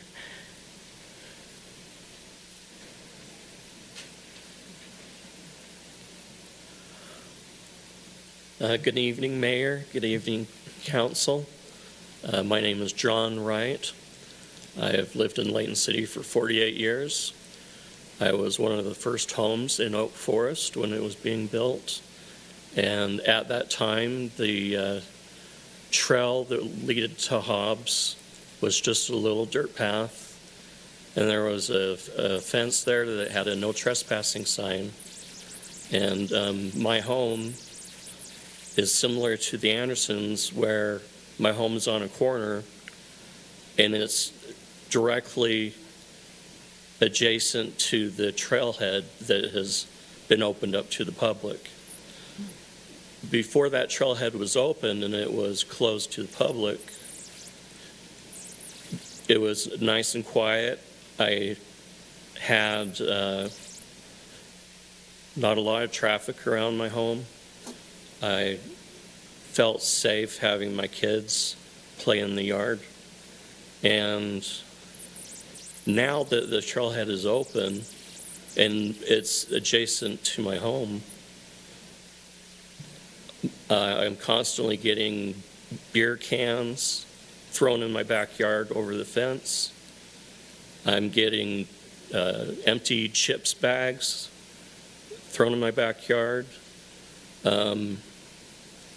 I remember when my son was 4 years old and he ran into the house with a used condom that was thrown over the fence. I've had people kick in my fence panels. And this is all people that are partying on the trail at night, coming up. They park all their vehicles along my property, and they party, they get into their cars, they blast the stereos at night, keeps my family up. They drink the beer, they toss the garbage over the fence because I don't know why, but it's a ritual for me and my family every week to pick up trash because we have the trailhead adjacent to our home. I mentioned that we've had the cars parked along our property. Well, when they get out of their car and when they step onto my property to get out of their car, they break my sprinkler lines because they step on sprinklers. My lawn is nearly dead because of the traffic. And when they unload items out of their vehicles, the coolers, the canoes, all the recreational items, my lawn's nearly dead. I have a huge water bill because when they step on the sprinklers and break them, I don't know they're broken until the water washes away the part of my yard and the dirt's washed away. I wasn't planning on speaking until I heard them talking about this trailhead that is adjacent to their home. And I think that this is this aspect that maybe no one has thought of, that it will really affect the Andersons' property having public access, especially the way the trail is going around the property. They're probably going to have similar situation where they're picking up trash, and thankfully I haven't had any syringes, but that used condom, that was a deal breaker for me, having that there. That's all that I have. Are there any questions for me? Thank you, John. Yeah, thank you. Okay, is there anyone else who'd like to speak?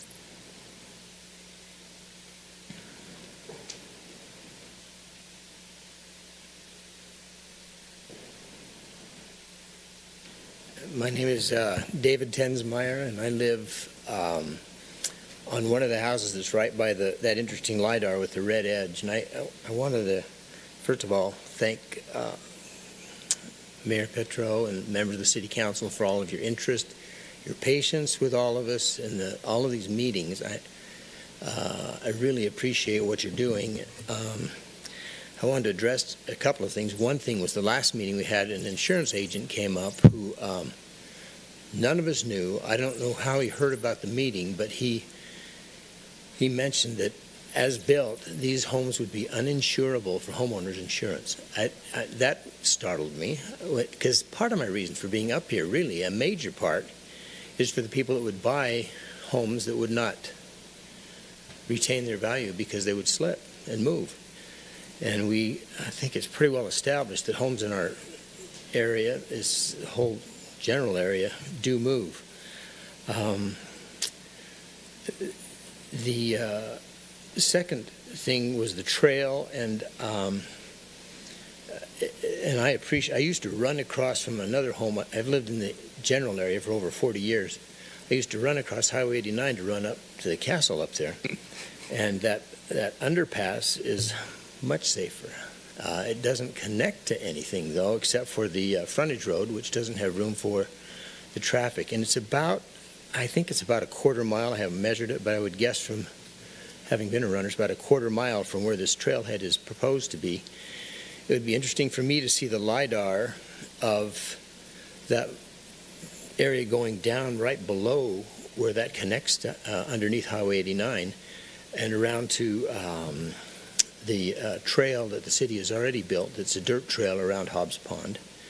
As an option to, it's south of where this proposal is for the trail. Seems to me like it would impact many fewer people and be a natural for the crossing the highway.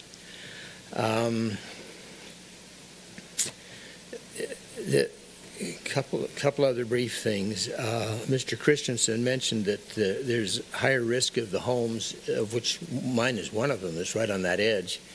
My home was built with that knowledge, with about 12 micropiles and down onto bedrock, so I know there's a risk of slippage. But I counted on that map that there are 4 lots that have similar red 30-degree slope there, and they're larger lots. The houses are a little different situation, but versus 12 lots that I counted around the edge of this one that would be fairly close in similar situations. So it's not exactly the same. I don't think the risk is increased in the Heritage Crest where we live, and I really feel badly for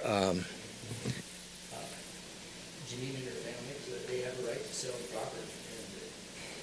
And being told, though, that we don't want this developed is not true at all. I expected it to be developed when I moved in. I didn't expect 27 units on the parcel. I think both sides want honesty and fairness. There's not prejudice against the family at all. We love Janine.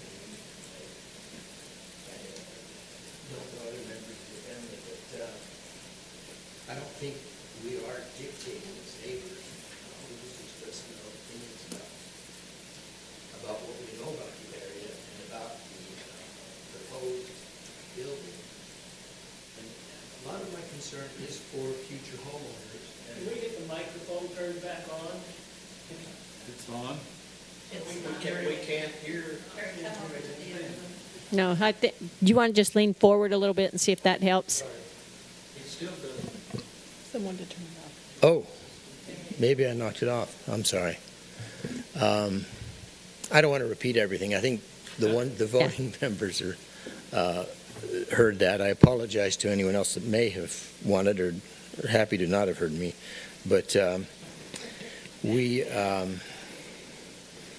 anyway, I have a concern, like John Hill, like the Andersons. They bought that home. They didn't build that home. It was not going to have a parking lot behind it and a trail behind it at the time when they bought it.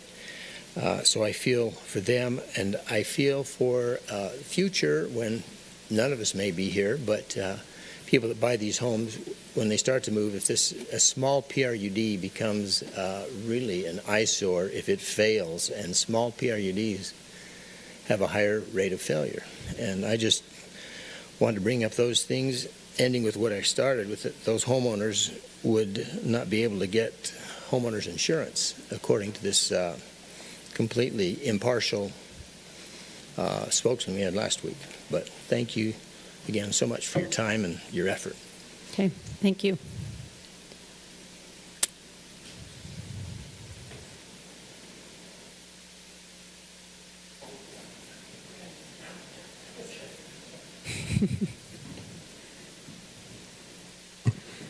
My name is Timothy Rasmussen. I appreciate the opportunity to speak publicly to this council and to our mayor. I just want to tell a quick story. I had the opportunity today to witness the retirement from our Air Force of Colonel Timothy B. Furman. Brigadier General Bolame presented him with his retirement papers. It was a wonderful meeting, and he talked about Colonel Furman, who used to live just 2 houses west of me in East Layton in this neighborhood. Colonel Furman, if you are familiar with the name, was in charge of our F-22s at Hill Air Force Base, not for the standard 2-year term, but for 4 years, where he was doing the next right thing that kept him in command of our F-22s. When he left that, he was assigned to Pakistan, where the general asked him, "Are you aware of what's going on in Pakistan?" And his response was, "No, I'm not, but I am determined to hear you out and to listen to what you have to say." And he told him what was expected of him in Pakistan. And Colonel Furman told him, "I hear you, the light is on. I will get it done. I will do the next right thing." The general talked to him and he said, "I want you to understand that this operation gets scrubbed if it hinders in any way the relationship that we have with the Pakistans." And he said, "I hear you, General. I will do the next right thing." I have a really good friend that's a doctor. And for decades, he donated his time to Weber State's football team, their basketball team. And after retiring from being a doctor, he has remained active with his doctor's license so that he can continue to do the next right thing. And he still volunteers his time to help others with diabetes. I don't know where Mr. Christensen came up with the idea that I am going to selectively say, oh, it's only on 3 sides, and my brother's got a 3-sided. It's not 3 sides if you're not getting the full story, if you're getting a misled story. If Miss Matthey is adamant that I can sell this land and do anything I want with it, she's not familiar with city council meetings. I've developed a subdivision in Roy. I know what it takes to develop a subdivision. You have to do the next right thing. To end this, I just want to let you know that today is my anniversary. My wife and I have been married 46 years and 13 hours and 20 minutes.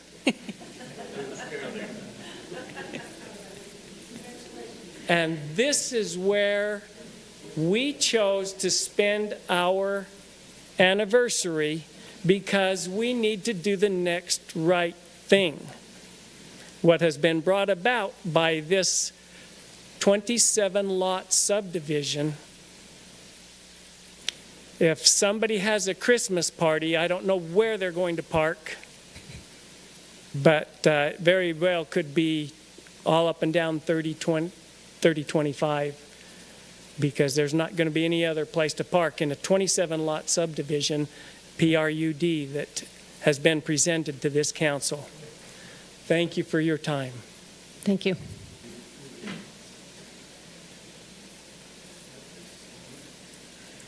Brandon Smith, 2606 North, 2900 East. I'll be brief. I don't think citizens of Layton are concerned about racism or age or any. And in fact, all the people I know are very concerned with personal property rights and the ability for people to live a life and do what they wish and find joy. I think the concern we have is that this seems like an I don't know why we need to make exceptions and zoning exceptions to allow this many units. I think ultimately, when it's all said and done, like that's what people are nervous about, is that all of a sudden we have this massive conglomerate of houses that just doesn't match the area. A safety concern, yes. They reference other houses being in similar places and it being okay, but I mean, you go in the backyards and retaining walls are sliding, they're replacing the land is absolutely moving. And I think ultimately that is the concern, is that 10, 20 years from now, if this starts to move, then what happens, right? I mean, that is what happened in 2008 with the subprime mortgages, right? You get a corporation to come in and sell a bunch of stuff that they can sell, package, and be done with. And then when crap hits the fan, they're not there anymore. And it feels like this is kind of the same thing, where we're getting a bunch of stuff just slammed through, and once houses start to slide, the profits are already in pockets, and we leave it to the city and the citizens and everyone else to take care of. So thank you so much. Thank you.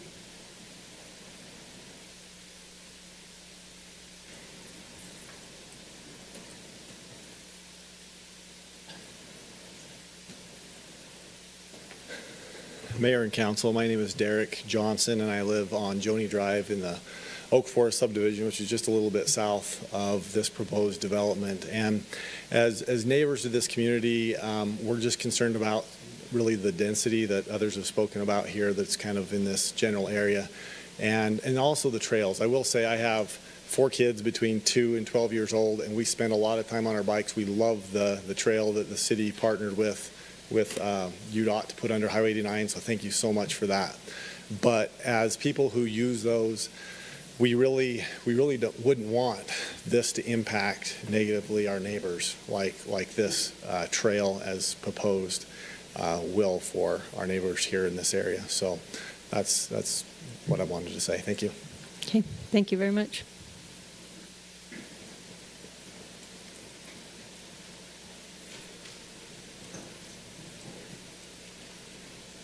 2 sentences, Michael Christensen. Okay. Then there's some Every more. comment you've heard today about reducing the density is someone destroying affordability, trying to make things more expensive. Thank you.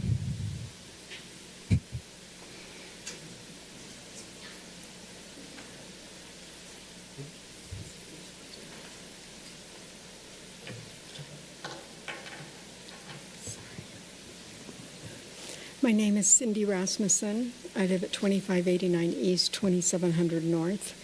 Thank you for the opportunity to address this council. I have similar feelings as others who have come up, and I hesitated to be redundant. But I feel like it's my opportunity to have my voice heard. And I think that's what each one of you were elected to do, was to hear our voice. And I'm grateful that you would give me this time. My question to the council is a simple one. Will you listen and carefully weigh and consider what is being said by the experts and by the citizens who live in this community? Here are some key points that I've heard at the meetings and during discussions that I have been involved in. First of all, one of the major concerns that I heard was that the core samples were taken many years ago and were located in a small area on this property, and none were taken on the toe, the sensitive area that everyone is so concerned about. The concerns with this building on this land have been already expounded upon, but I would like to share that we have lived in this area for 40 plus years. And our neighbors were some of those neighbors that their homes slid off. And we listened to their concerns as they addressed the insurance companies, as they went to the builders and developers, as they came to the city council, only to be told that it was their problem, not anybody else's. They were left without homes. They weren't compensated for them. They had to start again. A tough pill to swallow. Our area has seen surrounding homeowners left with the inability to sell their homes because there's vacant land where those homes used to be. One of my dear friends waited years, took her home on and off the market, waited years to finally be able to sell her home at a much greatly reduced price.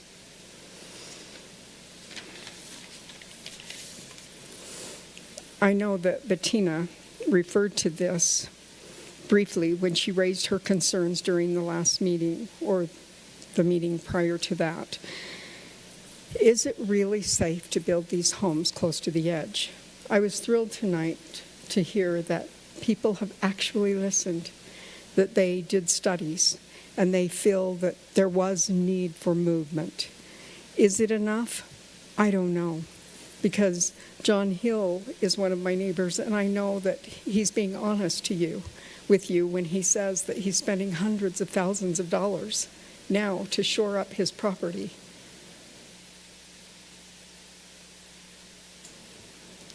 I know that it was referred to that the insurance agent that came, that was unbiased, no one asked him to come. He just heard about this dilemma, this problem, this concern. And he stated that his company, a reputable insurance company, would not insure homes built in this area on that close to the edge. Are we listening? Existing homeowners in a community raised concerns. One of them was a concern about the access point and the traffic on the bend. How would this affect? There have been accidents on that bend that I'm aware of. I'm sure there are many more that I'm not aware of. If the access point is in the wrong place and we build that many homes with that many drivers, it used to be that we only had one car to a family, but that's not the case anymore. Everyone has 3 or 4 vehicles. This is becoming a very crowded community. We've watched it grow over the last 40-plus years, like maybe some of you have. We've seen UDOT come in and try to help us to have better roads and better systems of accessing our property. Changing the zoning on this land may lower the value of existing homes that were bought with an understanding that there was a road stubbed in for a continuation of the existing zoning, of the current development that is there. This isn't, if we change the zoning, this isn't what they bargained for. This isn't what they thought was going to come down the pipe. I know circumstances changed, but with all of the discussions that we've had and all of the things that have been said, I just can't help but believe that perhaps this type of development is not the proper development. Janine Stoll is in my ward. I love her. She's been my visiting teacher. I've been hers. No one is trying to make it so that the Stolls do not sell this property. They're asking for the next right thing to be done. The beauty of our community should be preserved. A young man named Preston came up and spoke to you at one of the meetings and talked about the love he has for this property and the desire that he had to preserve the view of that property. Becky Anderson has talked about how they built their home and raised their family here because they loved the beautiful area and her concern for its future becoming like a resort community. Why would we need a resort community? We have a beautiful natural setting that is far superior to any resort community. Many of us built our homes and lives here because of the natural beauty and charming neighborhoods and wish to keep the zoning as it is to preserve the area. My understanding is that this council is the final step in this rezoning process. You're elected officials by the citizens who live in this community and voted for you to be their voice. Are you listening? Will you listen? So I ask as a concerned citizen to please listen carefully and weigh, considering the information you are presented.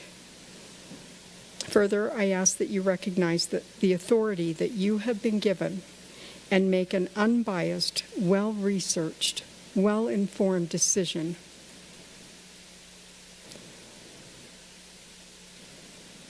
I'm so grateful that we live in this beautiful community and have the freedoms to speak. I know this is a difficult situation. I know it's a difficult decision. But I do believe that it deserves all the care and all the research that you have done so far. And my hope is that the right thing will be done. Thank you so much. Okay, thank you.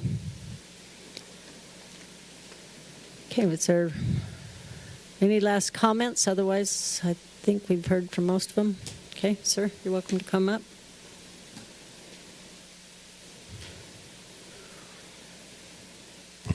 Adam Anderson, Anderson Development.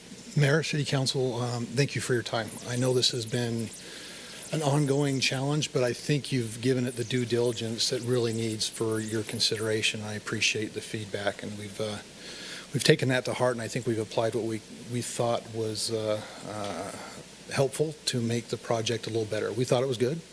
You said it needed to be a little better, and we took that to heart. So I think that was a useful exercise to go out on site and see the impact of that 30% line. And I might add, too, if I could, to the west of that line, IGES, in addition to CMT and Geostrata, another geotechnical engineers designed retaining in there as well to help further stabilize that hillside. There was a couple questions that came up, if I could just quickly address those. I don't want to take too much time. I know we've talked a lot about this project, but on the vegetation around that, I know Fire has an urban fire plan that he would come out on site and indicate which structure, mainly it's brush, a lot of oak brush that needs to be thinned out so it's not a fire hazard. He wouldn't let us have oak brush right up against the house, which is understandable. That's a safety concern.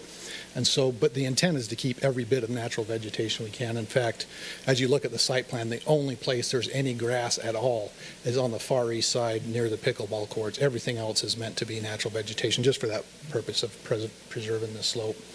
Next was I believe, French drains. We did bring that up about drains and trying to do a low-impact development. After further review, they said, hey, we don't want to do any kind of change in discharge. We want natural, but we want to control how much is coming down on that and make it as equally applied across the surface as possible. That's always been the number one safety concern since we started this project, was safe surface water infiltration. And so that's why we started, and this is really honestly why we came up with the design we did with the HOA, was to control the surface water infiltration. And that's how we got to this point with this type of layout. And so anyway, again, I appreciate the time. I know staff has put years into this, and you've put a lot of due diligence in looking at this project. I do appreciate that. I'd avail myself to any questions if you have anything of me. Mayor? I have a question. I see on this picture here, the private street at the top. Is that some additional parking for the subdivision? It is, correct. So that one, and then there, in the other one, there's some more off-street parking as well. But just those two, right? Correct. And then plus, I think you saw in the one illustration, we have tandem garages plus that. So we'd have 3 in a garage, 2 in a driveway, so we'd have 5 per structure. And then we upsized the street so we could have parking on one side plus the off-street parking. So we're well over, I don't know the exact numbers, but we're significantly over double what we're required as far as parking. So to be clear, and I had this question when the parking concern came up, these are all public streets with the exception, I don't know, the cul-de-sacs are private streets. So the public streets have parking on one side? Just one side. Additional? Yes. None on the private, though? With the exception of those lots that are bumped out? They can do single-sided parking. There's not much, as you can see, except like to the side, north side of 122, there's a little bit of room. But you're right, on the street parking itself, a little bit up to the north of 112. Outside of that, it's really meant to be on off-street parking was our goal and desire. You don't want to come into a subdivision that's just parked all over the street, so that's why we wanted to get as much off-street parking as we could get. Okay. Any other questions for the developer? Okay, thank you very much. We appreciate it. I'm going to go ahead and have our staff come back up and kind of address some of these questions that were brought up.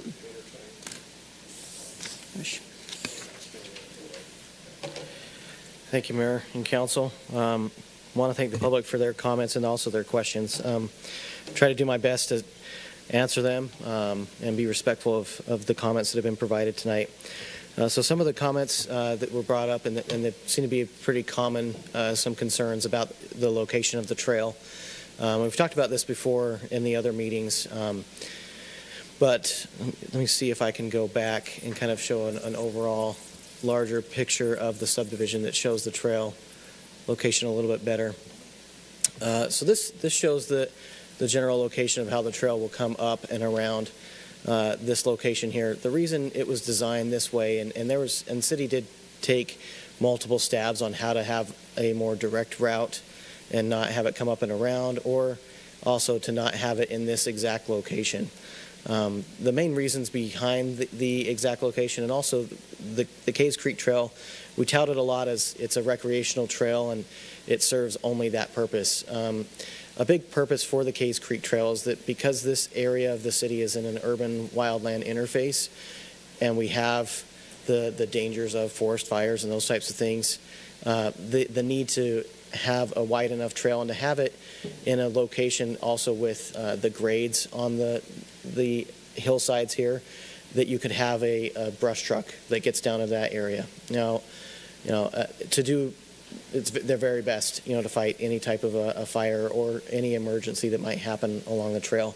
So that's really why it doesn't go back and forth. At one point, there was some design that showed it having some switchbacks that came up to here. It comes around this bend because of the grade changes, but then also the location and having it go out to connecting to Hobbs Creek Drive is, for accessibility, for emergency access.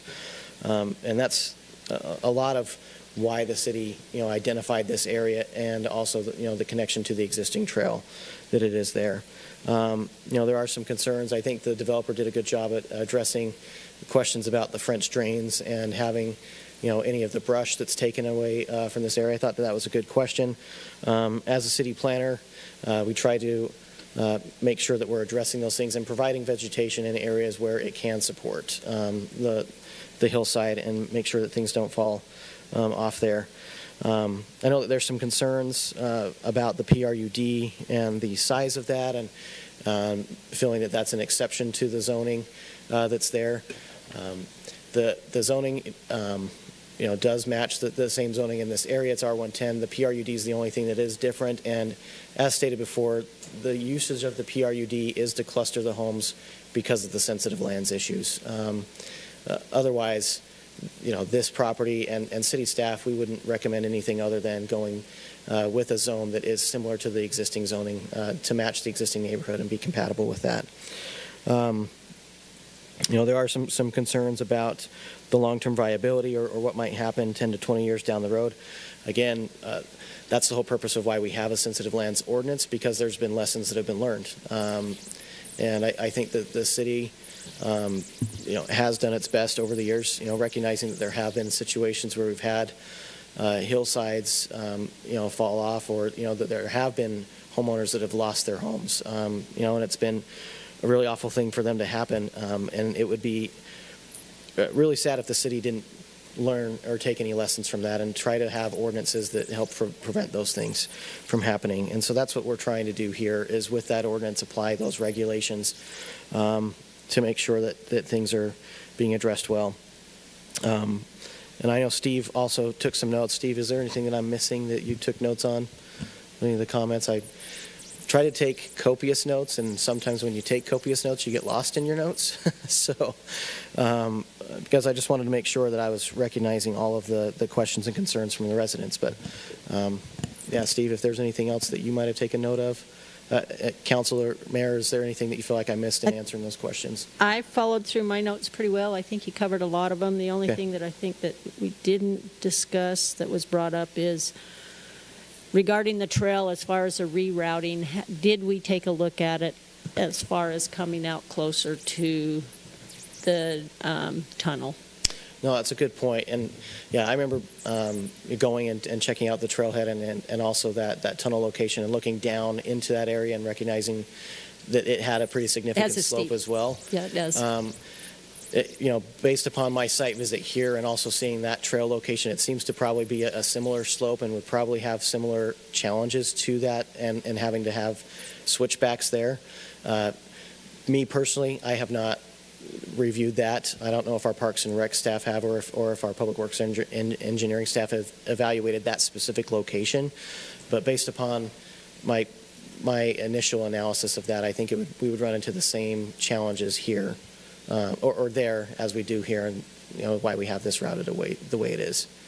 So I know that that's not a perfect answer because I don't have a perfect analysis of it. It's an honest answer. But yes, I'm trying to be honest with the fact that that's as much as I know.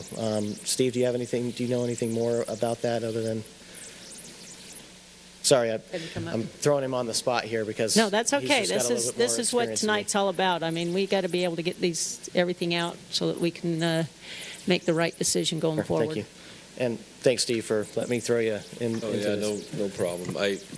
I do know that Joellen has looked a lot into where this trail goes. She has a master plan that they have extensively looked at, being somewhat familiar with the grades around the point and that area. I don't believe that it's much more feasible to take it out there without creating some of the same challenges or problems on those slopes by cutting a trail into there.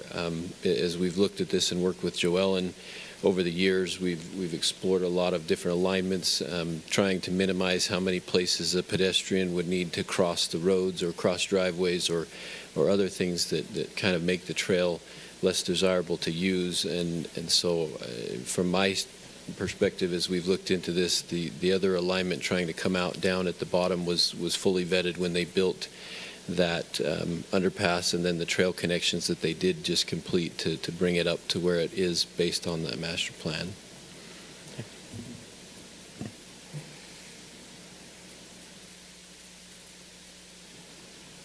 Okay.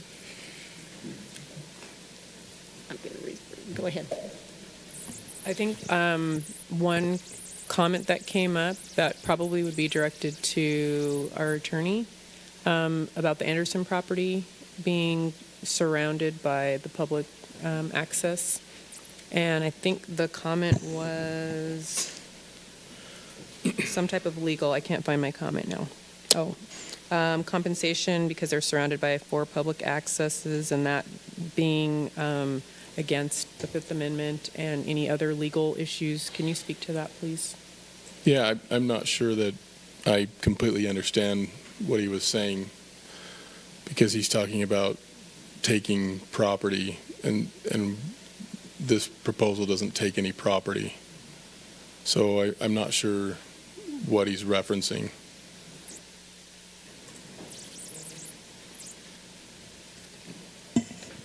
Anyone else?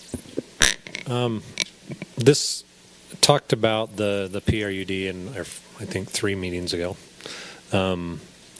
What could if it was R110, I guess I should preface this with a question. We have a sensitive lands issue or ordinance, not so that we can't build on sensitive lands, but so that we do it right. Is that an accurate statement? Mm-hmm. So if we were to view a development that was R110 on this property, taking account all of the whole parcel, what could the max density be if it was zoned R110? Yeah, so off the top of my head, I don't remember what the max density would be. If it was just R110, I believe I have to look it up. I think it's about 3.5 units to the acre. I know that if you use the PRUD, you can have a max density of 4.9 units to the acre, but with this specific subdivision, it's not even close to the 3.5. So it's even the way it's designed, I do know that it's below the density that would be allowed by right with the R110 zone, because the R110, the density is always taken based upon the overall area of the property. Including the space they're not including building the on. space that you can't even develop on, right? And so even taking all of that area out, the density that we're getting overall in this area, and I know that this was brought up in a previous meeting about the density in this specific area versus the overall area, we just have to look at it as a city that we're evaluating and applying that standard equally throughout the city, that we'd look at it as this one property and what's that density for the entire area, which it is under that total amount. Another aspect of that is that this specific developer, Mr. Anderson and his group, before this concept was created, they did look at an R110 shot. And the challenge with that was that they did run into sensitive land issues, and it didn't have the circulation that this does. It didn't fit the lots, and it didn't have to provide the access that it needed to. And it ran into issues where it wasn't meeting the sensitive lands ordinance as well as this, like this one does right now, where staff could be at a position where we could recommend approval of the rezone.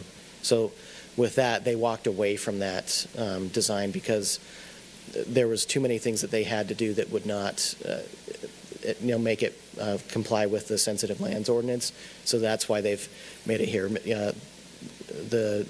Anderson, he's talked about, the reason that they have these pad sites has to do with a lot of the water. And a straight up R110 zone, the challenge that we would have with that by not having these pad sites is that we could have overwatering of properties. And we've talked about that in previous meetings, and so I don't want to dive into that ad nauseum. But really, a lot of the reasons behind the way this subdivision is designed this way is to address the sensitive lands as best as possible and make sure that when the homes are built on the property, if homes are built on the property, that there's not additional water. We're not taking away from the existing vegetation as much as we can, so that way, as those concerns were brought up, we're limiting the ability of the slope to hold water and also to stay up. So hopefully that answers the question. Sometimes I can be a little long-winded in those answers. So. You're good. Thank you, Brad. Yep. Mayor, I have one more question. Absolutely. And this actually may be for the developer, but the question is, not with this, but with the modified plan, does the location and or placement of the trail prevent you from doing the development the way that you have it listed already? And I guess the reason I'm asking that is because I also talked to Joellen when we were at the trailhead, and she did mention about the brush truck and having the size and the grades be what they need to be in order for the truck to get down there in case of an emergency. But if there are opportunities for, if she has, I'm sure she's looked at this because Joellen's very thorough, but for the sake of the council and the public in this question, would you be prevented from moving forward with development if the trail location were in limbo? Does that make sense? Yes, I think I understand the question. And to that point, I don't believe that's going to impact the development. We still got a little ways to go through plating, et cetera. So the finish line is still a ways down the road, I believe. Rezone's the next step. But we got a ways to go before we would start breaking ground if we were to get to approval. So to your question, would the trail need to go in right away? No. We would have to provide access to some utilities down on the south, that's the southwest side, just for access to the storm. But outside of that, it wouldn't impact the rest of the development at all. Thank you. That's a good alternative. Okay. Anyone else here? Brad, I wish Dave or Joellen was here. I'm wondering if it would negatively impact the trail system, the development, if the section, what's the road? What's that? If that section of trail wasn't included in the development. Because the brush truck can still access from the stub road. Yeah, it is a public street that comes through there. You're right. I wish that they were here as well to be able to answer that question. I know that the reason it goes out to have it connect to Hobbs Creek Drive is to provide a more direct connection down to where that tunnel was talked about. So by taking people on the trail and having it go directly out to Hobbs Creek Drive, it avoids going through the Heritage Crest subdivision or through this subdivision, more as just a direct connection.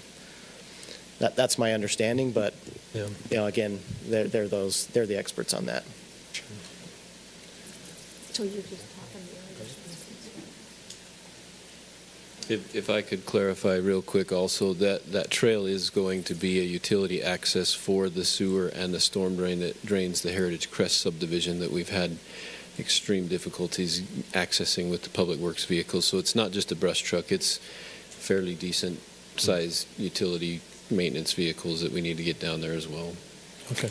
So then I'm sorry. Go ahead. I was just going to say, can you address, though, I think what the concern is behind the Andersons' property, is that really necessary? Because you've got the public street just to the west of their property, and the trail actually crosses that. I believe in the discussions, as Brad mentioned, Joellen has looked at that. The reason that she and the city is recommending that connection is so that in the future, when people use this trail, we won't have people using the trail parking in the neighborhood, Heritage Crest or this neighborhood, and that's where once the demand for the trail is great enough that then they would be working towards putting that trailhead in sometime in the future, so that it wouldn't be, I guess, an annoyance or a nuisance to the neighborhood by having the users of the trail park in the subdivision. If you don't put that connection in, then the odds are people are not going to try and use the trailhead. They're going to just go park as close as they can to that walkway right there, and then in the neighborhood be probably parking in front of people's houses or driveways or things like that. That's the best answer I've heard. That could be a huge negative impact in the future for both those developments. So, thanks. Okay. Additional questions? Did you have one, Bettina? Just that we still need Joellen, and she's not here, and that's not her fault. But I was just even thinking about, like, if the proposed parking lot that's, set to go there later, if that were still there, and this area behind the Andersons' lot was not, connected through, but there was a parking lot that was advertised as for the trail. I mean, I know that sounds crazy, right? And it's not connected technically, but it does still offer opportunity. Where there's more parking, people will go there if it's not far away. So I don't know. I think that there may be still some options that there may be opportunity for Joellen to kind of give us more detail around that. And thank you for the additional information you gave about the public works trucks, because I didn't really have that. I only had the information about the brush trucks. Yeah, could I answer that a little bit? I think some of the things here, as we're talking about where the parking lot would go and what the impact might be here, there was some good information provided from the general public. Some of what we could be saying might be conjecture at this point too. I think about that, and if I'm just trying to put myself in the position, if I'm using the trail, if I'm going to park here and then go down and use the trail, I'm afraid I'd probably walk in front of the Andersons' home and around their home to then get to the trail, or I'd end up going up this way, depending on where the location of that parking lot is. Generally speaking, human beings, and whether we're driving a car or we're walking, we try to take the path of least resistance. And the shortest route. I'd hate for, same thing, parking vehicles in front of people's homes, or even just walking in front of their homes to access the trail, which I know that they've already expressed those concerns of people trying to get down and access the trailhead already as it is. I think providing a parking lot is recognizing that there's already a demand and trying to mitigate some of the aspects that we already have there. Okay, thank you. Maybe just to add to that, that is our current experience all across the East Bench. In fact, we had a robust discussion with an HOA, Layton Ridges, where the city people were parking in the subdivision to connect to the trail, and we had the same idea. The city built a parking lot that was a little further away, down in a place that could accommodate them, and there's a few people who use the parking lot, but most people continue to go up and park the closest. So the irony is that they go to recreate and to exercise, and yet they won't park and walk 500 feet to connect to the trail. They want to park right in front of the trail. So there's a lot of things that are theoretically possible, but our experience all across the East Bench is that it simply doesn't work, and will have foreclosed, from staff's perspective, will have foreclosed the opportunity to do it in a way that we know is effective based on bad experience. And people are still upset, but they're just upset for a different reason. And that's because now they're crossing through backyards and side yards and parking in front of it, creating access problems. And people will do that because of public streets. It's unfortunate, but that's the reality. Yeah, that's a good point. Okay. Any other questions, council?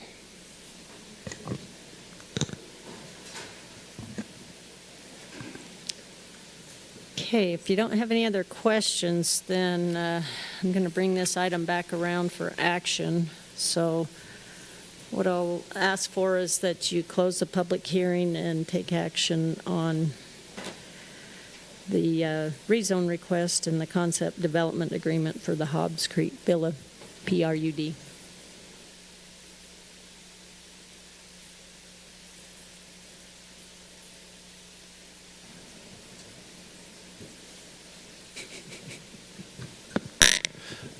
Clint, this is a site plan, not a development agreement, not a proposal. I mean, what, is it a development agreement? This is a site plan, Yeah, correct? and there is a development agreement attached to it. Attached to it, so, Yep.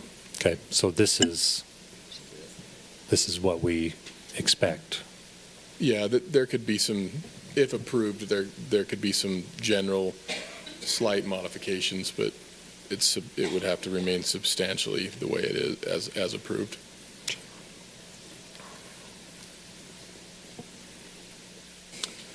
I'll make a motion to close the public hearing and adopt Resolution 25-16 and Ordinance 25-08.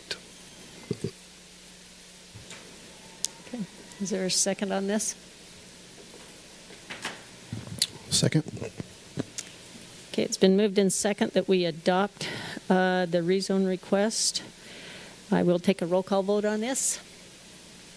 So I'll start with Councilmember Robert. Well, do you need further discussion? I was going to say, it's been several meetings, and I know this is a tough one.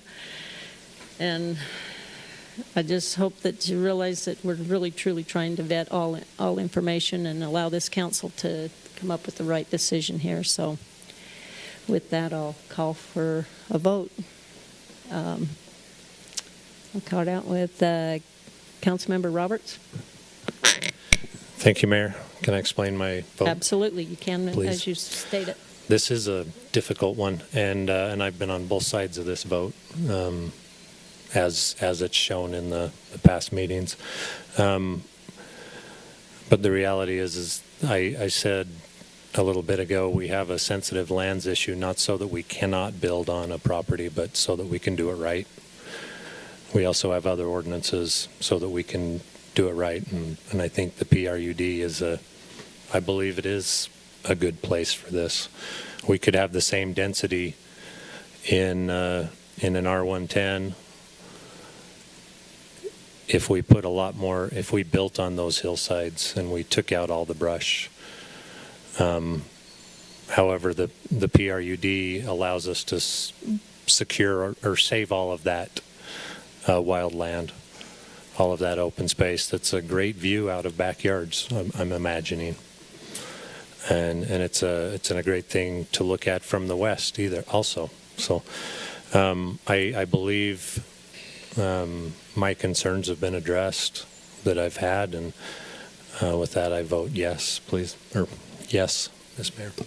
Okay, thank you. I'm going to mix this up a little bit. Councilmember Smith Edmondson. Sorry. The mix-up. I felt the mix-up. So I'm going to explain my vote as well. This has been a very interesting and long set of meetings, including one where my 8-year-old wanted to come visit, and we were here, and she was asleep on the front row, bless her heart, and still wanted to come back another time. So I'm thankful for her desire to participate and to see how things work. I have visited with residents in the neighborhood, the neighboring area.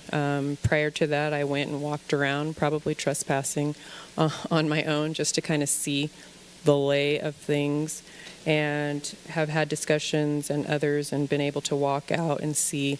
I appreciate the diligence of the staff for enduring our questions, because none of us are experts in this space. We're elected to represent all of the residents of Layton, not just any one particular neighborhood or group, all of us who live here. And so we try to do our due diligence.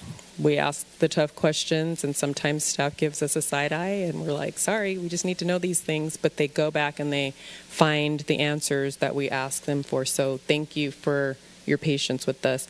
Brad, you did an awesome job presenting the entire thing tonight. So kudos to you on that. I want to address the developer.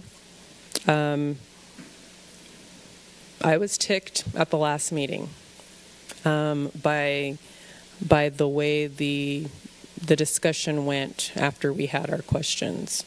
But to be true to myself and who I am and my faith, I did not let that keep me from looking at all sides, like listening to all sides of this. And I appreciate you for listening. I appreciate you for pushing back homes, specific lots that I asked about. I hear Steve in the back of my ear saying 30% is acceptable, it's fine, it's legally okay. And so I do know that we could have approved this 2-3 meetings ago, but I didn't feel comfortable doing that because of the residents in the other development, the homes that we've seen, actually standing, walking that trail and seeing those homes, and just understanding, as Daniela Harding mentioned, there are a number of homes that have slid, and one home sliding is too many, right? So I do appreciate you for going back and reworking those sizes, those setbacks. That's important to me. I feel much more comfortable about the spacing now, especially in looking at the overlay between the two neighborhoods. And that was something that was very eye-opening to me. So thank you for listening and doing that. I still have some questions regarding the trail, but the trail is not make or break with regard to the development, and that's something that is city related and the city's responsible for, and that's something that our staff can help us understand better. So with that, I am going to vote aye on this rezone and this ordinance because I do believe that we have done our due diligence, tried to hear all parties, all sides, and understand what is best for the entire city. And just to Mr. Christensen's point, the density in this area is not necessarily related to housing affordability, because these homes will not be first-time homes for anyone. They will not be affordable for that first-time home buyer. So I understand your density discussion, but that is not really related to this particular development. Thank you, Mayor. Okay, thank you. Councilmember Thomas. He's here.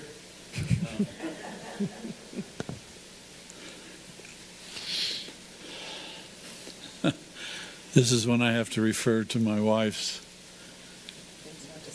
thing that she made for me. I guess it's time to explain. I've never really had a problem with everything happening. The due diligence that was done by the developer. I mean, I won't say impressed, but I thought he's really gone through it, and I understand that. And then to come back and do some things that he felt like, would help. And I agree that they're not going to hurt. They're going to, I'm a little confused. That's not the right word. I don't like the trail, but I can't see stopping everything because of the trail. Sometimes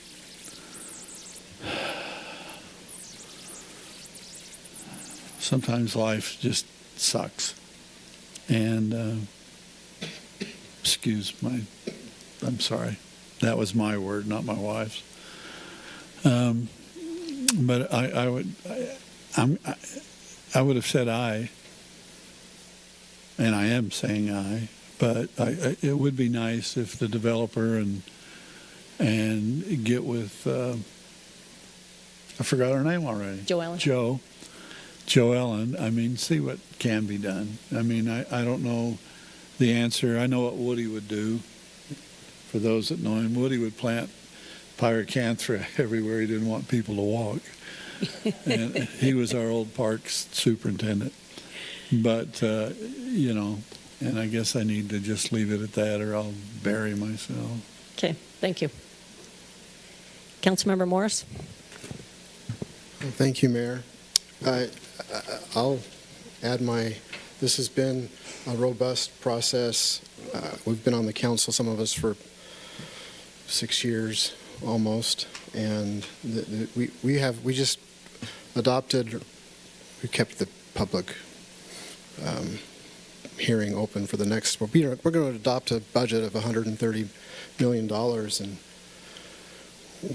we had a budget last year that was under that we didn't have anybody come and even question or talk about, and so you take that compared to tonight and the two previous meetings and the work sessions, and I appreciate the dialogue back and forth. I appreciate the passion of the residents and your concerns. I was, the first meeting, I mentioned the fact that I was glad that you were talking about safety and those concerns, and not that you didn't want the development in the area. And so I took that to heart. We had the second meeting, and concerns were brought up by Councilwoman Smith Edmondson, and I agreed. I wanted more information from the geotech firms, and I felt like if we could take care of those lots that we talked about in that meeting, that I would be in a better place. I know we've asked the developer to do more than what the ordinance, the PRUD ordinance, may have called for, and that's fine. This is a legislative decision, and he listened. And I also had mentioned we're a city of laws and ordinances, and there have been many people, councils before us. I've mentioned planning commissions, planning commissioners that worked diligently after what had happened in some areas of the city to put together an ordinance that would be the best ordinance moving forward to help mitigate issues that none of us can control. We can't control. There could be an earthquake tonight, and none of this would even matter because we'd have lots of houses with issues. We can't control everything. But we've used the best wisdom from the past. You've all come, you've asked questions, you've made us think, you've been very passionate, and I appreciate that. And we haven't had an issue like this where we've had so many public meetings and public hearings since I've been on the council, and even before, running before for council. This has been the most robust discussion, and so I appreciate the residents, I appreciate the staff and their diligence, I appreciate the developer and patience as well, and I appreciate the property owners and their desire to make this a better place for others and to share that beauty there. So with all that, I'm voting aye. Thank you. Thank you. Councilman Bloxham. Yeah, I appreciate the dialogue. I won't repeat any of the things that have been mentioned, but I do appreciate people feeling passionate about an issue and coming and speaking. I always appreciate that I could visit on the site and that I could review it and that I could review all the information that we received in terms of geotechnical, city engineers, everything, planners. Appreciate all the information that we've gotten. And I think it's important to know that when residents come up on one of these dais to give us information, that we really do care what you have to say. It's not just lip service. And sometimes reasonable people can disagree. And that's kind of where I am with my fellow members of the council. This was a very difficult one, and one it doesn't matter now. It's already 4 yes votes, but I just couldn't get to yes, and my vote's no.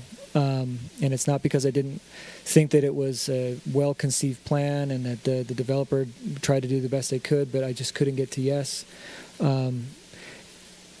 And my hope is that the sensitive lands and all of the experts that have put together information about this is good, this is fine, that will be good. But this was a legislative decision, and it's probably the one that caused me the most consternation since I've been on the council. And I couldn't get to yes because I just didn't feel like I could. And so with that, I don't need to take any more time. But I do appreciate the communication that we've had. And I appreciate both sides, and I hope that the development works out really well. I hope that it can be a place where those who own the property can feel like they can have it developed in the way that they wanted.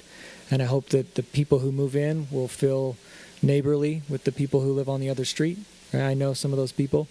They're good people, and we want Layton to be the best that it can be. And I'm hoping that this development and this discussion and dialogue that we've had shows that we do care what our residents think, and even if we don't always come to the same opinions, that we appreciate the rigorous dialogue. So with that, Mayor, my vote is no.